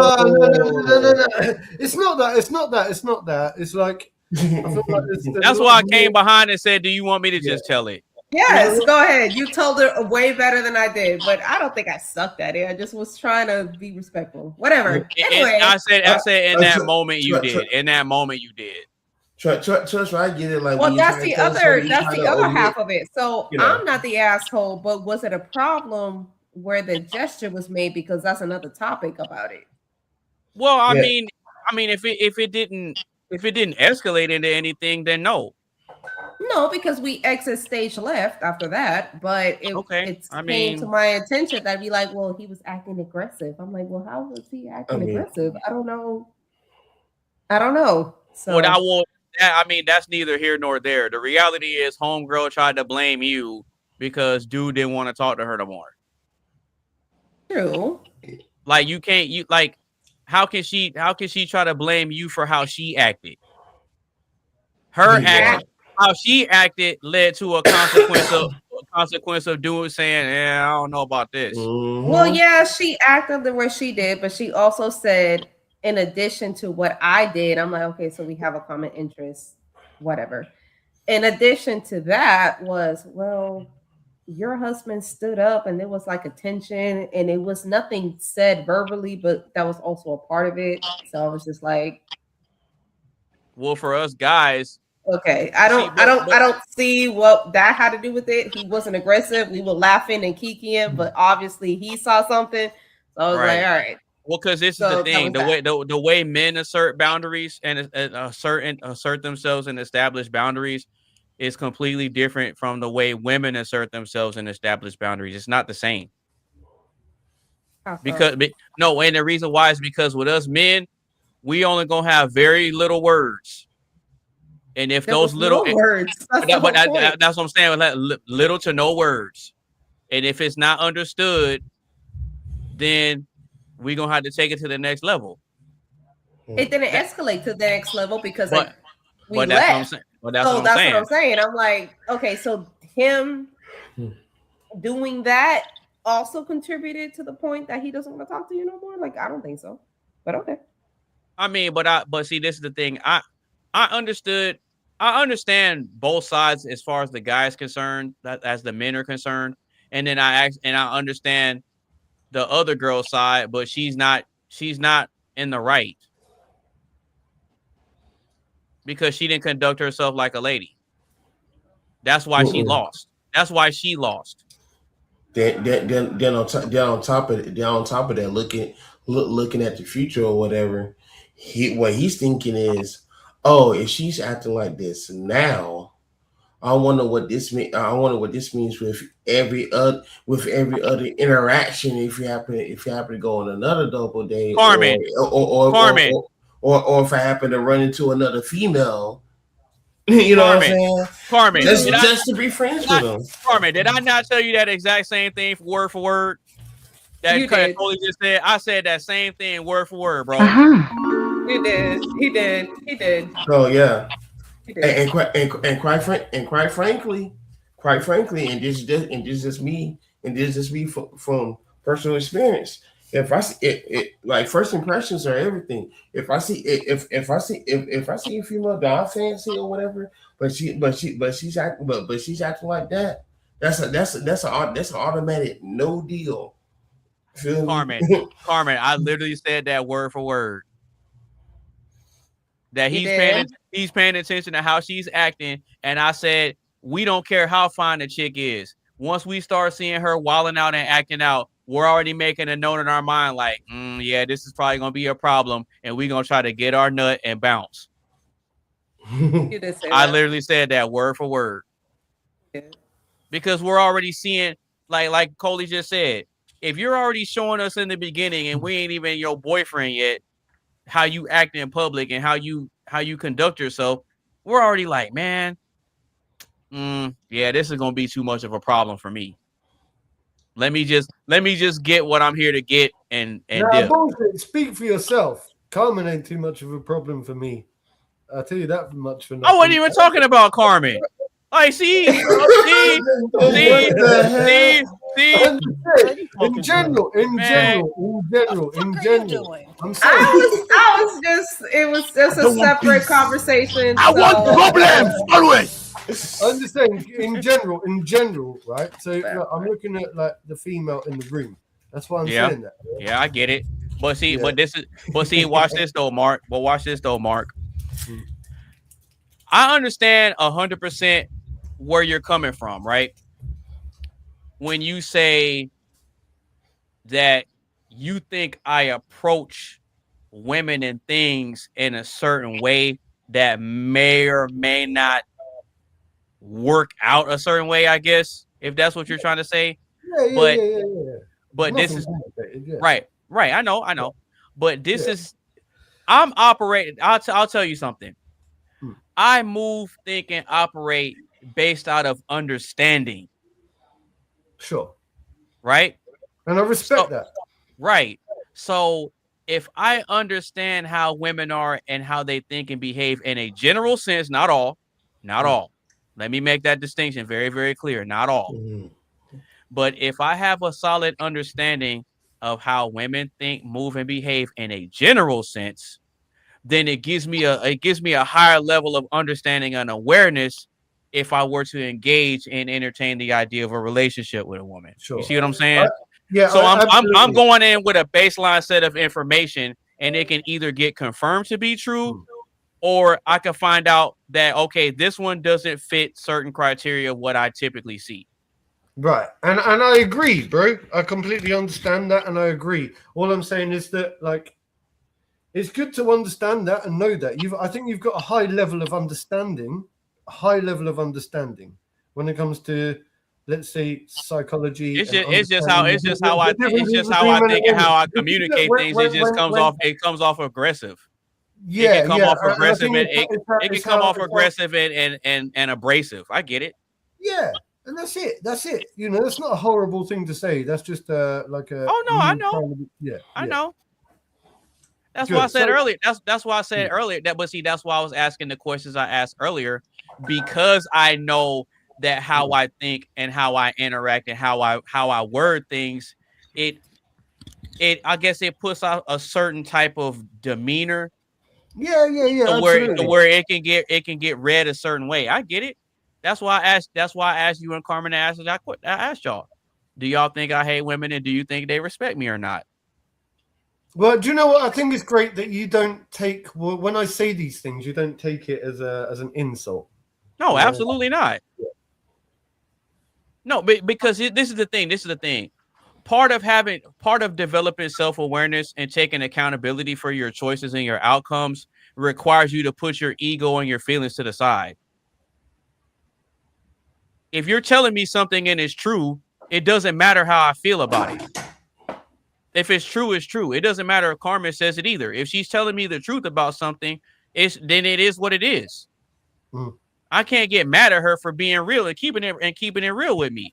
Well, that's what I appreciate about you. Actually, I think you do the same with me. I think a lot of you here in this podcast have done the same to me as well.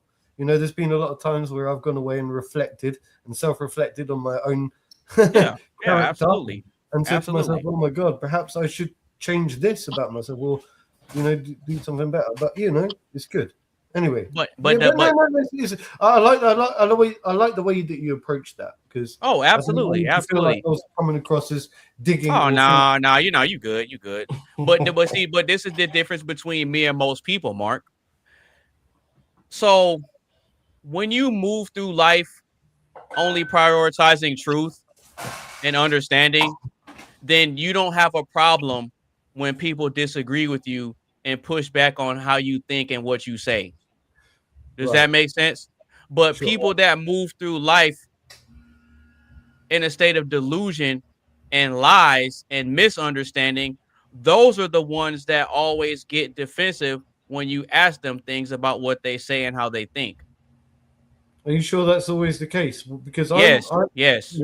What about someone like me who plays devil's advocate all the time? Because even though I'm not necessarily disagreeing, I'm still pushing back. Yeah, but that's because you're looking at the other side of it. There's nothing wrong with that. Because this is the thing. I don't expect to go through life and everybody just agrees with my perspective on something. That's why when I pose these questions, I let everybody give their take. I don't expect everybody here to just agree with how I think.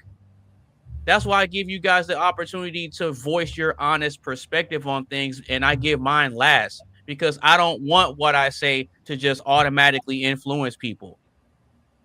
Now, do my words and how I frame it have power to do so? Yeah, they do. They do.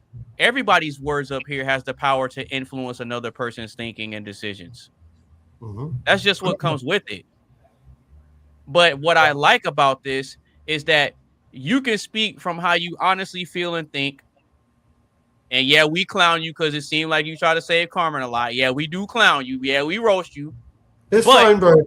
But which gotta stop. But okay. No, it's fine. No, hold on. I like it. It's fun. It's okay, fun.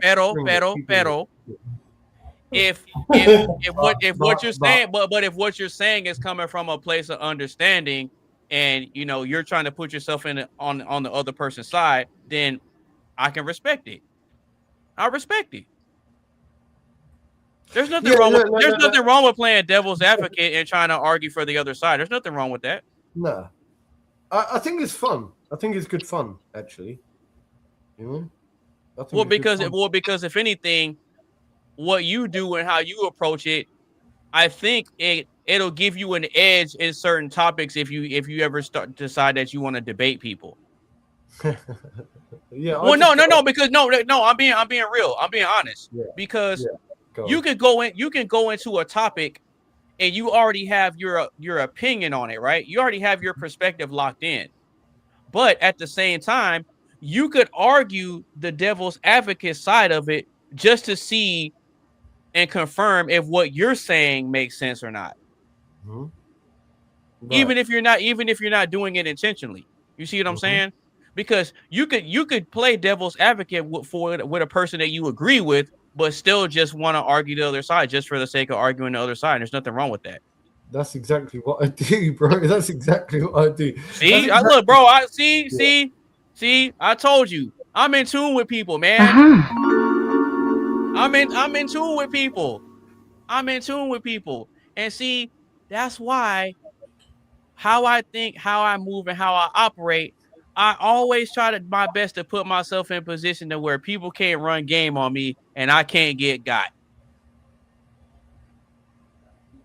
I think you got for the Let's say nothing. Yeah, no. See. Look, I'm still playing Stoic. I'm still playing Immediately goes to the lies. I'm still playing Stoicism. So look. Absolutely. No, that's actually a good thing. No, but real quick, does anybody else have any thoughts and opinions on why do ambitious people often struggle with relationships? Not at all. No? Okay. Cody, did you ever say anything? Because I said time and everything, but I don't think I think Cody was very patient. You've been quiet. He's always quiet.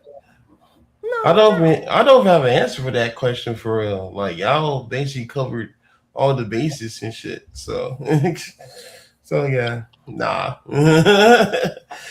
Okay. Come on, bro. You must have something to say because you've usually got something wise on the tip of your.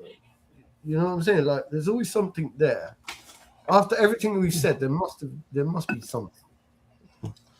Well, I hate to say that's why I always like to ask Coley's perspective when he's because whenever people on the panel get into a heated debate, he always sits back and watches, right. and I noticed that, right? Because he's listening to every perspective and he's letting the arguments come out and he's processing. That's why I want to hear from him because he's just so quiet. Right.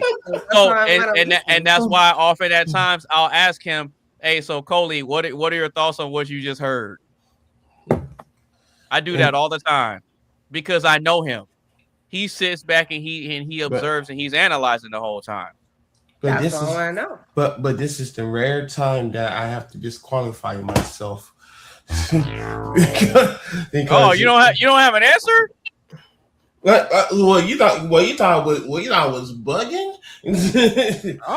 Okay. Got him. I really don't. This is one of the rare times. AB, you know me, real life. I have an answer for everything.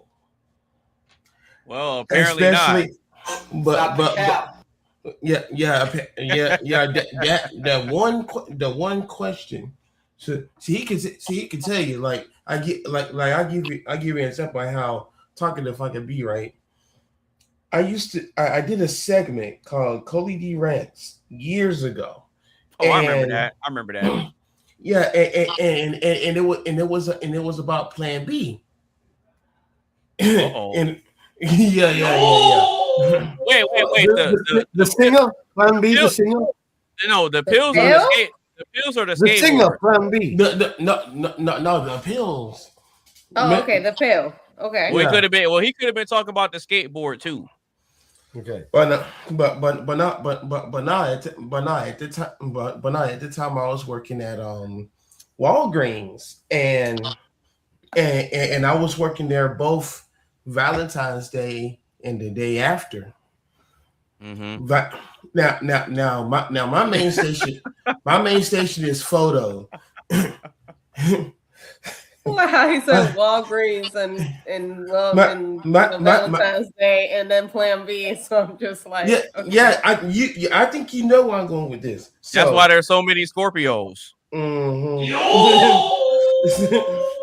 So my main station is photo. So I'm thinking, oh, I'm about to be in an awesome spot because all these people getting these romantic pictures and canvases and all this stuff done and like I was going and put all that shit together. Nah, I get transferred to one of the registers or whatever to check out all these people's stuff or whatever. Men coming in there and looking all embarrassed buying condoms and all this other stuff.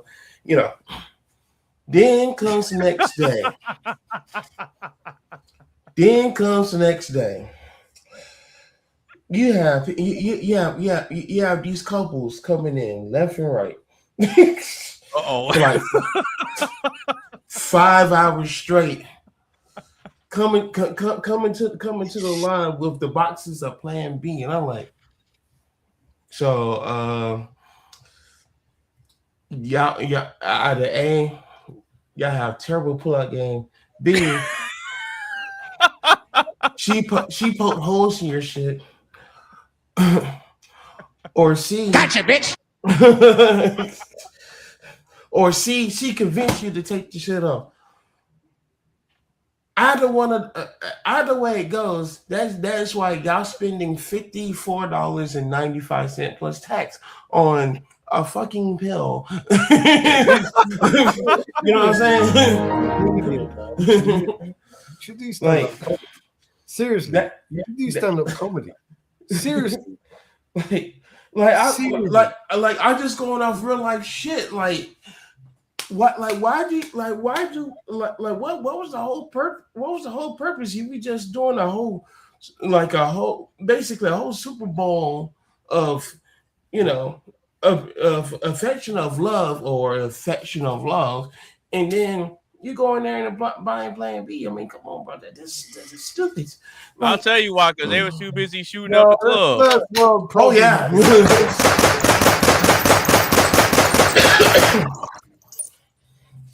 Like, oh my gosh. People were stupid then, and things ain't changed. You got actually got worse. Mm-hmm. Or I mean, if no one else has anything, then we're gonna go ahead and get ready to close out the show. So with that being said, I'm gonna go ahead and introduce next week's topic, and it's kind of interesting how this topic. No, look at who come back now. Look at who come back right here at the end. I've been calling your name for like the past 45 minutes. Finch, you come in at the last minute. I'm sorry. So I don't know if y'all remember one of my dogs was like poisoned, right? Yeah, I remember. Yeah. One of my larger dogs is showing the exact same symptoms, and they got out because there was a storm and it took down part of the fence and they got out. And she's showing the same symptoms. So I was like giving her vitamin K. I was Oh, I'm sorry. Oh, sorry to hear that. Yikes. I mean, here's the thing. I technically in our county, we don't have to keep our dogs on a leash.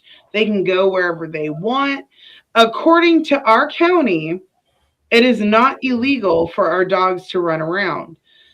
But people can leave poison out, right? And there's a specific person right next to me. The same people who tried to steal my sheep and goats. Yeah, I asked if you can take legal action. You said that you're limited to your options. Yeah. I'm sorry. Yeah, and here's one thing. If we're gonna leave the show, I'm gonna say one thing. Yeah, go ahead. Being a good person isn't just like choosing the right thing, because there are people who like choose the right thing because they have no other options, right? Yeah. I come from a family of very hard people. I'm gonna leave it at that. Very, very hard people who did a lot of really hard things on both sides. Right. And I have the propensity in myself to do a lot of bad things, but I choose not to, right? Because that's what makes me a Christian, and that's what makes me a good person. Yeah, I love that a lot. Yeah, yeah, I love that a lot. It takes a lot. It takes a lot. Yeah, when you go through a hard life, when it takes a lot. It takes a lot to stay strong. You know. And I want you to realize it's not just strength. I want you to understand that I've got. Look, I don't really care what anyone else here says. I've got your back, yeah. After hearing what you just said, I know you're doing a good job. I know you're struggling. I know you've got your kid and this, that, and the other, right? No matter what you do, no matter how difficult things might feel in the world, yeah, right? Just know that somehow, somewhere, I understand and I've got your back, right? Because the world is hard. And all we can do is move forward, yeah? All we can do is move forward. The world is full of nasty, horrible, vindictive people, okay? But there are good people out there. There are lots of very, very good people. Hold on. My point was, I might, everyone's like, oh, Athena, you're so sweet. You're so this, so that. My sweetness has a limit, right? Uh-oh. And then that's dangerous. I know. I know what that means. I know that you're always. What I'm saying is, are you really even a good person if you don't have the capability of being dangerous? I know I have the capability of being extremely dangerous. But you choose not to. But hold on. I literally, on that one post with my dog, I literally had like 1.4 million viewers, hundreds of thousands of people asking for my neighbor's address. I could have just dropped my neighbor's address to somebody. I would have. But and then my issue would be gone, right? But here's the thing: what makes you a good person is what you do when you have the power. You're right, exactly. It's the when you have the power, that is what determines whether you're a good person or not. And karma's a real thing. I know it that. is. It and, is. And God's justice is so much greater than my own.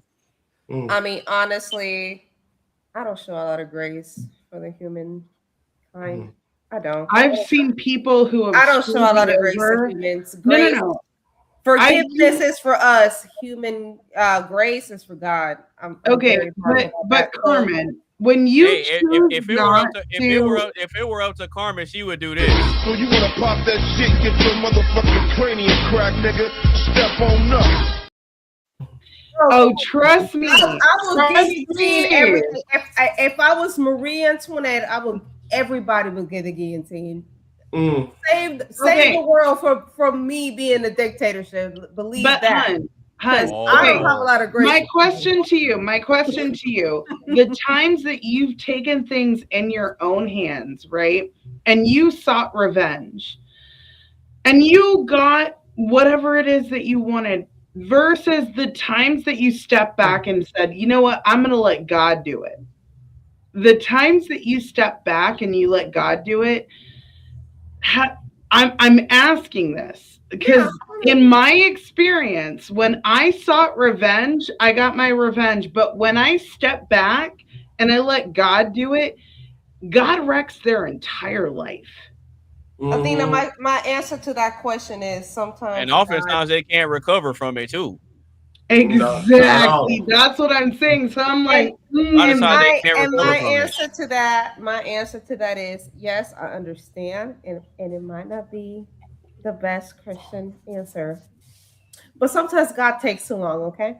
So you wanna pop that shit, get your motherfucking cranium crack, nigga. Step on up. And what did I know that was gonna happen? I was jamming out. I was like, yeah. I'm sorry, Lord, forgive me. God takes too long sometimes. If it was my son, and sometimes I don't have that. I don't have that much patience. Like I said, grace is for God. I forgive you for what you did. Hands to pray and hands to throw, right? I forgive you. Hands to pray and hands to throw, right? I don't have to show just because I forgive you. Don't mean I have to show you grace. So God can show you grace. Yeah, amen. hey, I ain't gonna lie. I'm kind of the same way. That's interesting. I'm kind of the same way, man. Hey, Carmen, you know what it is? That's giving God the pre-show. Yeah, like for shit that you have to do right then and there like they say something like way out of pocket, whatever. Hell yeah, give them the 012, whoop the ass and shit. But anything else, and like I said, I'm Catholic. I'm Catholic, so I just go to confession and just be like, yeah. Hold on. You can't just be like, I'm Catholic. So I say that's bad. God forgive me. That's bad. That's a bad thing. But anyway, I know what you mean. I know what you mean, girl. I know what you mean. I know what you mean. I'll say my penance. I'll say my Hail Marys. But I know what you mean. I'll repent later. After I fuck your ass up. I repent. Of course, I repent, and I'll send my like I said, I repent and I sell my Hail Marys, Holy God, whatever, 150 Holy Grails on my feet. That's fine. Man, that's some more bullshit. A.B. stupid. Dissolve. Like I said, grace. Like I said, grace is for God, forgiveness is for people. I don't want peace. I want problems always. Yeah. And I choose violence all the time. I forgive you though later. I choose violence so much. Not all the time. Not all the time.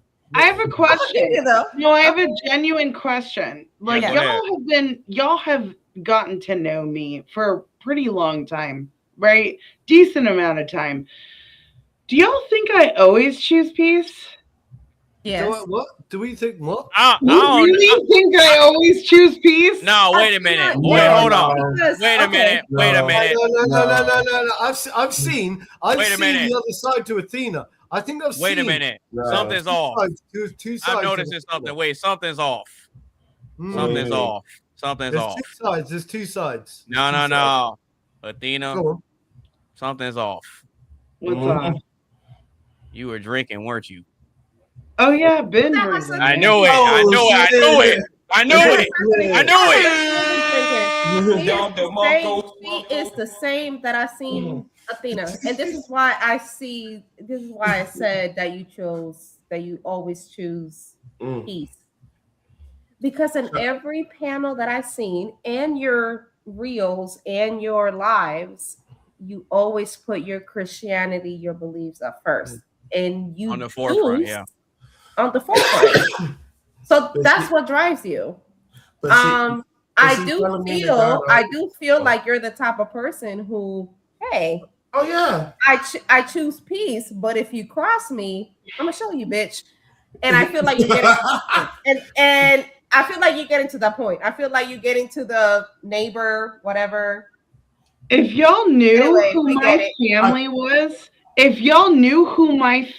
was, y'all would be like, oh my God.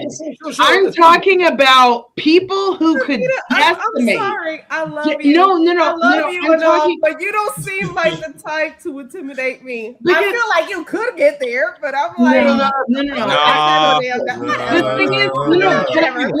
me just say this. If y'all knew who my grandparents were, y'all would be like, oh shit. Athena. So fucking shit. You remind me of some people I know, right? Where they live in the traveler type community where they can bury a person and like you could disappear. They'd be like, you gotta watch out for them. Where is the person? Where did Waldo go? Right. What I'm saying is, even though Athena, even though you may have those affiliations within your family ties or whatever. And that's the people you gotta watch out for. I'm the nice one. You as a person, right? I know you as a person, right? You as a person are more good. You are more good than you are bad. Yeah. So absolutely. I know this. Right? You display more signs of goodness than you do display signs of sadistic or tendencies, right? You know, the dark side that we all have within us. Yeah, it's good to let loose, you know, and show that dark side. And not be afraid to what do you call it shadow work, yeah. Work on the dark side of our nature. But at the same time, what I'm saying for you is there's more good in you than there is bad. And even though you might have like family ties of like people that have done bad stuff, you know what I'm saying? Like you as a person have got a chance moving The forward. world will be a better place with more Athenas in the world, no less Carmen. That's what I'm saying. That's true. That's true. I'm telling you. I'm telling you right now, and this is So coming from me. don't think yourself, The world don't will be a think better badly of place with yourself. more Athenas than Carmen's in the world. See, 'cause- don't think badly of yourself. Yeah? Don't think badly of yourself, okay? I'm a hateful ass bitch. Fuck you. I love you. See, But you're the type of Yeah, I person was the kid. like I can change you. I can heal you. I can show you that there's a better way. Well, and then all of a sudden, we can only lead by example, Athena. Who is that angel? No. There's a story. Who is that angel? Michael? Was it Michael? Archangel Michael, yeah. I'm Michael. I have a bitch. lot of ties with I'm Archangel Michael. He Michael. was with Michael. He was the Lord's the highest angel. the highest angel, the most Archangel, loyal. the fighter angel, Yeah, yeah. the most loyal. And then they showed him. I'm like, oh, so you showed the human race grace, and you don't show me no grace. I'm Michael. I guess. Well, did he become Lucifer? I don't know. Anyway, I guess. No. It's So Michael. Michael is actually depicted as conquering Satan. Yeah. Michael, Okay, so I thought that it was Michael falling and then Lucifer. I'm Okay, gonna so I'm share like, something. I'm gonna share something that I actually don't share with like anybody. Back when I was like working at a diner, there was this guy who came in on a regular basis.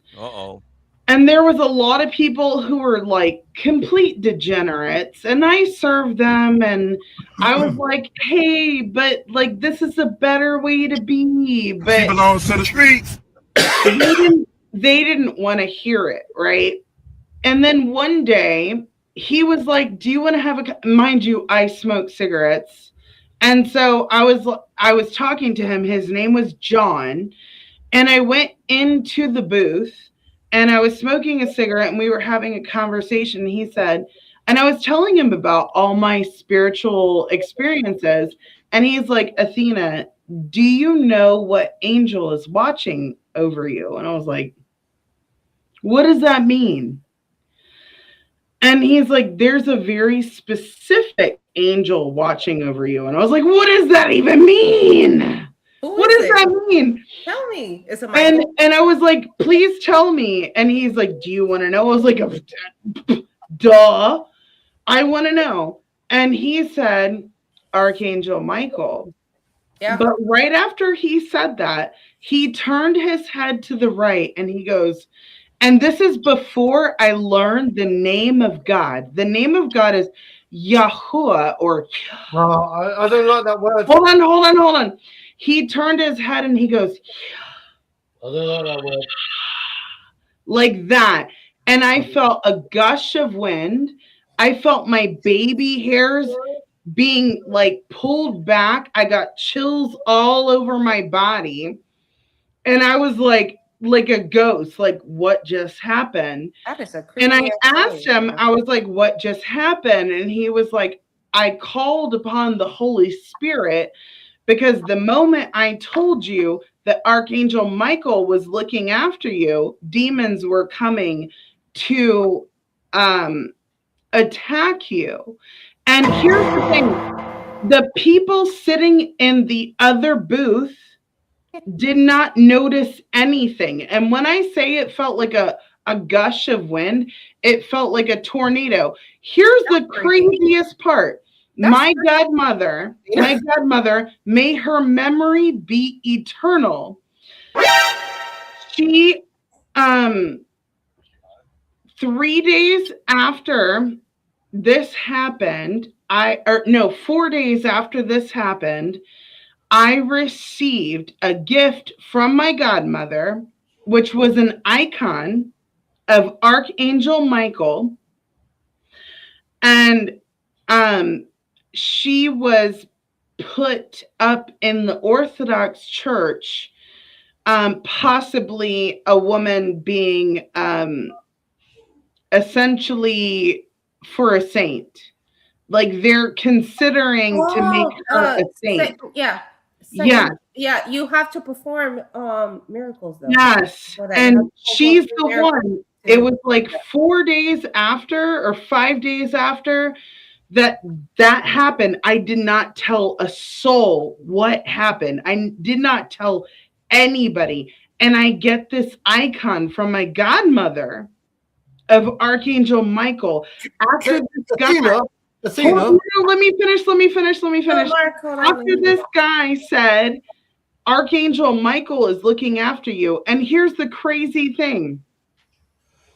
That disappeared. I never saw him ever again.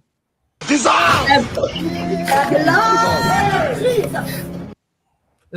I mean, that's a creepy story, but it's also very good. So that I'm like Michael. I'm Angel Michael. I should probably read a description on that. But, yeah. It's creepy, right? But it's also creepy. like that is very creepy. And I had a woman who was like, it was probably a demon. So I said a prayer silently, and then I woke up the next morning, and normally my curtains are closed, right? And I said this prayer silently in my head. Did not tell anybody. And when I woke up very suddenly, almost like someone called my name, and I sat up, and somehow my curtains were open and they were shining on the icon that my godmother sent to me of Archangel Michael. And that woman was like, oh no, that she's like, that could have been witchcraft. That could have been this or that. And she's like, you have to test the spirit quietly. You can't say prayers out loud because Satan can still hear them. So I did that. I was like, I said a silent prayer, and then I woke up and the light was literally shining on the exact icon that my godmother sent me. And I was like, Athena. I used to date someone just like you, right? And seriously, no, seriously, she was crazy. How did things end? I guess Mark broke up with me. No. Mark has a new girlfriend. It's Athena. She was. I don't want peace. She ended up. I want problems always.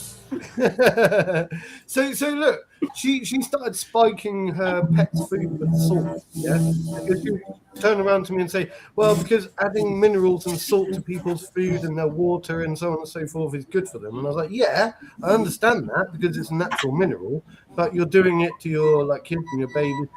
She was a proper anti-vaxxer, turned out to be a flat earther in the end. Are you a flat earther? No, actually, I think the earth is larger than they make it out to be. Stop laughing. Are you a flat earther? No. Because, look, I'm not laughing at Athena at all. No, not you, Mark. It's maybe you're laughing at me. I'm being genuine. In my line of questioning. So she used to bring up the word Joshua a lot. Yeshua, yeah. Yeshua HaMashiach. It's the name of Christ, yeah. And I used to just say, look, I'm just a natural, just a Christian type person, right? But then it got very deep, very, very, very deep, until the point where I couldn't maintain a relationship with her. I tell you why. Yeah. Because everything became about a preach, I do this because the world is this, the world is that, and so on and so forth. And I put salt water and minerals, and the world is flat, and so on and so forth, and this, that, and everything. And do you know what ended up happening? I was like, do you know what? No matter what I said in the end, was never good enough. Never good enough. Yeah, it never became good enough. All I wanted to do is I said to her, I understand that, but can we just not go out and go for a picnic and have a sandwich from time to time? Have you ever told a story about your name? Does that make sense? I'm sorry, Mark. Yeah, Athena was the goddess of wisdom. I always think Athena I associated with the Greek goddess. Wisdom and war strategy. Yes. Yeah, that's the Greek goddess. Is that why? Because my name Carmen. No, that's my actual name. I was born with that name. Why? Isn't there like Not like why, a- but is there, aside from the Greek goddess part, is there another reason? Okay, so my father is Greek. Yeah. My mother was obsessed with Greek culture. She wanted to name me Aphrodite. And everyone's like, oh, they'll call her aphrodisiac. And honestly, I don't think any kid. Maybe they should have called you that. Maybe they should have called you Well, that after all. I Maybe they should have called you that after all. Oh Lord. Look at Charles. Look at Charles. Mark, this is me and Mark. Well, you know, I asked because Carmen, there's a saint named after me, and that's why my parents named me the way that this saint is a virgin, which is a version of Virgin Mary, but her name is Carmen, and every year on my birthday, there's a sainthood. So I just asked because I'm like, I don't know if you ever knew. I the was story. baptized after Katarina or Catherine, Saint Catherine of Egypt. And Saint Catherine of Egypt, she debated with 50 of the most predominant philosophers at the time, and she won. And the king converted to Christianity and put all of his philosophers to unalivement because of her. So when men tried to say that women should be silent and not speak, I always hear that, give AB? example. Do you hear that, AB? Oh, I just want to make sure that AB is listening. I always why are you telling me that? No, I always give that You say example. you say that like I said that. You didn't say it, but you applied it. That was just funny. How? That was just a funny dig. That was humor. That was humor. No, that was a genuine question. I never knew. humor. I mean, That was humor, right? like Athena said, I seen her and I lied. You know I seen her why? live, so I never really heard that. Do you know why they told women to be silent in the church? Yeah, AB. Yeah, tell them. Do you know why they told women to be silent in the church? Go ahead. I don't. Tell me. It was because women were gossiping. And so the elders of the church decided that women were not capable of leading in the church. So they said that women be silent in the church. It doesn't mean that women can't lead. It doesn't mean that women don't have a voice. It means in the church, there's a reason why they give specification for how to act in the church. If there was specification for how women should act always, do you think they would not say that? They specified in the church women should not have authority. Well, women that's should be silent. That's And interesting, in Athena, the because church, a lot of men think that women shouldn't even be in the people at all. They don't think women. I mean, I'm Catholic. I was raised Catholic, so there's not. Oh, there's no priest. The priest is a man. Right, and that's how it should be. But there's in the even in church. Christianity, people don't think that women should lead the people at all. Absolutely. Yeah. Women should not lead the people. But when it comes to having discussions, absolutely women have a voice. Around the clock. Okay. Well, of course, because I think women should be held on a pedestal. No! What? No! Here we go. Here we go. Christ I'm should just be saying, held on a I don't know. Here we go. who's Here we this? go. Rock around the clock. Okay. Hello. Rock around the clock. Oh How you- no. How you doing? Hello. Oh no. All right. Carmen, don't be rude. Here goes Mark. Here goes Mark with the nonsense. Here goes Mark with the nonsense. No. I think women should be held on a pedestal. No, you don't. Wait. If Wait, you Good night. Good night, everybody. Good night. No, hello, good night. Oh, it's Rock. Oh, Blue. Hi. Right. What's up? Rock. Yes, what can I do for you? Mr. Anonymous who never shows your face. It's not. Yeah. He can't because of his job. I know. I teased you on it last time, and I understand. It's all good. It's all good. But just it's not his job. Just don't push me to say it's other things, but yeah, he can't. Right. I get it. Of course, I'm not going to get you to say it. Carmen's going to say it this time.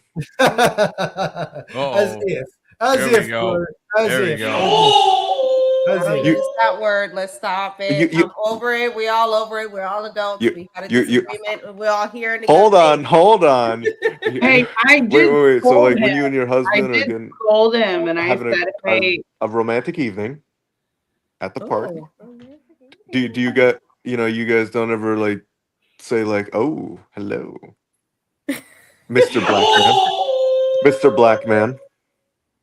Anyways, Rob, stop it. Rock, anyway, you came to the conversation about something. That's not tell you the point that you were trying to make. Hold on. My audio is messing up, and this is the funniest thing because I can't even hear Athena. Rock is literally like he wants to make the most I think I might have to offensive leave and come joke back. as possible. Every time someone leaves, it's horrible. I'll be back. All right. He like literally okay, I have a very dark, offensive sense of humor. Rock tries his hardest to like. I'm just kidding. Do y'all know what shock humor is? Hi. I know what. Humor is. Yeah, shock jock. That's Rock. I feel like Rock will have fun at the roast. Well, can I think it's so funny. Yes! There's a new one that's called Roast with Kevin Hart. Oh, yes.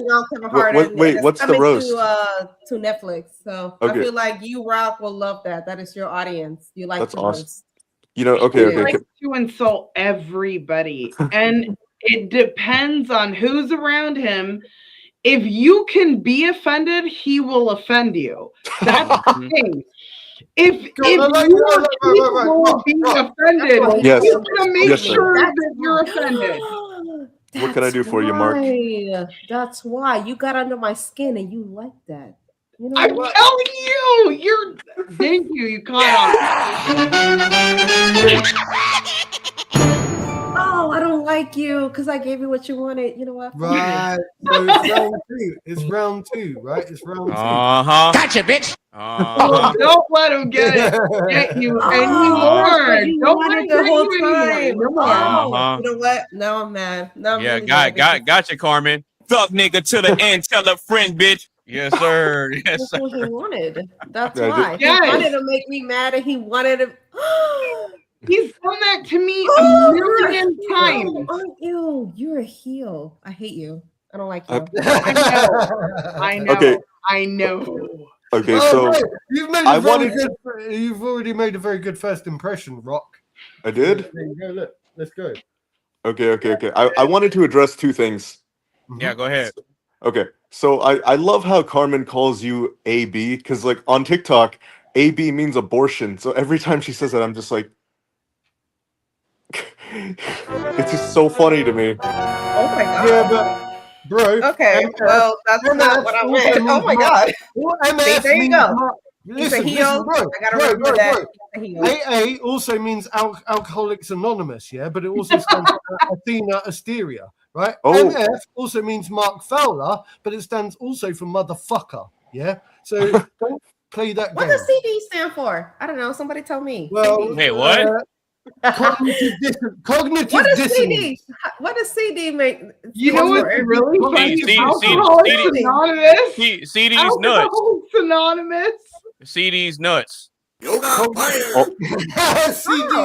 is that CD? CD's nuts. Oh my god. No, it doesn't. No, it doesn't. want peace. How is that? I want problems always.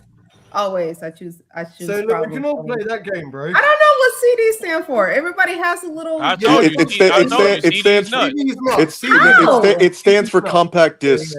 I'm going with AB. Yeah, compact disc. Yeah, What it really is does. CD? It's compact disc. And that translates to nuts? No. What is compact disc? I'm sorry. These nuts. Oh, okay. These nuts. Oh, wait. Okay. Yeah, we're going to these nuts. Okay, so Mark, are you on TikTok? Carmen's battery is low. Apparently on the lingo, I don't know it. I'm sorry. Yeah, your battery going low, Carmen. Hey, that's not an insult for women. Honestly, there's so many times I'll say something and guys are like, ho, ho, ho, ho, and I'm like, what's funny? I'm like, what's funny? And they're like, and then they explain it to me, and I'm like, y'all are degenerates. I love y'all, but y'all are degenerates. But here's the thing: as a man, maybe guys could be like, oh, you need to keep up with it. But a woman who is innocent, that's not a bad thing.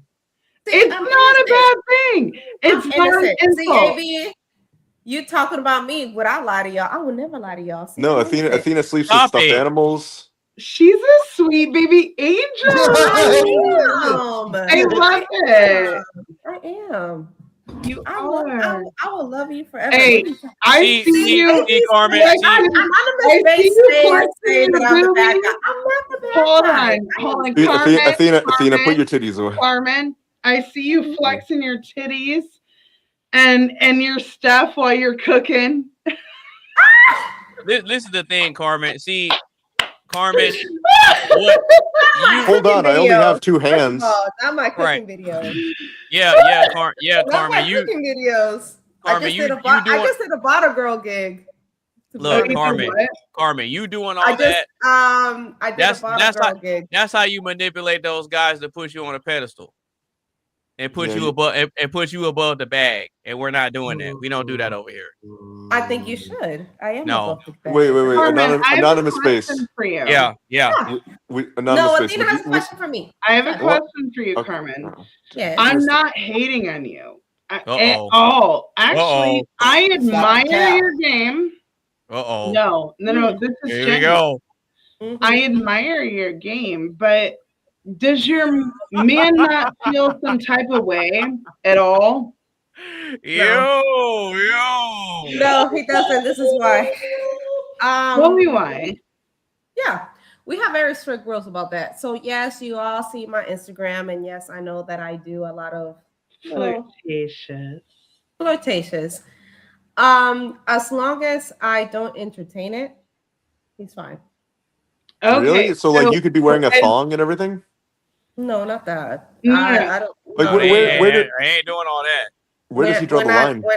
We're not doing. This is as bad as it gets. Hold on. Here's my next question. And I do other panels too, so this is as bad as it gets.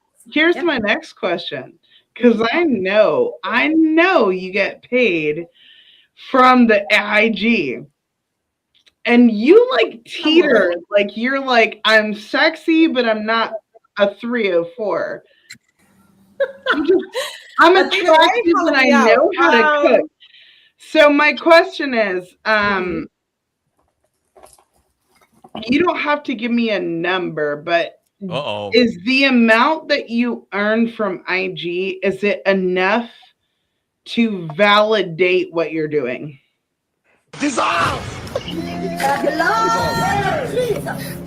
Now I ain't saying she a gold digger, but she ain't messing with no. No. She's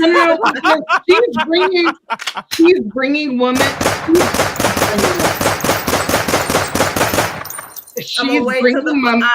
I'm awaiting to the fire the little things. So no, I mean I don't get paid to do the whole Instagram thing. I don't. I get paid for other stuff or other panels, but it's never. I would leave it. So if my husband will ever come to me and be like, you know what, delete your social media as of today because I don't want you to be on there, I would. What if he didn't give you a reason? What if he just said delete it? I would. Because it's not worth me losing him. So he's trying. He is. Oh, he's fine. I was just telling about that. He is fine to a certain. I don't entertain other men. Yes, other men do reach out to me. That's no secret. I don't entertain that. Every woman. Do you block them when they reach out? I don't entertain it. I just don't answer. Even he's told me in the past. I don't know. I think You know should what? block You them. know what, Rock? I'll answer you. He's told me. I used to say, "Hey, thank you, but no thanks." He even told me, I'm like, even you telling them thank you, but no thanks, it's a response. So just don't do it. So I stopped. So I don't even respond to it. I see it. If they send something inappropriate, I just block it. It's not worth it. I say you should just block it like from the beginning when they're sending you shit.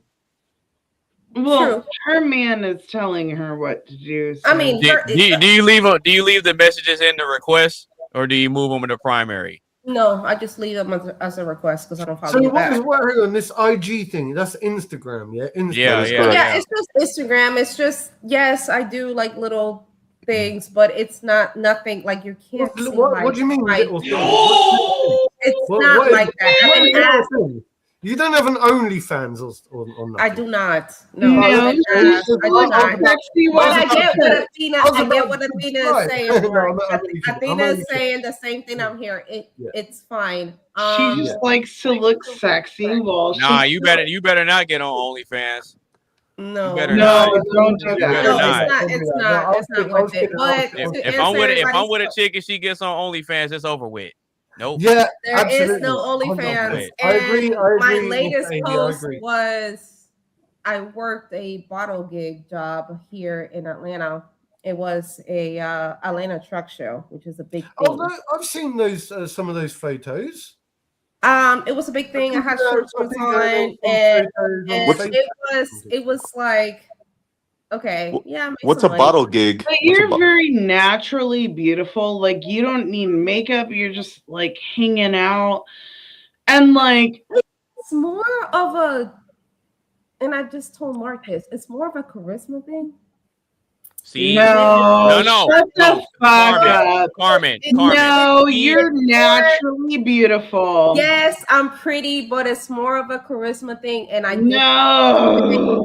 bartended for years, so my job. You're lying. Athena, you calling someone beautiful means nothing. I bartended before. You're lying. It's 100%. I've seen women. No, I've seen the most awkward women.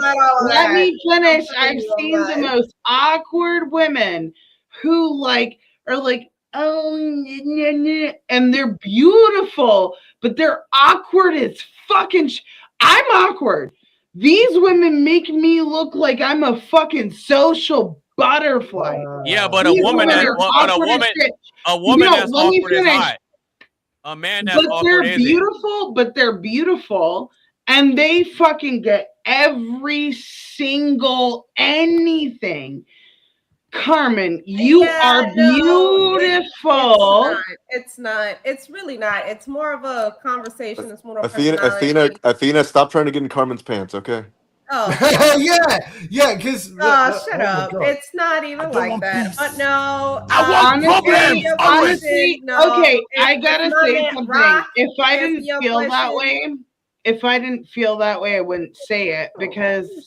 Okay, maybe I shouldn't say this. Hold on. Let me just get it out. Uh-oh. When I've been on panels with Pearl, like, okay, I understand. Like, you work with her. Be careful. I don't like her, and we can say that. No, let me finish. Okay, I'm sorry. I'm cutting her out. Let me finish. Do you want to know why I feel like I can relate to her? Because I don't think that she's the most beautiful woman, and she knows that. And she's experienced how men treat ugly or not quite beautiful women. And she knows how superficial men can be. And so she has made this like persona to defend men at any cost, even if it's to their degenerate or like detriment. Thank you. Yeah. And that's my problem with Pearl. I think she's beautiful. But she is beautiful. She's got lovely long Hold on, legs. no. Lovely long But hair. if you compare her to the modern day woman, right, she looks like a claymation. Well, she's true. not the most beautiful one. I think she's gorgeous. But if you I think physically she's gorgeous because she's very tall and everything. But it's just I don't agree with a lot of her. Looks like a claymation. Anyways, getting to the point. Getting to even the point. us, and that's the thing, Athena. Even us, I'm like, we disagree on a lot of things, but I don't think that you're ugly in your. I'm so ugly. No, you're visibly attractive to me. You're not.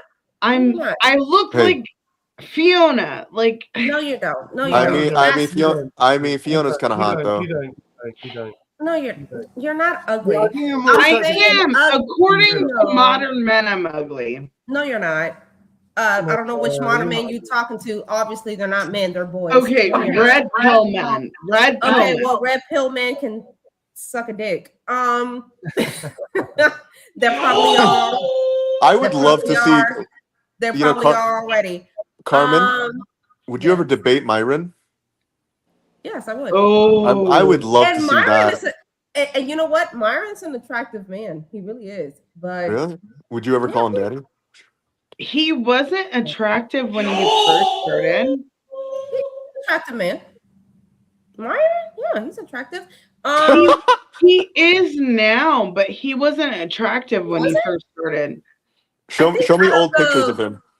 Red pill. No, it's not about old pictures. He looks the exact same. You don't think Andrew and his brother are also? I think they're very attractive. Not Myron, but yeah, Andrew Tate and his brother are very attractive men. You know, here's the thing about Andrew Tate and Christian. Yeah, Andrew and Christian Tate. Okay, so here's my thing. I cannot. Amy, why are you looking like that? Stop it. Amy's just like. I can't be attracted to secular men. Like, if you don't have a heart what does for that mean? God, what is a secular man? What does that mean? A man who doesn't have a heart for God. Secular means you're not religious. Yes, you're not religious. You're just like going out in the wilderness. If you want to get inside it. Hey, listen, guys. If you want to get inside Athena, you have to let Jesus inside you first. Oh, well, I wasn't really but I think Andrew. I don't think Andrew is Christian. I think he Andrew God is Muslim. His brother. God. Yeah, his brother. His brother is. I think he's Orthodox. Is he really? Yeah, I know that Andrew grew up in the faith of Christianity. He rediscovered God and Muslim. Yeah. I think they're both. Yeah, I'm not against Andrew Tate. I actually quite like him. I just think that he's a little misled. And hold on. Andrew Tate before he had kids is very different after he had kids. After he had kids, he's like, oh, I wish I had invested in just one woman, and I wish that I would have just focused on kids with multiple women. I don't know if he. No, the thing with Andrew Tate, he's got like 30 women. He inspired. I know that he has Andrew Tate, right? But I don't know. Inspired a lot of young men, right, to break away from what's that happening. That wokeism. I don't agree with polygamy, but I guess. Oh, you know what? That is a question. Do you agree? But men would be infatuated. I know. Young boys, Athena. Young boys were being feminized, for a long time by the wokerati, right? And so, yes, you might not like Andrew Tate in his entirety. He might not be a legend, like a god. We shouldn't look at him in that way. right? What we should do is we should say he was. I'm a fan of Andrew Tate. What are you saying? Me too. And I'm saying I'm Kirk is better. defending him because what I'm saying is that he's not somebody we should all aspire to be like. Yes. Right, at the end of the day, but he does have a lot of masculine traits, right? Which breaks away from the wokerati, right? Which is feminizing the young children of today's era, and I think that he does inspire a lot of the younger generation, and that is why people like him are so detested. But at the same time, he does. Hold on. You think Andrew Tate feminized kids? No. He says no, that's not what I said. Oh, okay. I was like, wait a minute. That is That's not what I said. That's not what I said. I was saying that the wokerati, right, over the last few years, right, have been feminizing the young boys, right, the next generations, right. I mean, that's been going on in the education system. Mark, it's not even just the entertainment industry. It's been like indoctrinated in the education system. So I'm in agreement. What I'm saying is though that somebody like Andrew Tate, right, is just what I would call like, instead of placing him, you know, with this whole thing I said earlier about placing people on a pedestal and whatever. Let's imagine, you know. What I'm saying is he's not Jesus. He's not Jesus Christ. That's all I'm saying. Right? Why do you put women on a pedestal but not him? Facts. Yeah. Facts. No, hold on. That's a really good question. No, Mark, can I please respond? Do you know why? I place women on the pedestal and not him? Is because you were raised by a single mom. We all know. I own the fucking pedestal, mate. I own that fucking pedestal, and I put. So then, why would you put a woman on it? Because I ain't putting fucking Andrew Tate on there. Because I know that if I put that woman first, why not? Hold on, no. Can I say something? Here we go. No, hold on. Here we go. No, hold on. I think Mark has a point. A lot of what Red Pill has done has been men have decentered women, and in the decentralization of women, they then centralize men. So they were giving their money to women in hopes to get some punani, right? Exactly. And then they started giving their money to men who said, all of these women are just after your money. Give me your money and I'm going to show you how you can get more women. And instead of men showing them how to get more women, they said all women are evil. And guys are like, here's my money. Here's my money. So instead of being simps for women who at least gave them attention or maybe pussy, right? Now they're giving their attention and their money to men who don't give two shits about them, because the men who are taking their money have plenty of pussy. They don't want to teach any of these men how to get more pussy. These are the men who are on top. They're taking advantage of the bottom ass men who were the beta men, giving everything to women, and they're like, oh, we could take it from the women. Damn, where'd you find and that? And here's the crazy thing. At least the men on the bottom got scraps. Now they're getting scraps from the guys on top. Have you ever heard of the sneaky fucker complex? Yeah, that's literally what it is. It's a sneaky fucking complex. They found a way. They found a way to be on top and convince all of the ordinary men, just give up. Just give up. There's no point in you even trying. That's true. That's true. Red Pill definitely. And then these guys are like, fuck women. I hate women. I hate women. And they're giving all of their money to the biggest red pill men. And they get no pussy. See, but how do you know that? How do you know that? None. How do you know that though? Because I watched it. I see it. How do you know that? I'm like, God damn. But you know what's interesting about that is that I'll see people criticize the red pill so much, but I've never really heard anybody go into detail about how it's wrong. Like what's incorrect about it. I can do because that. No, because watch this though.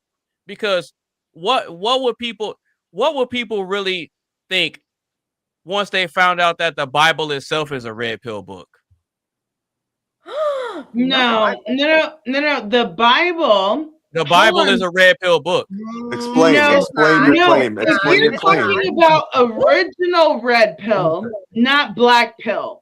Because red pill has become black pill. What's black pill? Black pill is it's like red pill, but only for black people. All women are evil. No woman deserves anything, and all women are just stupid creatures that you need to force into subjugation. So that's what black pill is. So the reason why I say that the Bible is a red pill book is because there's countless examples of what happens when men decide to place women above their purpose in God. AKA Mark. 100%. Yeah. So hold on. So even in the Bible, even in the Bible, when the men were stumbling, don't piss me off. The majority of the time, it was because they were chasing behind women and they were prioritizing women over God. And so, and even if you look at the examples, it's not about whose fault is that? Hold on, I didn't say it was. I didn't say whose fault it was. It's the men's fault. I mean, but there's been wars started over. No, hold on, but hear me out. though. Because they chose women over. I'm just hold saying, on. Cleopatra Wait, so hold on. So hold on. So when you look at when you look at the biblical examples of the men that stumbled and fell behind women in the Bible, the commonality is that they were putting a woman above God. Didn't Samson get? Hold on. No. I don't know. He put a woman on a pedestal. He put a woman on a pedestal. He put a woman on a pedestal, and it didn't work. Samson, yes. Yeah. He told her. Yes, Samson. He told her where. Listen. The reason why Samson got messed up. The reason why Samson got messed up is because he disobeyed his people and he didn't get with a woman that was from his tribe. That's number one. Number two. He chose to open up to her and share his vulnerabilities with her, and he told her where his strength came from. Because the Philistines were trying to kill him. No. He opened up to her, and she betrayed him, and then he opened up again. Who was the one? He opened up to her, and she betrayed him, and then he opened up again. Wasn't he somebody else's? Wasn't she Who somebody else's wife? Who are you talking about now? Who opened up? Samson. He opened up to her. What, Samson and Delilah? Yes. Delilah. Yes. Yeah. Hey there, Delilah. So what's it like in New York City? Right. So what it was is that the Philistines were trying. The Philistines are the only people who are in the actual conversation. Right. So the Philistines in the Bible, they were actually trying to figure out how Samson was so strong and how they could kill him. Yeah. And no matter what they tried, it didn't work. So they used the age-old trick of, you know what? Send a woman in there. Yep, and he just needed some kryptonite pussy. Right. So send a woman in, Send the woman in to work her charms on him and let her do the job. And that's exactly what happened. Because why is it that men use women to undermine other men? It's because of men's weakness to their absolutely. But that's a double-edged sword. So why? No, Athena's right. Athena's right. No, but this is my question. So why is it that in general women are seen to be the weaker vessel? Because we are the weaker vessel. But look at the power. But look at the power that we have. They're not, because if you think that's my thing. Look at the it was men who used the women. It was men who used the women. The woman was deceived. Samson was chosen by God, and the woman was let it all go for a woman. Hold on. And you know who else? And you know who else did that? Eve. Spider-Man. Let me finish. That was not even Eve. That is not even the biblical story. Okay. The woman was deceived because she didn't even know what she had. She had a king, and she had a whole bunch of other men. Eve wasn't deceived. Yes, Eve was deceived according to the scriptures. No, she wasn't. No, yes, she was. It specifically says that Eve was deceived.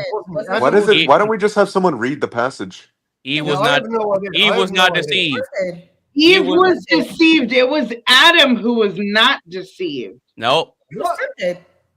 Eve wasn't deceived. Yes, she was. Okay, well, no, she wasn't. Okay, well, I no, don't know. She wasn't. Then why did the scripture later on say, why is it that women were deceived when she ate the fruit? No, look, this is this. Okay, no, hold on. No, because I'll tell you what it actually says. So what happened? No, so what happened? Translation. Well, it doesn't matter. It does. It doesn't matter because the story is still the same. It does matter. This is what happened. So Eve ventured off on her own because Adam told her what God had said. So hold on. Every other scripture says that Adam was in the garden with her. And then you read the one Bible that says that Eve wandered off on her own. Every other Bible says that Adam was in the garden with her. But you want to read the one Bible that says that she wandered off on her own. Please run from accountability. Keep doing it. Go ahead. Okay. So if they were so are you saying that Adam and Eve were next to each other when the serpent showed up? It says that Adam was in the garden with Eve when she was. No. Were they next to each other when the serpent showed up? We don't know. Okay. No. I'm gonna give you the reason why. Interesting. Interesting. Yeah, I know you're stretching to get something. The Bible is very clear that it does not repeat itself. Okay. Because it says what it needs to say, right? Cool. It says that if you talk too much, you're sinning, right? So if you keep repeating yourself, I mean, that's what the scripture says. I'm going to hold my hands up and confess, and I'm going to forgive. By the way, Athena, you're beautiful. Please, Lord, forgive me for I have sinned, because I do talk too much. By the way, Athena, you're beautiful. I'm repeating myself. Here, I've studied this. I've read Genesis like 50 times. Okay. So okay, cool. So explain to me how Eve was deceived then. It specifically says that Eve was deceived. How? And how? How? Yeah. The How? serpent said that because I know what he told her. I just want to see. It doesn't matter what he told her. She was. Because Stop I'm asking you Stop how was she it. deceived. I'm asking you how did she get deceived? Shut up. Because my argument is that she didn't. Hold on. So you want to contradict the Bible? No. So according to the Bible, she was with Adam in the garden. And how did she get deceived? That's all I'm asking. How did she get deceived? She was deceived by the serpent. Okay. The serpent said that if you eat of this fruit, you shall not die. You will be alive and be like God. Mm. And and what did it say after that? And what did it say after that? I need to elaborate. Okay. Okay. Go ahead. God was commanded Adam was commanded by God to not eat of the fruit. Right. And Adam literally watched Eve be deceived and did nothing. This is literally a repeat that we see in modern society.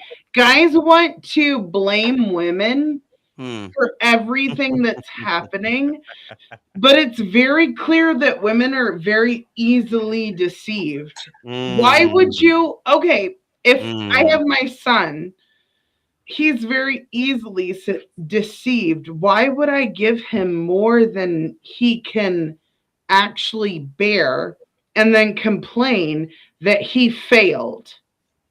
Men are refusing to take accountability because Adam was the very first one who failed to take accountability because he was the one commanded by God not to eat of the fruit.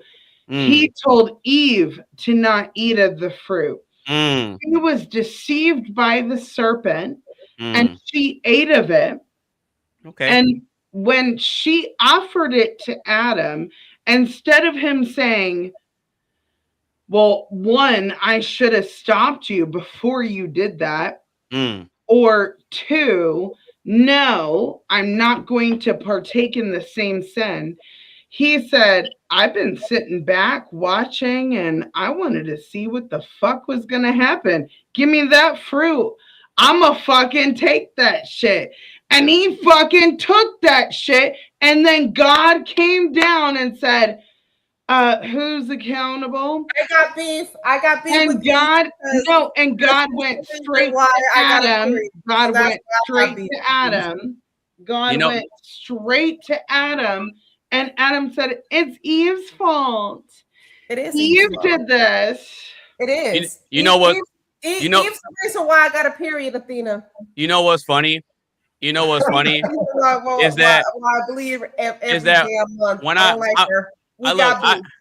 I asked you how did Eve get deceived? No, I asked you how did Eve get deceived? She didn't get deceived by the great deceiver, the She didn't one get who has deceived by been him. alive so much longer than her. He didn't deceive her though. He did. Scripture said Eve was deceived. She didn't get deceived. Because I asked you how. How did she get deceived? If she didn't get deceived, then who did? It wasn't her. Because I could have sworn that she got deceived. No, hold on. No, okay, Let cool. him answer. Okay, no, cool. I love this. Prove because that she didn't. no, because what this proves is that people don't know the Bible like they say they do. Because I used to not know it too. I used to believe that Eve got deceived until I actually looked it up myself. I actually looked into the Bible myself and I seen the real story. So what happened is that the serpent and Eve had a conversation. There's no mention of Adam being next to her when this took place. Bullshit. Yes, it is. Okay, pull it up then. So, So can I say something real quick? Because think about this. How would Eve and the serpent have that drawn out of a conversation if Adam was right there? Well, because he was curious and he didn't want to take accountability. He wanted her. Wrong. That is 100. Little children's book. It How do we know Adam wasn't there watching her talk to the snake? Okay, how would she get deceived if Adam was there? Because he's sitting there like, fucking what's that dial-up internet sound? That's just going on in his head. Dial up. No. He's just watching it. Adam in the garden. Hold on. I could have sworn. I could have You know, sworn she was there. If Adam and Eve were Asian, they would have just ate the snake instead of the apple. Yeah, exactly. No, because this is what happened. So Eve was entertaining the serpent, and Eve repeated, "Hey, I was told that we're not. God said that we're not supposed to partake of this fruit." And then the serpent pushed back on her and said, "Did God really say that? Did God really say that?" So now he asked her. He asked her a question to get her to second guess what she was told, because she didn't hear it directly from God. She heard it from Adam. So he found a loophole. That's really what happened. So then a loophole is a lack of accountability. Look. See, here you go. You're wrong. You're wrong. It's a lack of accountability. He wanted to see what happened if she did it. That's a weak ass bitch ass man. Nope. Adam was a weak ass bitch ass man. Nope. Wrong. So anyway. Wrong. Nope. Yeah. He is the same type of man that is found today. The same red pill man who. It's all women's fault. It's all women's fault.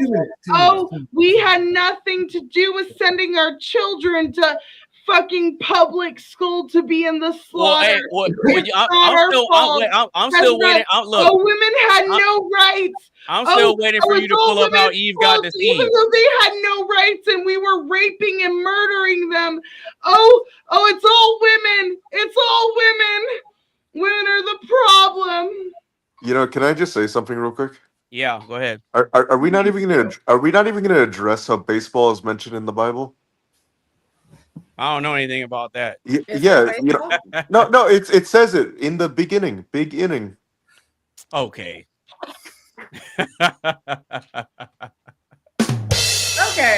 Okay, but anyway, so when Eve and the serpent were having a conversation, Eve repeated what Adam had told her. God said we are not to partake of this fruit. We're not to be involved in that. Satan pushed back and said, "Did God really say that? Did God really say that if you partake of this fruit that you're going to die?" Eve replied and said, "Yes, that's what God said." Then the serpent says, "No, you're not going to die. What's going to happen is that you'll partake of this fruit, and then your eyes will be widened and you'll become like gods." Then if you read after that, it says that Eve's eyes widened and she was curious about what it would be like to have power. And then she partook of it. So Satan told her what would happen if she ate it. And she grew curious, and then she partook of it. And then it says she just went to Adam and gave him some, and that he did eat. Yo, if somebody comes to me and asks me for some, what should I say? Pull it up and tell me how I'm wrong. Somebody pull it up and tell me that I'm wrong. I don't have a King James version laying around. But Anonymous, just curious, do you speak any other languages? Because I know the Bible's been in Hebrew and I speak some Spanish, but I don't speak Hebrew or anything. Like I don't Greek. I don't speak any I don't speak any Semitic languages. Okay. The reason I asked, right, is because Athena was telling me about the different types of love in Greek. Yeah. And they talk about in the Greek version of the text about how do you agape me? And he said, "No, I philo you." And I thought that was really interesting. Well, if he speaks Spanish, he speaks Latin. Yeah. So there you go. Every Spanish person speaks Latin. Latin is the root, so we can figure out some Latin. Oh, by the way, Carmen, did you learn how to submit to your man since last time? You know what? Yes, I always submit to my man. I didn't have to learn nothing. I submit to my man. So there doesn't have to be a reason if he tells you to get in the car. If he says, "Hey, get in the car right now. Go walk ahead of me." I told you the context to that. I said, I was like, wait a minute, I'm not just gonna get in the car and leave you. There's no wait a minute. That was the whole point. The It's whole life. point was he You're not a said, true submissive. I am submissive. I'm submissive every day. You're But missing. my point was to look out for him too. I'm like, you can't just tell me to get in the car and just let me forget about you. No, because you carry the child. What if you were pregnant? I You really wish I gonna was sit? pregnant, but okay. Oh, can you not get? Is that an issue? I'm sorry. No, it's not. It's not. It's just it has but- God hasn't said it was yes yet. So that's Okay, but my point is, right, like you're carrying his bloodline, or whatever, right, his future. If Mhm. you're and you're really gonna argue with him in the middle, like when things are really like tense, and he thinks you guys, it's life or death. Well, you just said it. I'm carrying your bloodline, and I'm supposed Yeah, to so just you need. leave. I'm Yes. supposed to just leave you behind and not just Yeah. be like, Yeah, so the bloodline no, gets to continue if he dies. no, I cannot just leave you and it No. just ride off to the sunset. The fuck, no. No, Not. like, okay, so here's the thing, right? If I I'm was not going to leave you. if I He's was not walking gonna with leave Athena and me, I I'm told her not to going get in the leave him. if I was walking with Athena and I told her, "Hey, get in the car," there's a guy following us. Yeah. She would hop right in. She'd drive. I told her to drive off. We'd meet up later, but like that's And that's because okay? she would. No. Yeah, absolutely. I'm not. I'm just not okay. I'm not okay with that. I'm like, And that's why you would die. You Okay. can't just tell me to do that. What if you had a child though? Hun. I don't care if I was Helen, 9 months. you only- I don't care if I was 9 months with my water broke. You can't. What are just you gonna tell do me when you're pregnant? to get in the car and tell me drive off, forget about me, I'll hit you up later. No. Okay, Tell so me. okay, so Athena, you there? Oh, there goes Athena. Genesis. Yep, you there? So I went and pulled it up.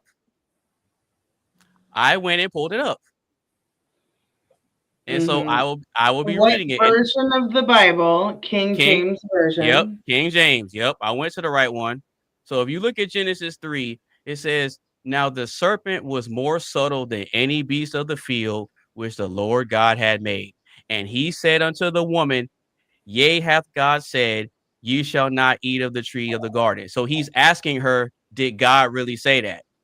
And the woman said unto the serpent, we may eat of the fruit of the trees of the garden, but the fruit of the tree which is in the midst of the garden, God hath said, Ye shall not eat of it, neither shall ye touch it, lest ye die. So that lets you know right there that she knew what the commandment was from the very beginning. The serpent asked her and questioned her about it, and she repeated it back, which means No. Hold I on, never stop, denied that. Okay, but you're saying that she got deceived. So hold on. She was deceived. Wait, hold on. I'm about to read it and prove you wrong. So now, if you go to verse 4, and the serpent said unto the woman, Ye shall not surely die, for God doth know what that in the day ye eat thereof, then your eyes shall be open, and ye shall be as gods, knowing good and evil.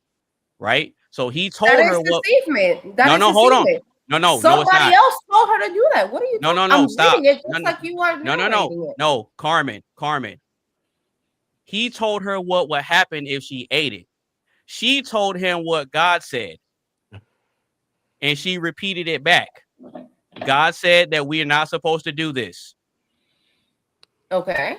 So now that you read it, and Satan said that that's not what's gonna happen, and she was deceived. No, she wasn't. Look, I got it right here. Oh my God. Okay. Let's see. So, Are you retarded? No. Hold on. Let's keep reading. And when the woman saw that the tree was good for food, and that it was pleasant to the eyes, a tree to be desired to make one wise, she took of the fruit thereof and did eat, and gave also unto her husband with her, and he did eat. So the serpent told her what would happen if she ate it, and she got curious about it. So you don't think because the serpent No, told that her is that not what what was going to happened. happen, but what visually was presented to her, you don't think that's deceivement? No. Why? Okay. Because hold on. of the words that were No. spoken, but even though what was presented to you was deceivement, we are about to get into a whole This different is the conversation if we're about to do definition that. of men Okay. running from accountability. That's what I'm saying. I'm This like, is the definition No, of it's not. men running from accountability. No, Okay. it's not. Right here. It's not. No, In it's real not. It's not. time. In No, real it's not. time. No, In No, it's real not. time. Athena, No, it's not. Athena, he said that it's not, and he It's just said not. it 3 times. It's It's not. not. In real time. Okay. So Look, if because I told you no. earlier. I told Okay, you go ahead. earlier that Eve understood what God said, and when she had a conversation with the Where serpent. did it say that she understood what God said? Okay, cool. Let me scroll back up then. It says right here. Now this is the beginning of chapter 3. Now the serpent was more subtle than any beast of the field which the Lord had made. More subtle. What does that mean? Hold on. Stop. What does that mean? Stop ignoring Athena, things. Athena, What does Athena, that mean? More subtle than any other. What does that mean? Okay. Yeah, what does it mean? What does it He's mean? What does it mean? deceptive. Look, He subtle means not easily to be detected. That's what subtle means. Exactly. Yeah, Now, yeah. Hold on. That doesn't disprove what it literally says right here. Okay, no, because I know what you're doing. Stop reading No. the scripture. We already seen it. You already read it. I know what you're doing. Nope. I'm gonna read. Run from the truth. He don't want you to go because through what it. he's saying. Because what he's saying, and I'm taking it to the extreme. Go ahead and say no. Do you want to read another scripture? Go ahead. I'm gonna keep reading it. I'm gonna Okay, keep reading go it. ahead, keep reading it. So the serpent approached her, and he said unto the woman, did God say that you're not supposed to eat of the tree of the garden? And the woman said unto the serpent, we may eat of the fruit of the trees of the garden, but of the fruit of the tree which is in the midst of the garden, God said, ye shall not eat of it. Neither shall ye touch Her it. husband said, don't eat of the fruit. I know that. I just eat whatever the fuck I want. I'm not denying that. So like, were they like naked? Never like told apples, Eve. No. At least God gave us apples. Wait, hold on. At least God gave us Wait. apples. Mark, stop trying to make Wait. Athena. Athena. So, but I just read that the woman said what God said. It literally says it, and the woman said unto the serpent, what God said, because Adam told her that shit, and Adam was watching her. Continue on. Where does it say that? It says that Adam. It doesn't say that. Yes, it fucking He's describing does. it. He's describing it. No, it doesn't. Yes, it does. He's describing it. Did you not read that Adam said this? He's describing it. So how is he describing it without seeing it? This is before. I'm talking about that Eve didn't get deceived. But this is That was my argument. That was my argument. Okay, well, that's your argument. That's your argument. And because this is the thing. The instruction was given to Adam. Yes. The instruction was given to Adam. Then Adam relayed the instruction to Eve, which is why there's context. Hold on. No. See, look, I got it right here. I got it right here. Y'all don't want to listen. And I see it. I got it right here. Y'all don't want to listen. No. Y'all told me I was wrong, and I pulled it up, and it confirms word for word what I said. We're telling you that you're leaving context out of it. Well, I'm reading it, and y'all are cutting me off. No, we heard you read it, and the argument that you're making, it's. You think he's moving the goalpost? No, I'm not. I don't think. No, he's not. He's not. I can't be moving the goalpost because this is the initial argument. When I said it multiple times, no, Correct. she didn't get deceived. No, she didn't get deceived. No, and I'm pulling it up right here. We did say that she did get deceived. That's bullshit because I said all she didn't. throughout the Bible it says that Eve was deceived. So you're wrong. Well, I got it right here. Okay, she wasn't. I don't care about what that says. All throughout the Bible, it says that Eve was deceived, and even in your scripture, It says and I'm trying to argue the fact that AB was bringing up the fact, the scripture, we see it. It is in writing. Okay, we see it. No, y'all see it. Nope, y'all said I was wrong. Y'all said I was wrong. No, nobody said that you were wrong. Y'all said I was This wrong. is exactly why men should not be trying to interpret the Bible on their own without a priest. Because Carmen, I'm sorry, Carmen, you have had priests tell you this stuff, right? Yeah. You're Catholic, right? Yeah. So you follow the same teachings of the church. I'm sorry, anonymous based. You're trying to do it on your own, and you're just humiliating yourself because, I don't think he is. I don't think he is. No, I'm not. Let's not do that. I don't think he is. No, I'm not. What I think that he's. I don't think. No, what I think. Let me speak. What I think is. I literally pulled it up right here. I literally pulled it up right here. We see it, anonymous, but don't pretend you can't tell me that the King James version that I pulled up is incorrect. Go ahead. I'm trying to, but nobody lets me speak. AB, go ahead. I didn't say that you were, but that doesn't mean that Athena is wrong in saying that Eve was deceived. What you're doing is, yes, you're reading the words that we all see, but you're manipulating the perspective. Nope. And what I was going to say, you are manipulating the perspective because that is the same. Nope. It is. Nope. It is. Nope. Yep. Nope. It is the same. Okay. It is, no. Let me finish. Pull up some proof that shows I'm wrong.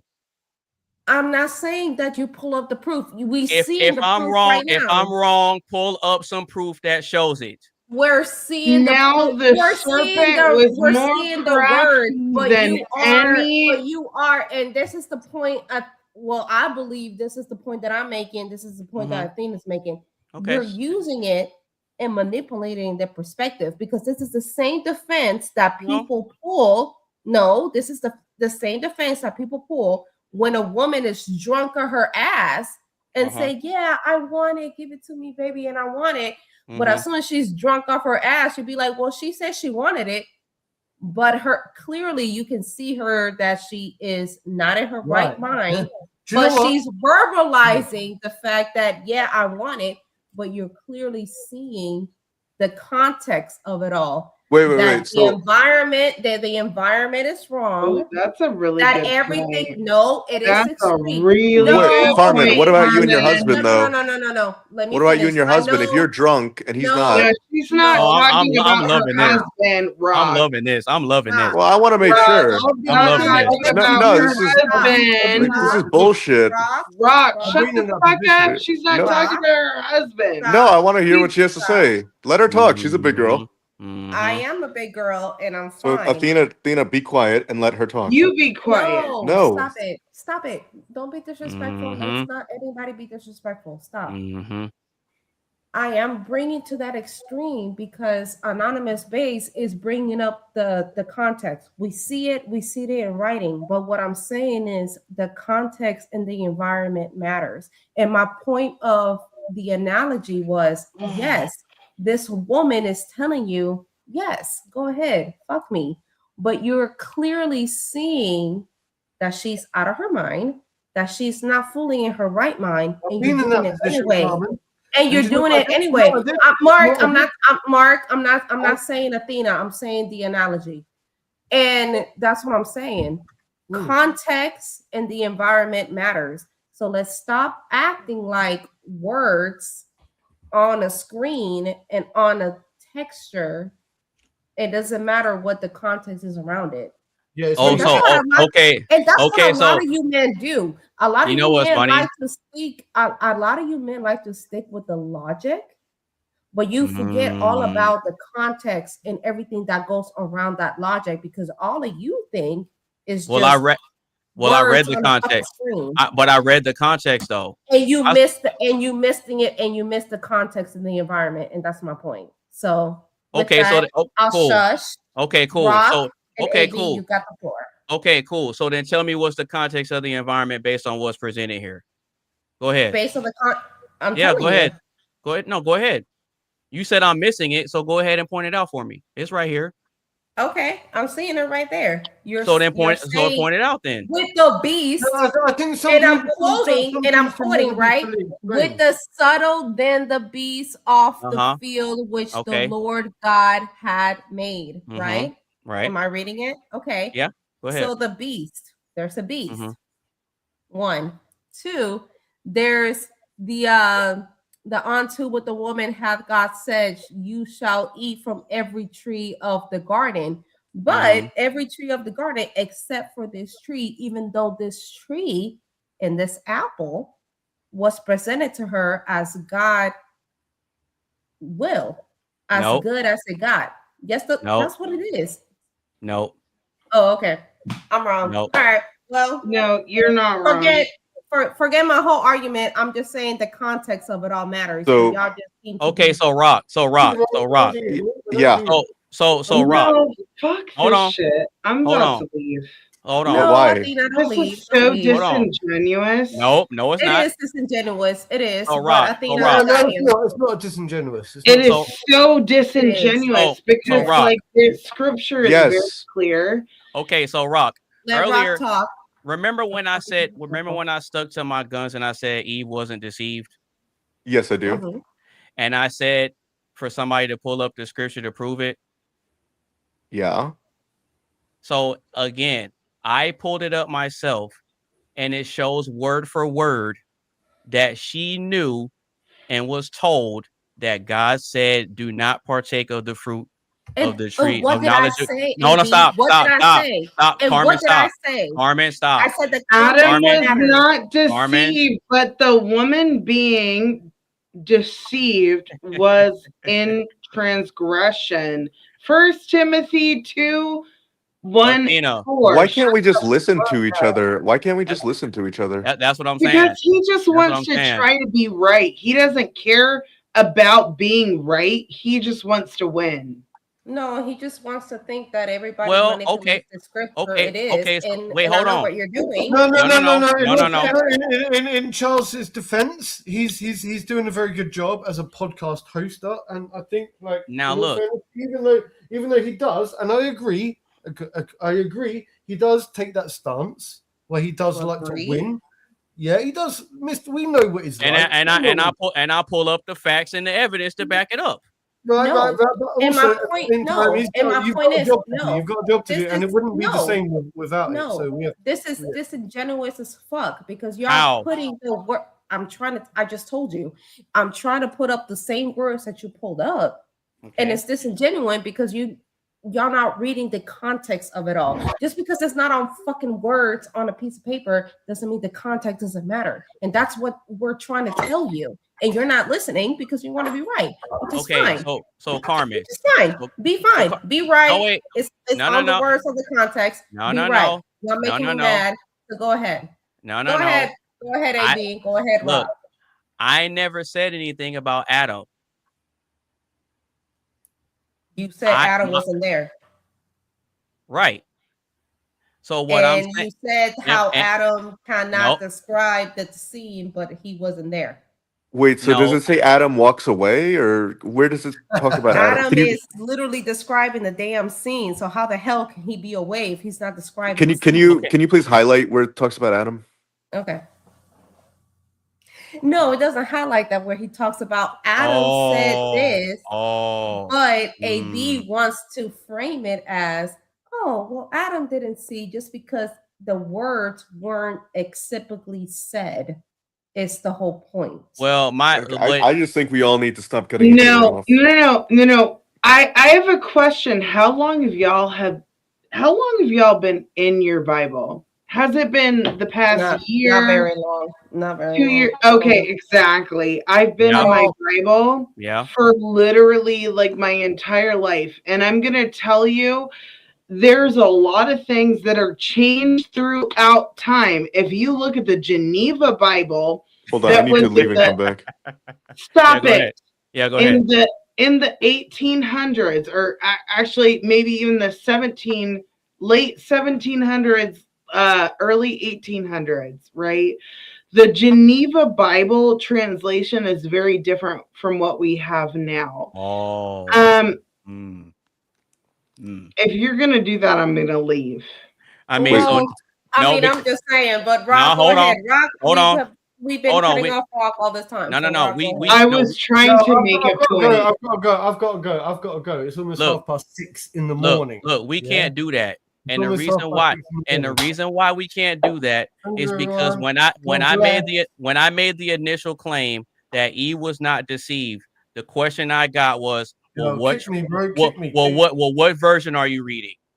That was the question. Well, what version are you reading? And that's very fucking important. Okay, cool. I agree with you. That's fair. So what I did was I pulled up the King James version. King James version is it wrong? Is it altered? Yes. Is it altered? It's not wrong, Athena. You're biting It's into not what all you're saying. wrong. It's not all wrong, but they just want it.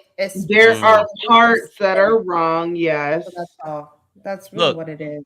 Look, all I'm highlighting because I'm not taking accountability from Adam at all. Of course you're not, because men can't take accountability. Bro, how do I leave this? Men can claim that women can't take accountability. Do you want to know why women can't take accountability?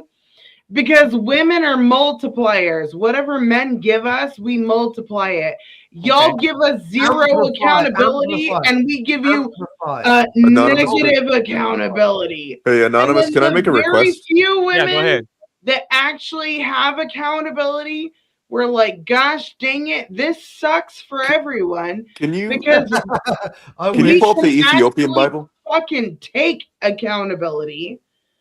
And the majority of Western men can't take it to save their goddamn life. But we're expected to do so. I hate it when people leave. It keeps fucking up my Oh mind. yeah, but we're the weaker vessel. We're the easily deceived ones. Oh, but we have to take more accountability. This is the contradiction in the red pill bullshit. We're supposed to be quiet. Okay, and that be in our you're right, femininity. That's what This is the contradiction in the red pill bullshit. Because we're supposed to be quiet. All right, everyone. Good night. Okay. Good night. Good Night, night. Good night, Mark. Good night, Mark.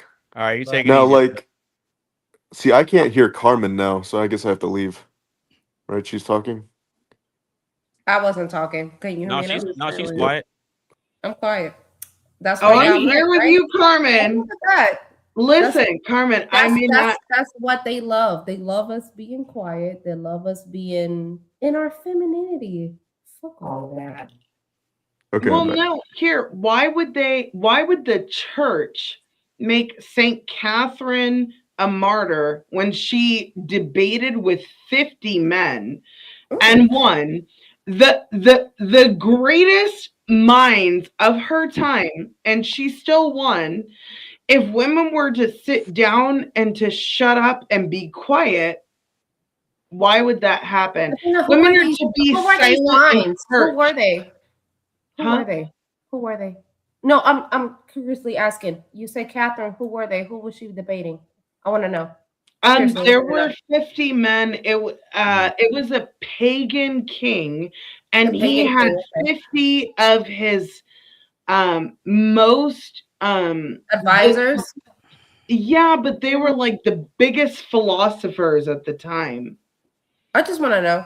Well, if they were pagan philosophers, then I'm not shocked that she beat them. Of course. Yeah, I'm not shocked by that. Can I That's what I'm saying. If they're pagans, then yeah, I'm not shocked by that. But No, I'm okay. looking it I'm up. not That's what I saying wanna know. you're saying this, anonymous face, but a lot of red pill men are like, women should shut up and be quiet and never say anything.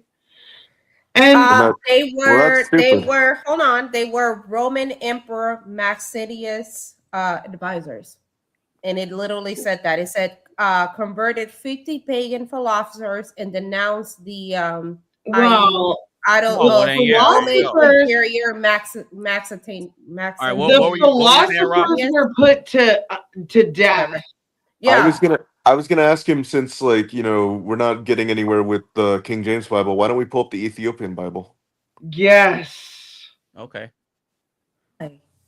That's all I was gonna say.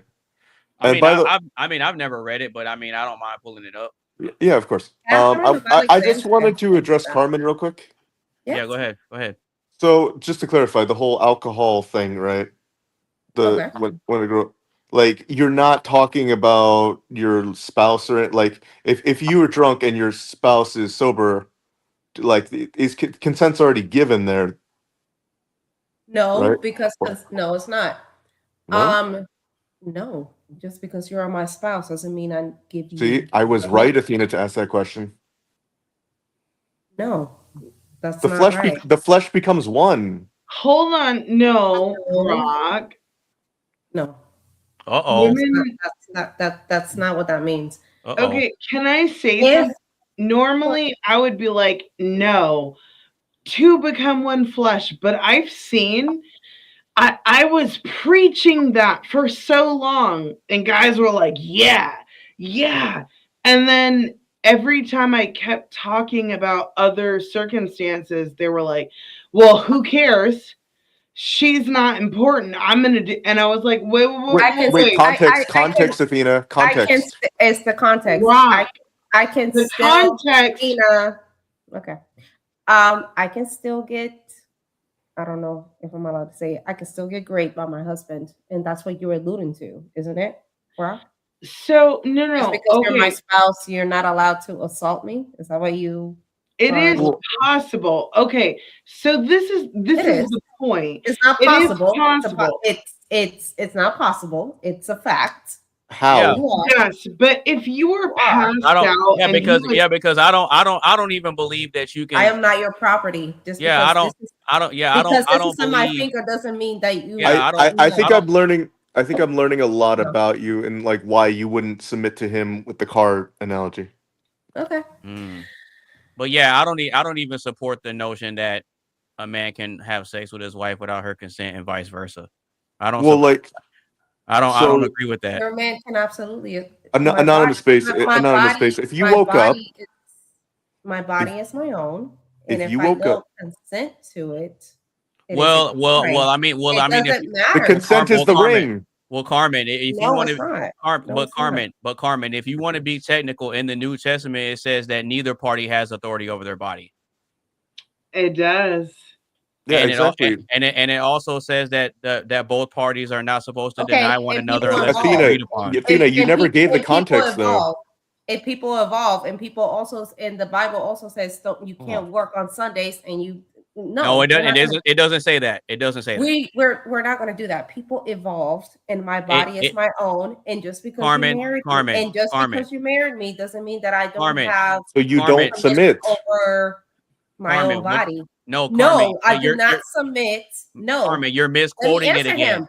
You're No, misquoting. He's not I'm wrong. not misquoting anything. It doesn't He say that you asked can't me work if- on Sunday. No, do you want to know why she's not misquoting? Because because the apparently, Bible, just because I have somebody else's last name gives them the permission to do anything to me. My Right, body and- is my and own, you can do that anything includes to my them. husband. No, I cannot. I cannot rape a man. A man can rape me. I cannot rape a man. Well, wait. Well, I you mean- don't believe women can take advantage of men? That happens too. well, That typically that happens, Carmen. It does not. in age, Cardi age B was doing it. differences. Cardi B was doing it. She was drugging them because she drugged them and robbed them. No, hold on. She's on video saying that guys wanted to hook up with her, and she would tell them, "Oh, you want to come smash me? Okay, come on." And she said that she would drug them and have them robbed and have a transgender person go and rape them. And she didn't rape them, did she? But you were setting them up to get taken advantage of. Yeah, which in a way is worse. And you bragged hold about it. No, hold on. No, hold She on. still didn't rape them though. Hold on. I'm not. If we're arguing technicalities, you didn't Carmen, rape them. Carmen, you're not right. You're not right. Okay. But here's the thing: the wages of sin is death. In the same way that women have to experience the trauma of going out and being promiscuous, men need to also. If they go out and they experience a trans woman, woman. Right. But sorry, that sucks just as bad as it sucks when we have been friends with a man for a year and then we're hanging out and we say no sex, and then he says, oh, the fact that you are in private with me means that you're not a good woman. And because you're not a good woman, that means you can't be raped. So anything I do to you is not rape. And if Yeah, I you don't know say about all I'm that. lying, if you say I'm lying, you're fucking disingenuous, because I've literally experienced this multiple times when I was going to hang out with a guy for Well, fun. Alina, I'm sorry to tell you this, but I can be standing naked on the goddamn street. That does not mean you get to do whatever you want to me. And I didn't say it does. If I but say there's if a lot I of men who say think no, that it does. then it's no. No, And I don't Yes, care. but you're not wrong. Carmen, don't You're walk not in shark-infested wrong. I'm not waters. Do saying not that walk you're in wrong. shark-infested care waters. I'm Hey, but saying hold on, hold on, hold on. The answer is no. Carmen, Wait, hold on. Carmen, I'm Listen, saying I I understand said where both of y'all are coming from. no. I understand where both of y'all are coming from. Carmen is right in her perspective, and Athena is also right in her perspective. I get it. So what Athena is saying is that just because a woman appears to be in a vulnerable state doesn't mean it's okay to take advantage of her. But at the same time, what Carmen and what Rock is saying is that just because it's not socially acceptable for a person to take advantage of you, don't go parading yourself out there like a piece of meat to be There you preyed go. upon. To be preyed upon. So It shouldn't matter. That's Well, It well, does I mean, matter though. no. It's reality. Hold on. But if you've been friends with someone for 6 months to a year, I don't and care. you're like, oh, let's go watch a movie together. No. The answer is no. That is the same defense people use in court. The answer is No. Let's say you say no. Let's say you say no and he doesn't take no for an answer. What happens then? And that is the exact time it becomes a crime. No. Exactly. Right, but he's still gonna commit the crime. That's my point. And that's the whole point. The whole point of it all, it doesn't matter if you're my spouse. It doesn't matter if I'm your friend. It does matter. Okay, that does matter. It does not. Yes, it does not. And this is Yes, it why does. I tell you it does not. The moment that I say no, and I don't care if I'm naked in the street right now, if I say no and you still continue to do it and everybody else said it was a crime, well, he's going to do it anyway. Yeah, he's going to do it anyway. Yeah, and there's a consequence for it. And there's a consequence. There's a and consequence it's a crime. for it. And it's a crime. there's a consequence. Yeah, there's a consequences. The consequences he gets deported. It doesn't matter. No. Do you want to know why I agree with you, Carmen? Why? I've had too many times where men didn't take no for an answer, and I had to fight for And my that's life. a crime. And that's it's a crime. Fight for my life. Nobody's saying it's not a crime. For my life. Rock, don't do that. It's a crime. Nobody's saying it's not a fucking crime. But you know what's But men excuse that shit. No, Athena's talking about random yes, men. They fucking do. And Men you're saying excuse that Athena's shit. talking about rape and men, and you're saying that because the rape happened from my husband, then that's not a crime. That's a crime. I don't care if you're my spouse or not. Well, this does not matter. No, You gave the ring is your consent. No. If I said no, regardless if I'm under the influence or not, the answer is no. And it shouldn't matter. It doesn't matter if you're my husband or not. The you ring are is your committing a consent. crime because I think all men, if a woman says no, walk away. So what if he says no? What if he says no and you continue? Well, no, AB agrees, but Rock is Hold the on. one that's arguing. So go ahead. Hold on. What if he says no and then you continue? Well, it's a double standard. Yeah, because you said women can't rape men, right? So It's a double Correct. standard. I never If I said no, then if you It's a said double no standard. and I continue, I never said that there's women nothing. can't rape it. It wasn't addressed to you, Athena. It was Oh, addressed okay, to me sorry. because I said women can rape men. It wouldn't be a rape. It's a double standard. What would it be then if not rape? It's a double standard. Are men and women equal? We're not equal. No. That's why there's double standards. I cannot Exactly. rape you. Thank you. I cannot rape you if you're not hard, honey. So if Wait, you're not wait, hold on. Carmen, there's no penetration. And I don't know if I'm allowed to say that there's this new device that women can put in their hoo-has. Women can put this new device in their hoo-ha. So if they say no and a guy continues, there's barbs on it and it attaches to their peen. And if they pull out, the device comes out, they have to go to a hospital. So it's like the movie. So it's like the movie Teeth. Yeah, it's like the they used to do that in the medieval I times. cannot rape you if you're not hard. So No, if but it's Carmen, and it's soft, there is no raping happening. Okay, Carmen. Well, Carmen, wait. If you're talking about an older woman and a younger man, that's not fair. No, Carmen. You can make the same argument with the opposite. Okay, cool. No, but an Carmen. older woman and a younger man, and he gets hard because he's turned on, but he knows he should not. She can still grape him. No, Carmen. Okay. So by your logic, if I'm not erect, then it doesn't count, right? Correct. Okay, so by your logic, if you get wet and I do it to you, it doesn't count. It does count. No, but you're aroused. No. What if a rapist doesn't ever get hard because he's impotent and he can't, but he uses other devices To sodomize her. to do things? Is that so great? Just like a man can, just like sodomy can happen to a man too. No. Yeah. It's different because you are entering somebody's body part without right, and their that's consent. and that's same Regardless thing can happen to a of man. What it happens with, yeah, and if it happens to a man, yes. So Carmen, Hold on. Here's my only issue, Carmen.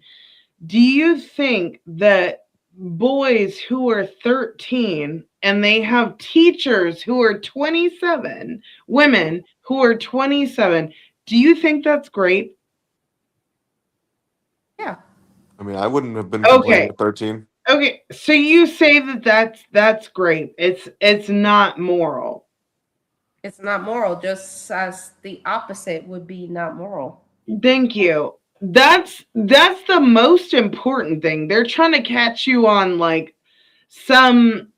No, what they're trying to do is say that because a woman is older and a boy is younger, it makes it some less of a crime, which it does not, because even if the Thank you. Yes. Even if the boy is older and the woman was younger, it would still be the same crime because you are a minor. It's just my only thing. And was, my logic was before that, because I used that analogy, Rock is right. I used that analogy. No, if I say no, it's no. Right. So here's my that's it. No, here's my biggest question then. If you woke up and your husband was deep inside you, would you be upset? Yes. You would be upset with him. Yes. You think that my husband can rape me? I didn't say that. I did. I'm saying no. That's what I'm asking. Hold on. No. If you Athena, stop talking, and Brock, stop talking. You're asking me if I woke up this morning and my husband was inside me and I told him no and I had no idea how he got inside me? Absolutely. That is a crime. I don't care if you're my husband or not. Well, your husband can rape well, why would you tell him no? He's your husband. Hold on. Because I don't want to. Rock, you don't be disingenuous. We've had these conversations. Rock is being Rock and Rock is being a heel. Your husband, your spouse can rape you. Carmen, we've had these discussions. He's just trying to get a rise out of me, and I'm not allowing him to. No. Here's the thing. If no, that's just kind of wild. That's just kind of wild. For me personally, no. For me personally, if I woke up to my husband just like, I would be like, oh, fun time. Like that would be me. But if you said no, hold on, no. I don't want to hear shit from the men. Okay. One of my best friends, who's also an anti-feminist, she feels the same way. And I think that we need to have the conversation beforehand. So for me, I agree with that. For me, if you want to have a fun time, I'm gonna wake up very happy if you do it. Okay, but for Carmen, she says no. You cannot do that. I have a headache. Hey, look, Athena, as much as I'm with you on what the Bible says, jerk off. Look, that's as much choice. As much as I'm with you, for some pussy. Look. As much as I'm with you and rock about what the Bible says, I got to side with Carmen. I said no. You're okay with your husband cheating? Yeah. If I said no, go ahead. And that's if the answer is no, I have a headache. And that's the workaround. That's the workaround. I have a headache. I don't feel like it. Wait. So then that right there is so are you going to divorce him or? You do not get to violate me, and I don't care what state of mind I'm in. The answer is no. It doesn't matter. But then if he goes and gets it elsewhere, are you going to divorce him then? Sure. No, I'm not. Okay, I said no. Boom. There you go. Jerk off. That's the workaround. Jerk off when it's not a crime. You can either be a good husband and be like, "Hey, my wife doesn't feel like it. I'm gonna jerk off." That's what regular people do. I'm not saying that. I'm saying, or you could jerk off. No, but Carmen. I mean, that's the other option. I mean, that's the caveat. Carmen. That's the caveat. No, but Carmen, you could get Carmen. I mean, Carmen. If that's okay, so if the man decides that he doesn't feel like working and paying the bills, then what? Then you go off and pay your bill. No, but no. Listen, because if we're sticking to what the roles are supposed to be. Yeah, and he's doing what he's supposed to do. Okay. Because the Bible says that the man is supposed to be the provider for the members of his household. Okay. Right. And so if he's doing that, and if the ideal standard for marriage is for there to be monogamy, and the man is fighting against his flesh to remain monogamous to his wife. Why would you then make it different? What logical sense would it then make for you to tell him no? It makes a lot of logical sense. If I said no. Okay, but then. Okay, well, let me answer. You over here doing the whole monologue. Can I answer? Well, because I'm with you when you. I'm with you. I'm with you. Everybody's doing a damn monologue. Listen, I'm with you. No. Okay, I'm with you on the no means no. I'm with you on that. And he's doing everything that he can possibly be. And then in the minute I say no, all of that goes out the window, right? What do you mean? Can we let AB finish? What do you mean? Because I'm saying I agree with you. AB just finished. AB just said that if he's doing everything and he decides to not pay the bills one day, what does that mean? Is that not what your question is? Well, I'm not doing my job. And my job is to lay down when you tell me to? Exactly. No. Not whenever you say, just like I don't have to pay the bills just because you say so. Correct. Ooh, don't pay the bills. Then don't pay them. So look, we have the mutual respect and the understanding, but this is the problem. The man is expected to be 100% in his role and not complain and take a day off from it. But with the woman, and what I'm saying is you cannot pay the bills whenever you feel you're good and ready, honey. You can do that. You cannot pay your bills. Okay. Then the bills will not just be paid. Right. And the man won't just get laid. Correct. See how that works? So in other words, you got to get paid to get laid. You see how that works? You don't care if a guy, your man, is fucking another woman. Am I correct? And that is the fact that you gotta. Do you care if your man fucks another woman? I do not. She already said she didn't. Wait. So Carmen, question. Is it okay? You Is it really okay? don't care?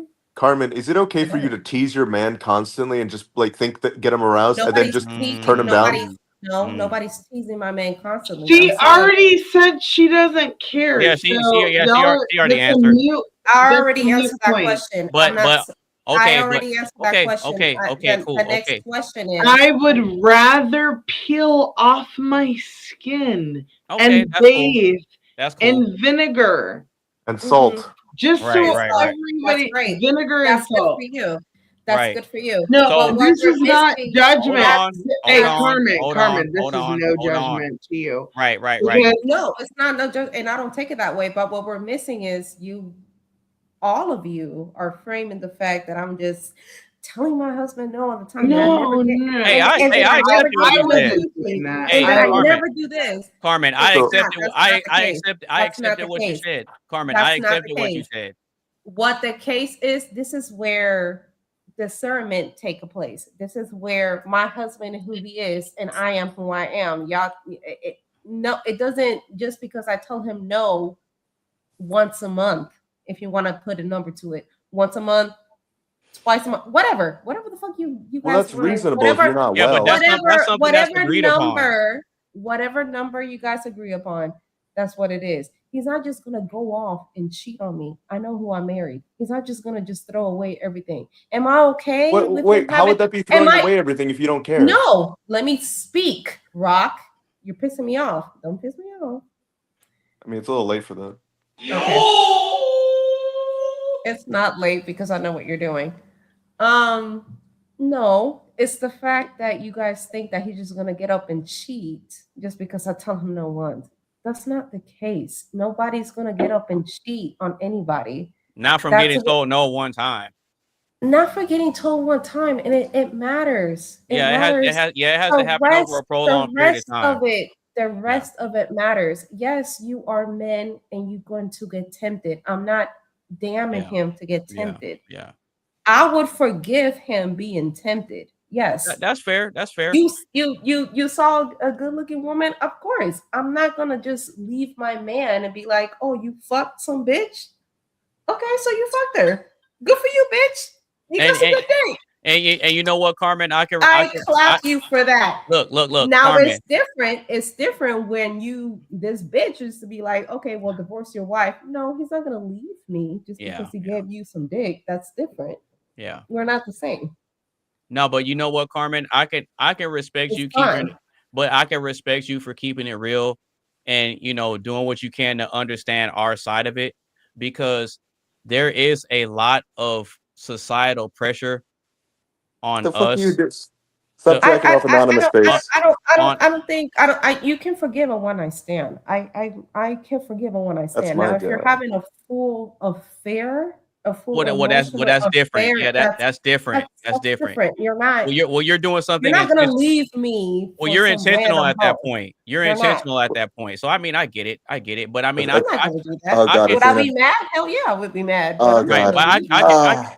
I can respect your perspective and where you're coming from. All I'm saying is that there's a huge amount of societal pressure on men to be able to contain their urges, while at the same time, the amount of temptation, like the temptation isn't being put under control. It's only the person being tempted that's expected to practice I control. disagree. I think that's very unfortunate. I'm sorry, Rock. I cut you off. Go ahead. I've been cutting you off all night. You get what I'm saying though, right? No, you're I fine. get what you're saying. Yeah, you I get what I'm saying. So I understand our role to practice, temperance and not just try to chase everything down. I understand that part. But on the flip side, in order to help make stop it. In order to Athena. help make society better, we also need to put pressure on women to not try to tempt men and to try to tempt men in the first place. Athena, That's what are you trying to do? that's Are my you trying to jerk me off? Athena's doing something. Mhm. But yeah, Are you let me go ahead and get ready to wrap this up. So I'm gonna go ahead and introduce next week's topic. Oh. And yeah, next week's topic is ego death and personal growth. Oh, so Oh, we're hell. so we're gonna continue the we're gonna continue the psychology conversations because Well, I'm not coming back next week because hell, you'd be damn near telling me about my ego. there you go. There it is. There it is. You'll be back. You'll be all right. you're not that bad. Honestly, like you might flaunt it a little bit, but like Carmen, I tease Athena. no, Carmen, like you want to do better than everything. Like you're actually a good woman. When she wants to be. Yeah, I'll only say when she wants to. I'll say when she wants to be. When I want when to she be. wants. Yeah, like Yep. I don't know. I still think she should get in the car when told. And All right. and leave you to your destiny. No, I'm not gonna do that. Okay. How is All that? Well, what isn't that where the whole term comes from? Ride or die? Bitch, I'm here ride or die. What are you talking about? I can just leave you. You're a woman. What do you expect it to do? Are All we right. leaving? All right. Die with you? Okay. So be sure to tune in to next week's topic, Psychology Unlocked, Ego Death, and Personal Growth. We're going to be going live May 9th around 4 p.m. Central Standard Time. All right. And So I'm going live on TikTok right after this. all right. So with that being said, Not we're gonna go ahead. alive. So we're gonna go ahead and wrap up the show. Give final thoughts, final shout outs, and then we're gonna get out of here. All right. Athena, last thoughts on the show. Did you hate it? You Did you love it? know, How was it for you? honestly, And make it brief. I'm gonna make it brief. Okay. The very beginning of my day, I got shit on by a chicken, and then I cleaned the house, and then I came home, and there was part of my fence that was torn down, and it had thorns and everything down, and I still fixed it. And then I had a rooster that was dying, and a dog that was not healthy, and I had to bring all of them up to health. And I have literal scars and shit, and I was eaten alive by ants. Like, I'm not all about women's rights. I'm not because women are the weaker vessel, but here's my message to men. You tell those men. If you're a bigger bitch than me, do better. Do better, because I'm a boss ass bitch, and it's not because I'm a boss ass bitch. Like, no, like I fucking do what I need to do. So if you're a man, like, do better, please. Like, I don't want us peace. women are. I want problems always. Bitch, Athena said that I can she can kill a chicken and cook it that night. Athena, can you kill a chicken? Literally, like, No. She has to let it sit in the fridge for 24 hours. Yeah, you have to let it sit in the fridge for 24 to 48 hours. I saw my mama do that. I saw my mom kill a chicken. Like, literally, she twisted her neck and killed it and be like, here, cook it. Can you do that? Yeah, I do it with goats and sheep. Like, I'm telling you, like, I just got a hard on for Athena. Oh my god. Sometimes she really gets my goat. Bro, I just got a hard on for Athena. You can kill the chicken and just be like, yeah, bitch. You can kill my chicken. Oh my god. Okay, never mind. Anyway, we're leaving. All right. So last thoughts on the show, Athena. How was it for you? It was fun. It was fantastic, but I wish, instead of just taking my word for it, go to my page, Athena Asteria. Go to my page. Okay. All right, Carmen.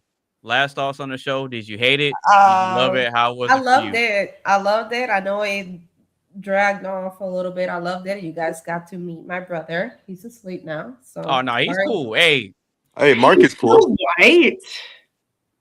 No, her brother was there. Her brother. Yeah, her brother from another mother, Mark. No, her biological brother. That's my brother. Yeah, Mark is your brother. Okay. No, No, not my Mark. brother's Not name is Mark. Marcos. Marcos. He was with me here. He is my brother. You guys Hey. got to meet him, and we got to. Is Hey, he that's- back and forth. circumcised? Hey, that's my dog right there. That's my dog. Y'all get along just fine. He just Yep. messaged me before he went upstairs because he got a call and he fell asleep. Is he- He just messaged me like, "Oh, I like AB." I'm like, "I'll send him your YouTube channel." Yep. Is he circumcised?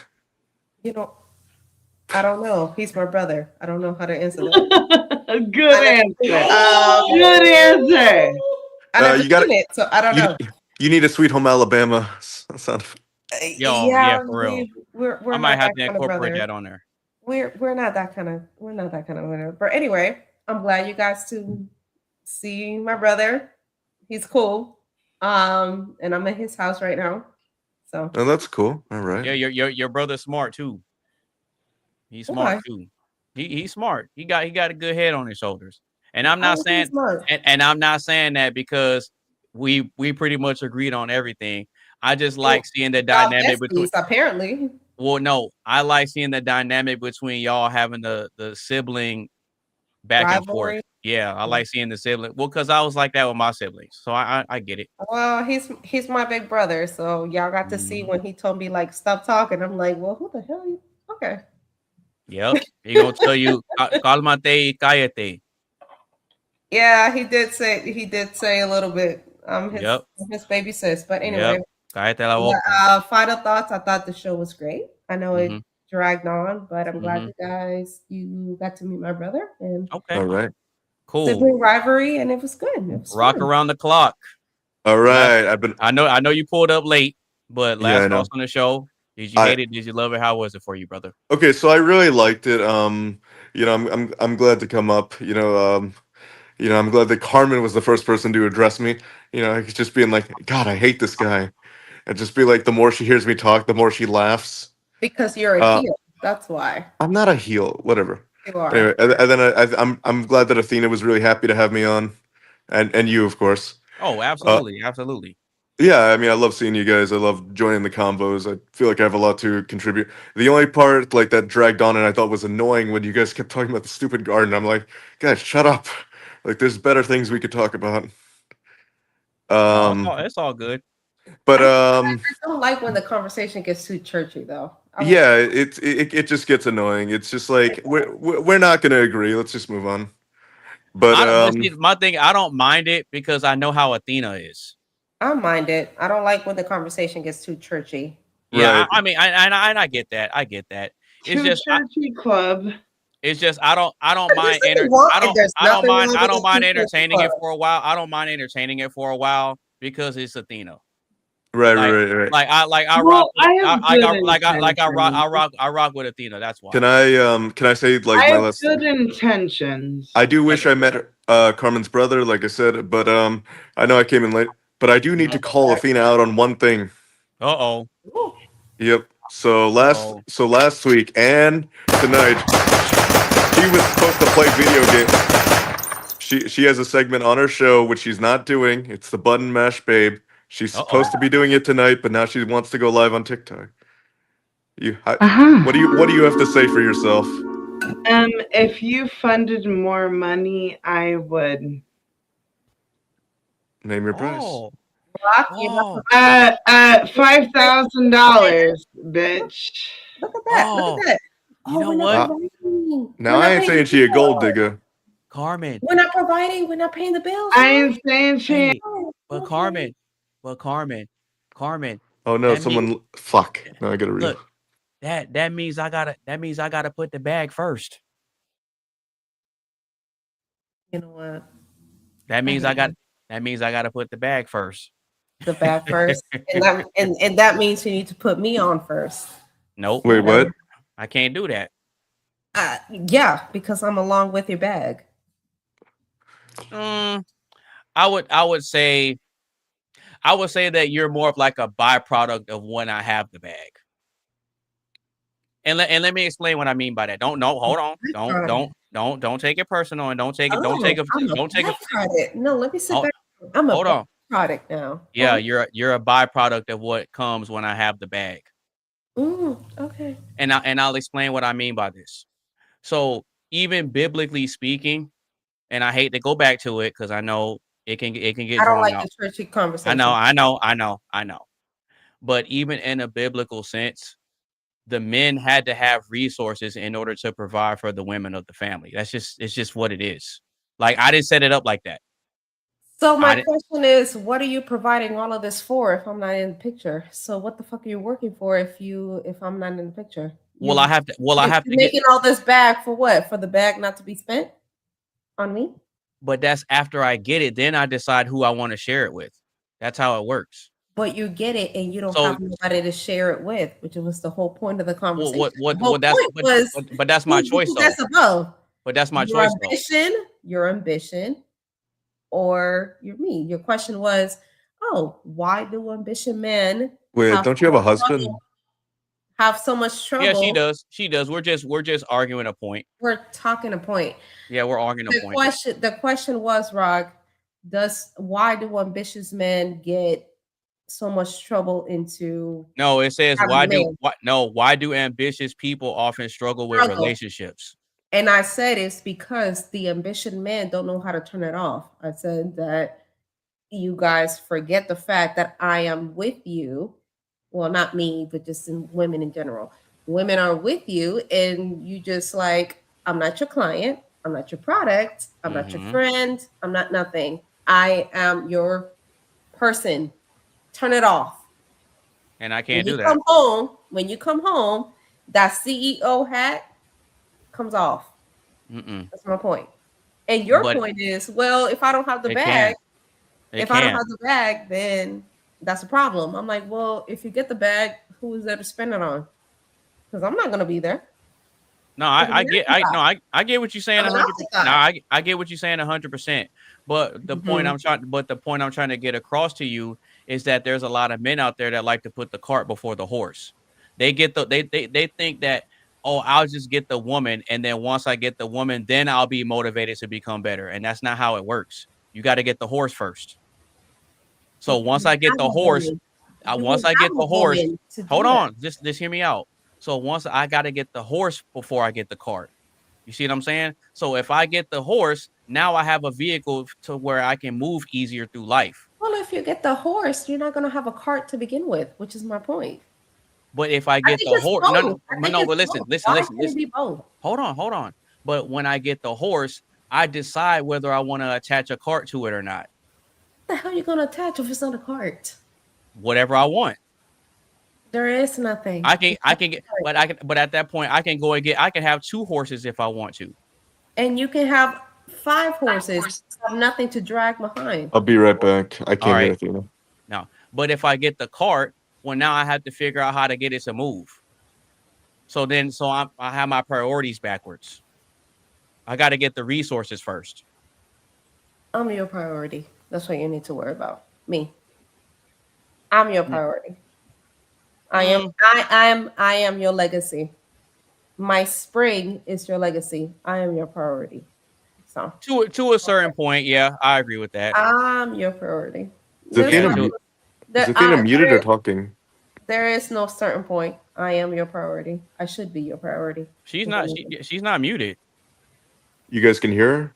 No. I think she's not muted though. The sound. But we can hear you though. Right. Okay. So when you become a priority, is within the confines of the relationship. I should be your priority. But not the top one. That's my point. You're a priority, but not over the resources. You're right. I'm not your top priority. Your top priority should be God. I should come second. And then my resources. No. Well, to be honest with you, it's supposed to be God first, and then I put myself first, and then you. Well, no, and then my resources, and then you. Shit, no, I can't. No, I can't hear Anonymous. No, God should come first. After God is me. You, because I can't do anything without you. And then my purpose. No, that's where we disagree. What does a heel mean, by the way? You keep calling me that. It's a wrestling term. So in wrestling, there's a baby face and there's a heel. And the point of the heel is to get people to hate you, get people to boo you. So that's why I say you're my heel. And I'm your baby face. Because there's good guys and bad guys. But Stop the cap. No, base. I should be your priority. What are you talking? Your priority is me. No. You work because of me. You work to keep me happy. What are you talking about? No. like what this is, and see, and this You don't work to keep me happy? Carmen, this is an Oh issue. my God. Okay, Well, this is okay, an issue. okay. You know what? Let me ask you a question on that. Okay. What does it take to make a woman happy? A good tongue. Wait, no. You said that your happiness should be my priority, right? So Yes. what? So then, what does it take to make a woman happy? A home, resources, and a family. Oh, so that means I got to focus on the house and the resources before you even come into the picture. And a family. But that's after I get the resources in the house first. Thank you. That's a good point. Wait. What about an apartment though? An apartment. Because it's like this, Carmen. If one of my goals in life is to be able to set the foundation to raise and nurture a family and a household, that means I have to prioritize gaining skills, gaining knowledge, gaining understanding, gaining battle scars and scratches, and being out here in the world and trying to find my way. Right. And all of that matters because what is the whole point? You want to have the foundation. No, I got you. I got you. I got you. Legacy. I got you. I am your legacy. You can't have a legacy without me. Hold on. I got you. I got you on that. I'm not saying that it's not a priority at all.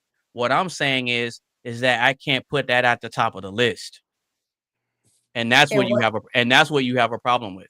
And my problem is I should not be below that list. I am your legacy. That is what you work for. His kids are his legacy. Isn't that the whole point of you being a man? The whole point of you being and building this foundation is to continue your legacy, right? You know what? Legacy is the children. No, but you can't have children without me. So I should be your priority. But watch this though. But watch this though, Carmen. You know what? You're right. But watch this though. But are you my priority if I never pick you in the first place? But there's a reason why you picked me. No. You said that you should be my priority. But will you ever be my priority if I decide that I don't want to pick you, even after I get these resources?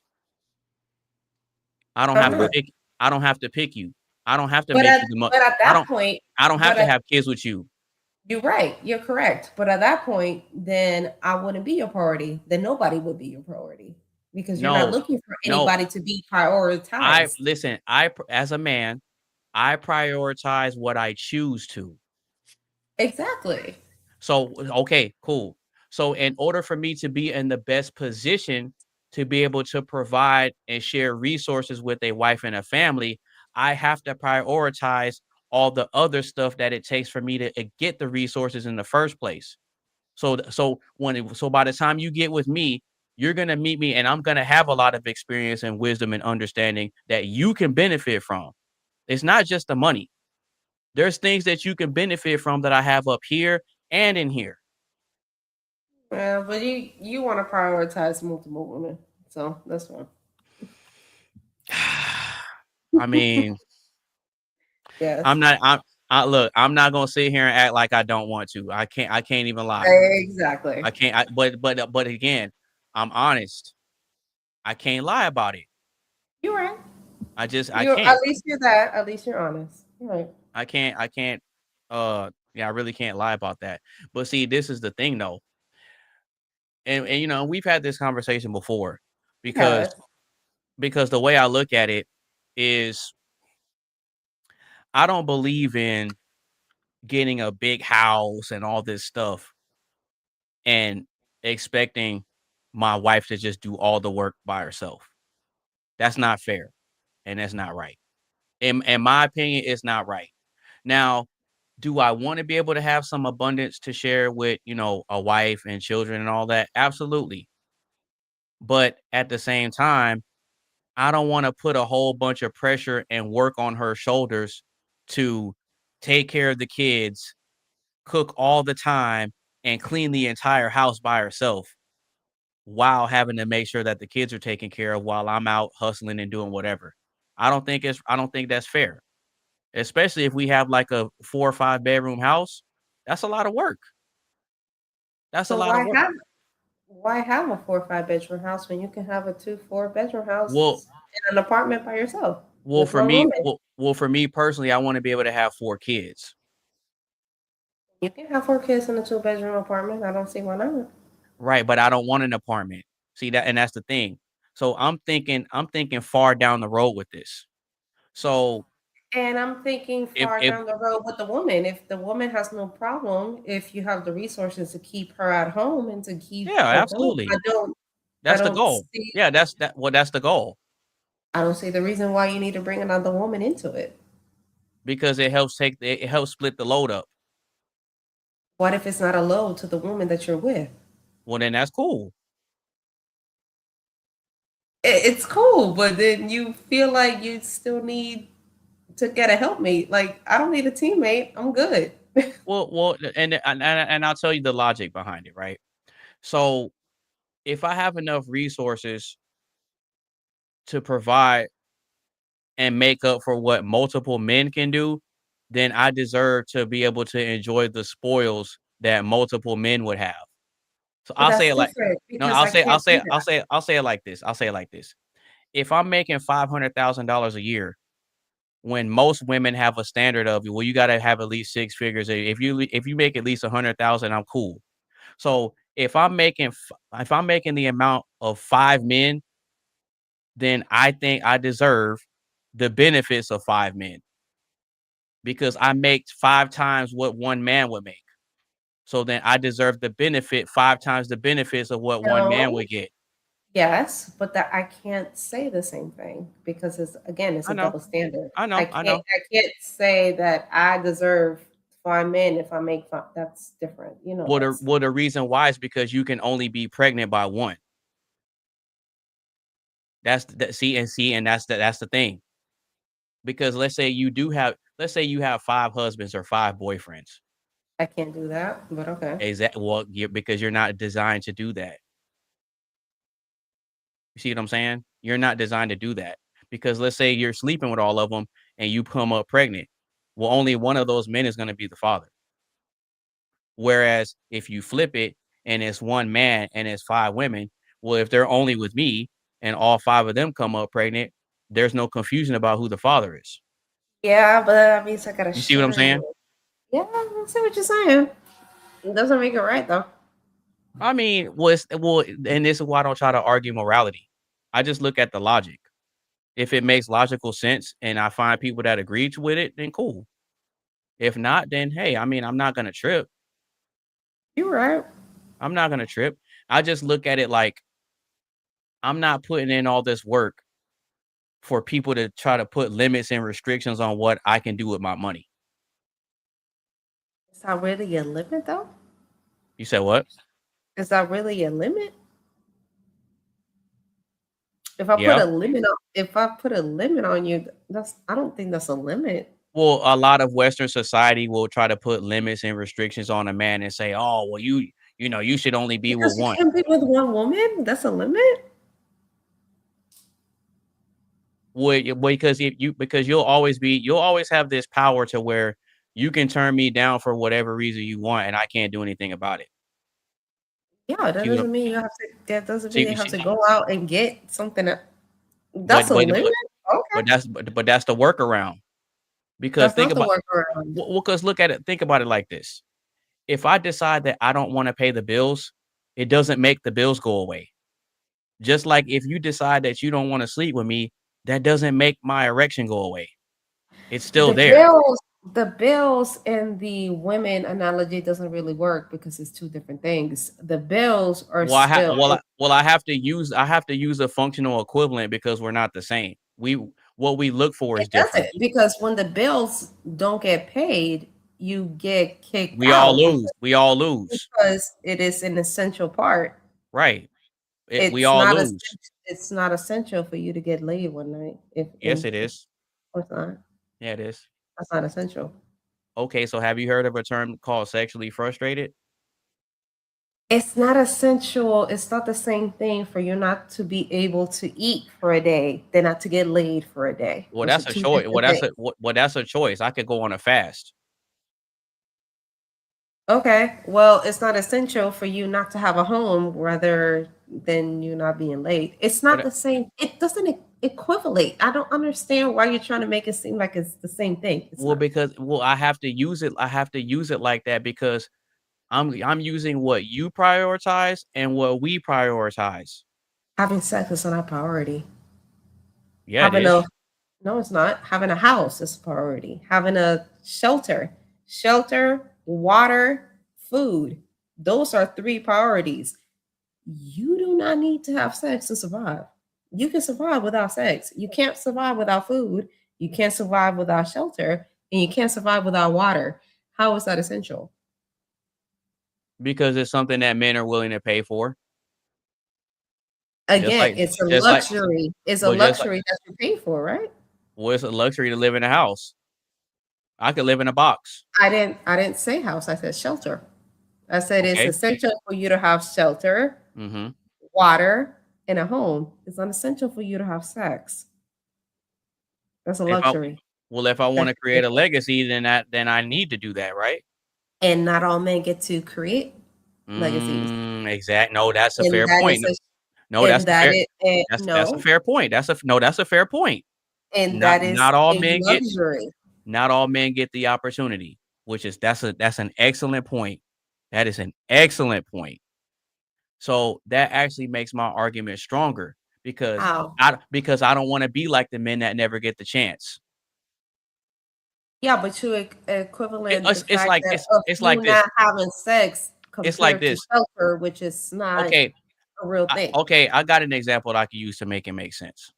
So there's guys out there that have dreams of being in the NBA, but we all know most guys don't make the cut, right? It doesn't matter how much you picture yourself as Michael Jordan or Kobe Bryant or LeBron James, you are not going to make the cut.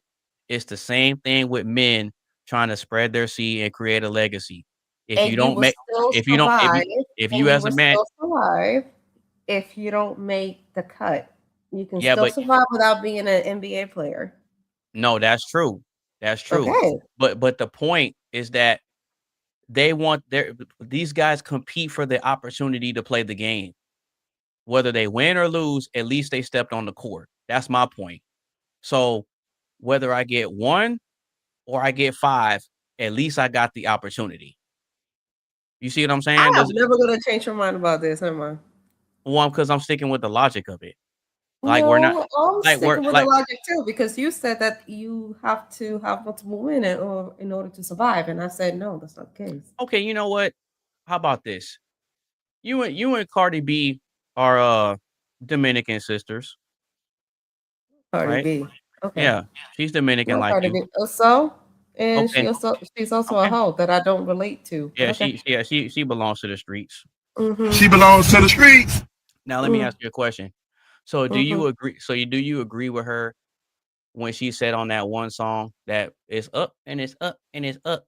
Do you agree with what she said on that song when she said broke boys don't deserve no women or no box? No. You don't agree with her? No, because broke men get it all the time. But okay, so if the broke men are getting it, that means it's a necessity.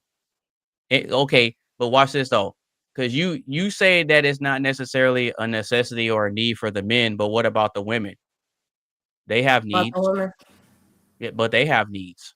Yes, but we're notoriously known to live without, which is exactly why we have nuns. Yeah, we have nuns and priests all the time, and we have monks. Nuns have never, monks. And we have monks. Okay. Those are men. So now what? They don't have to have the desire of the flesh. Yeah, but that's But that's a religious thing. Well, that's why they take the oath to resist the flesh. Yeah, absolutely. But Do to be you no, do you're you right. not take do you not take an oath to resist the flesh of others when you get married to somebody? No, but this is Apparently you don't. hold on. You're right about that. But this is the difference. So when they take that oath, they're not surrounded by people of the opposite gender, though. You see what I'm saying? Like with the men that are monks, they live in solitude. They're away from everything. They live up in the mountains. Okay. So they don't have women there. So they remove any and all forms of the temptation, is my point. And the same thing with the nuns. Now there be some scandals and stuff going on in some of these churches, but that's a whole different, that's a different conversation. So But just because you live out here in the world and you just a walking, talking man, you should be able to have the option to? no, that's not what I'm saying. What I'm saying Oh, is, that is no, what hold you're on. saying. Hold on. No, it's not. Okay. What I'm saying is as a man, if you put in the work to get yourself to that point, I don't think anybody can tell you what you can and can't do. That's all I'm saying. Because hold on, hear me out. Let me ask you a question, and it's going to tie into it. Do you think that the woman is the prize? No, the man is. Okay. I need you to survive. You don't need me to survive. That's just what it is.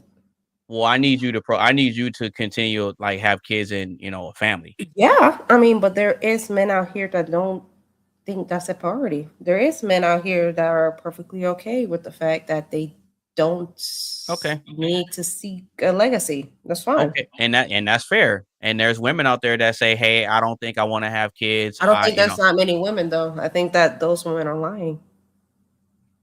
I think that the woman. I think the woman who is not.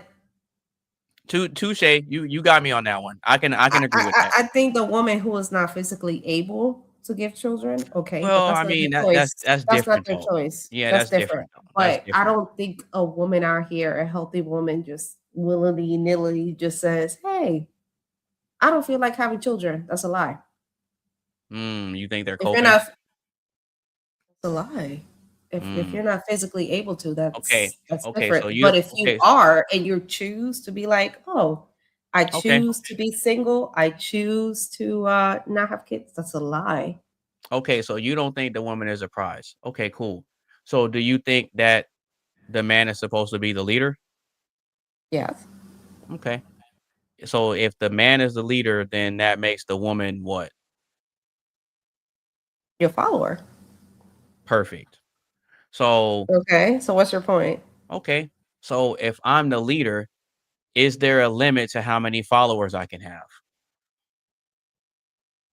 When you ask me to when you ask me to lead with you, yeah, there is. No. I perfectly explained it. If the man is the leader, I asked you, is the man supposed to be the leader? You said yes. And I said, so that makes the woman the what?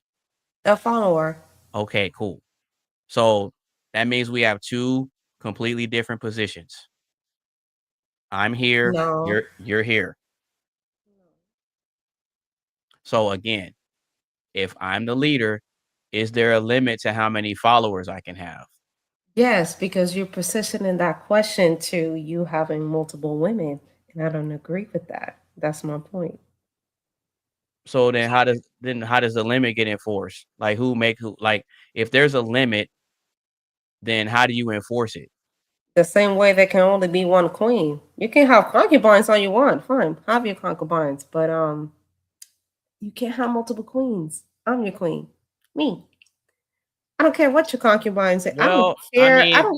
I don't care if your concubines give you 50,000 children. I don't give a damn. My children are going to be legitimate, and that's by law. My children get to have your last name. I don't give a damn what your side chick. There's no law that says you can't have kids out of wedlock. You can, but they're going to be bastards. I mean, yeah, that's true. Okay, then. So that's my point. So my kids are the ones to be legitimate. No. My kids are the ones to be heir. My Right. kids. I Not your get side that. chicks. No, I get it. I get it.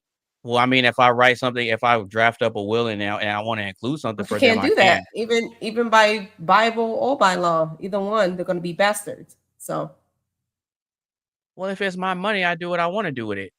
What do and you you mean? can do what you want to do with it. And I didn't say that you can't have your concubines and you can't have your bastards. But you're asking me, Yeah, I asked you, is there a limit to how many followers is I there can a have as a limit? leader? Yeah. There's not, but there's a limit of how many queens you can have. There can only be one, and there's a limit of how many heirs you can have in their mind, and there's a limit with how many kids you can have because all the other kids outside of me that you're gonna have are bastards. That's your limit. It's me.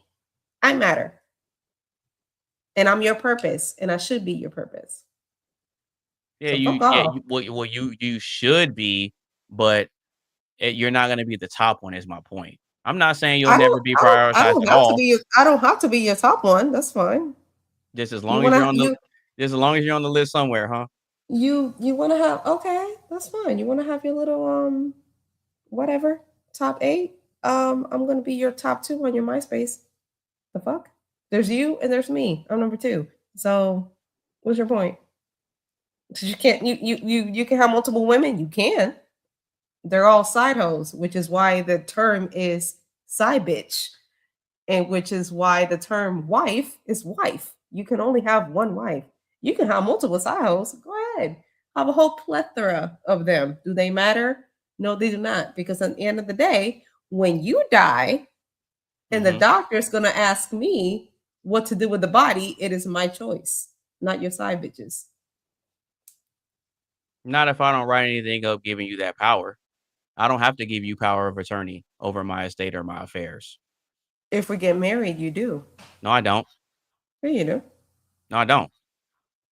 I decide who the I decide who the power of attorney goes to. Even if you have an advance directive, the moment that you marry somebody and becomes your spouse, that is your spouse. What it doesn't come with community, whatever. You can have your house, your land, or whatever. But when it comes to when you die, if it's not your mother, if it's not your parent, it's me. And that's by law. I didn't make those rules. You made them.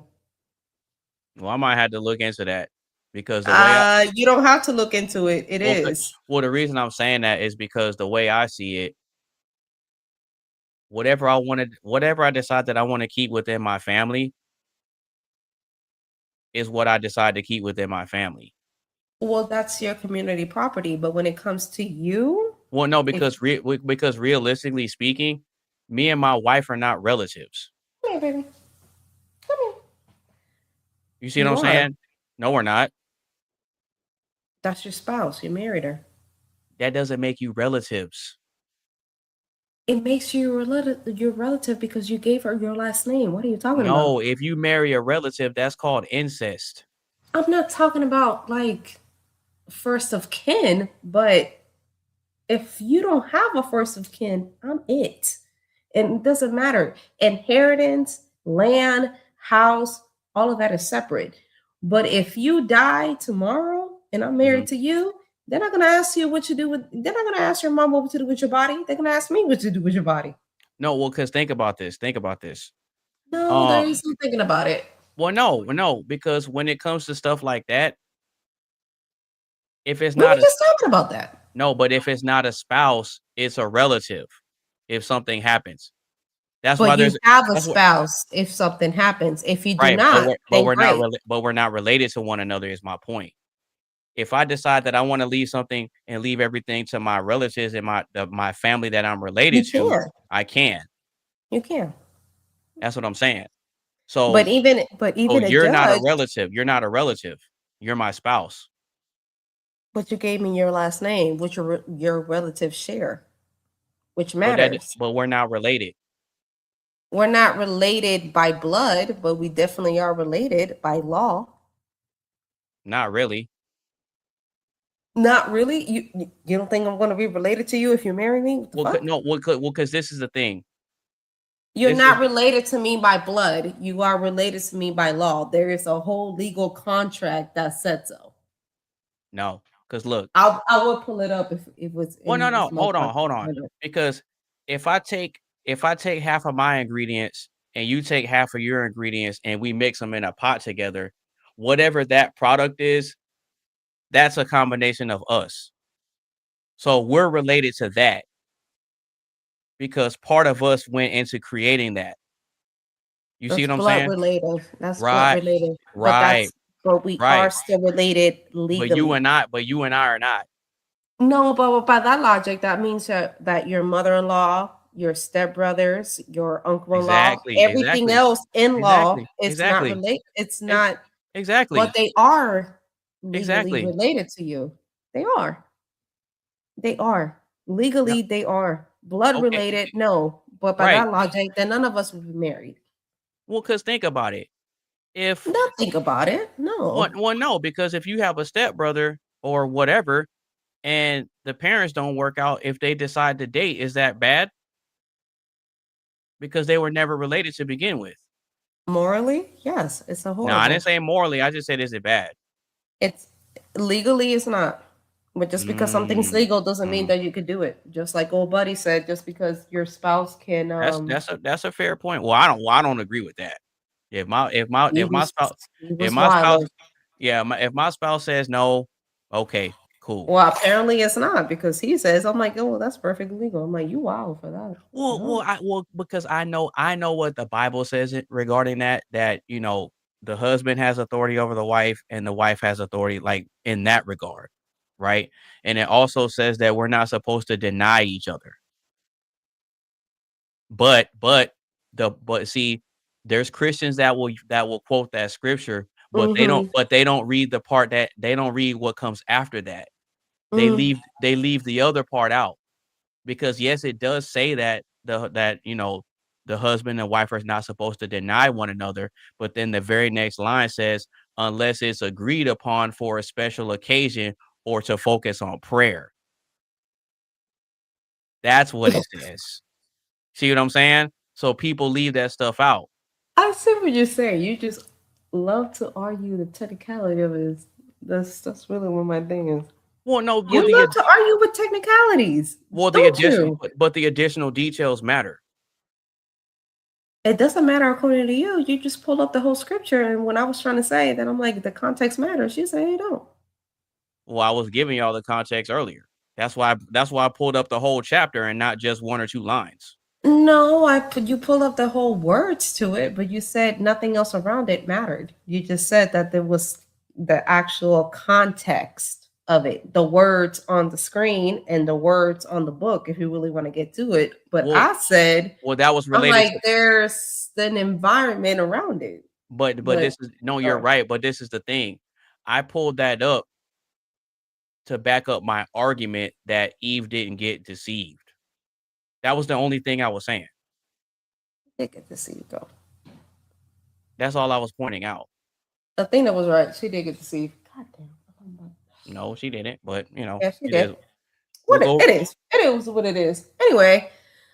But listen though, if that's the case, then why is it that when I was asking for somebody to pull up the proof, no one did it? I had to do it. I had to pull up the proof. Nobody was going to pull up something that wasn't written down. That's the word. You pulled it up. No one's going to debate what is not on the Bible. Of course it is. You just pulled it up. All we were trying to say is, well, me and Athena, your boy Rock and Mark, which surprised the hell out of me. I'm like, wait, what? Okay. Well, the reason that my argument was that she didn't get deceived is because I grew up being told that, and I believed that for the longest time. Until I actually see, because there's a lot of things that I was confused about that I was told that the Bible says, but I didn't actually sit down and crack it open and actually read through and learn and understand the stories myself until I decided to do so. And then I started reading and I'm like, wait a minute, this kind of goes against what I was told.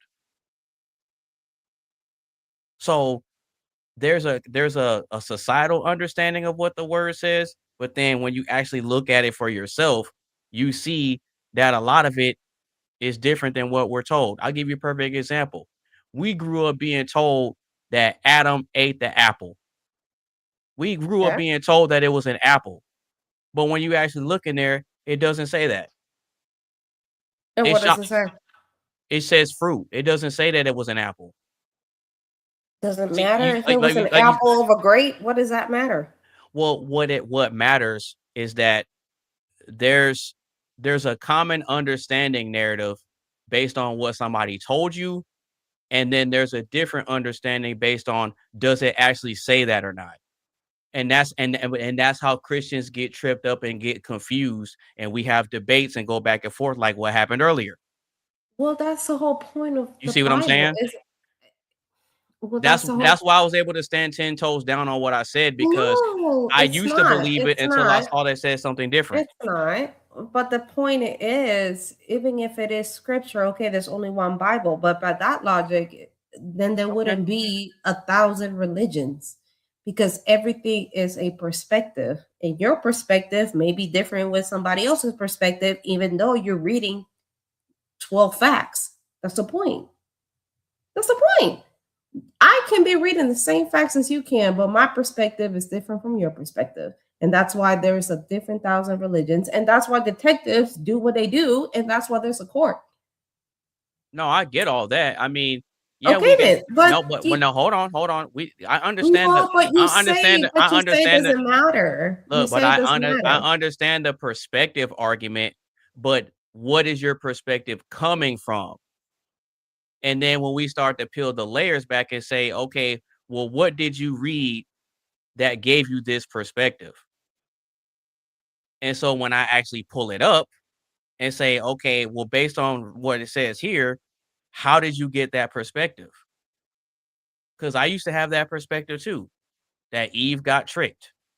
But then when I actually pulled it up, Satan told her exactly what it was. But And you're she trying to argue the and fact that the perspective is wrong. and she got curious and chose to do it. That was my point. She didn't get tricked like she didn't know what was going on. But that's the narrative.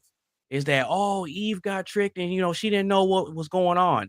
No, the conversation is right there, plain. Satan asked her, "Hey, did God say this?" She replied, "Yes, God did say this." Then he pushed back and told her something else. He told her something else. And then she listened to it and said, really? If I eat this, I'll be like God? And then her eyes got widened and she got curious about it. And then she chose to eat it. That's literally what it says. I mean, yes, but the perspective matters, and that's the whole point that you were trying to argue. Now, when you read farther down, when it says that, their eyes were awakened and they realized they were naked, and God called out and said, "Hey, what are y'all doing? Like, what y'all got going on over there?" And then he went to each of them and questioned them and said, "Hey, what happened?" Adam said, "Hey, the woman you gave me, she gave me the fruit and I ate it."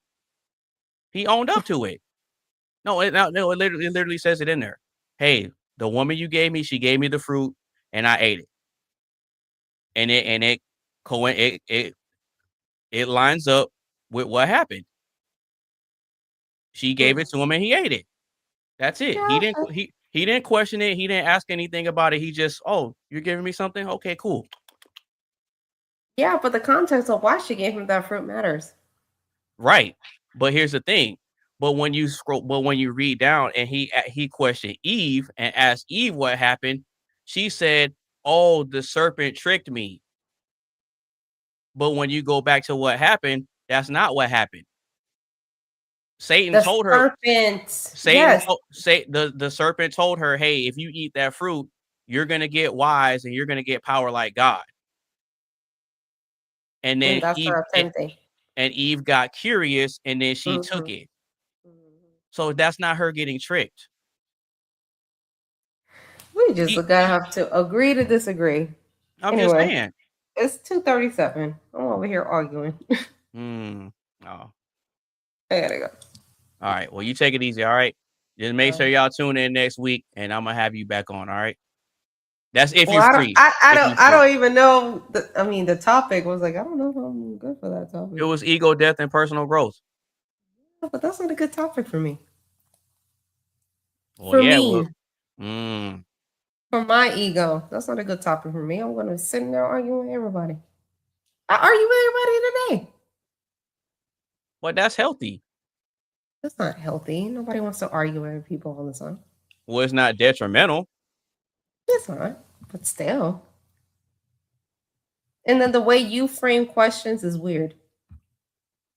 It's weird to y'all. No, it's weird to everybody. Well, but okay. Well, because if I frame it in a simple way, then the conversations won't have any depth and meaning to them. So it's framed the way I frame them to get us to process them to where you can't just give a simple answer. Or it's a frame in a way to make you and your point more relevant. No. I think it is. Well, no, because there's times where I agree with you on stuff and there's times where I disagree. We never agree on anything. That's cap. That's not cap. We never agree on anything. Me and Mark agree. And you, never. No, because when we did the potluck show and Coley brought that question about if you won the lottery and the cash prize, me, you, and Athena all agreed to take the $1 million. Well, that was because of it was all materialistic. So in that aspect, yes. And Mark said he'll take the $1,000 a day for life. Well, that's Mark. And that's all materialistic, which is my point. Not really. Depending on what you decide to do with it. But that's neither here nor there. All right. But I know you got to get out of here, so we're going to go ahead and end the stream, and we'll see y'all next week. All right. Peace.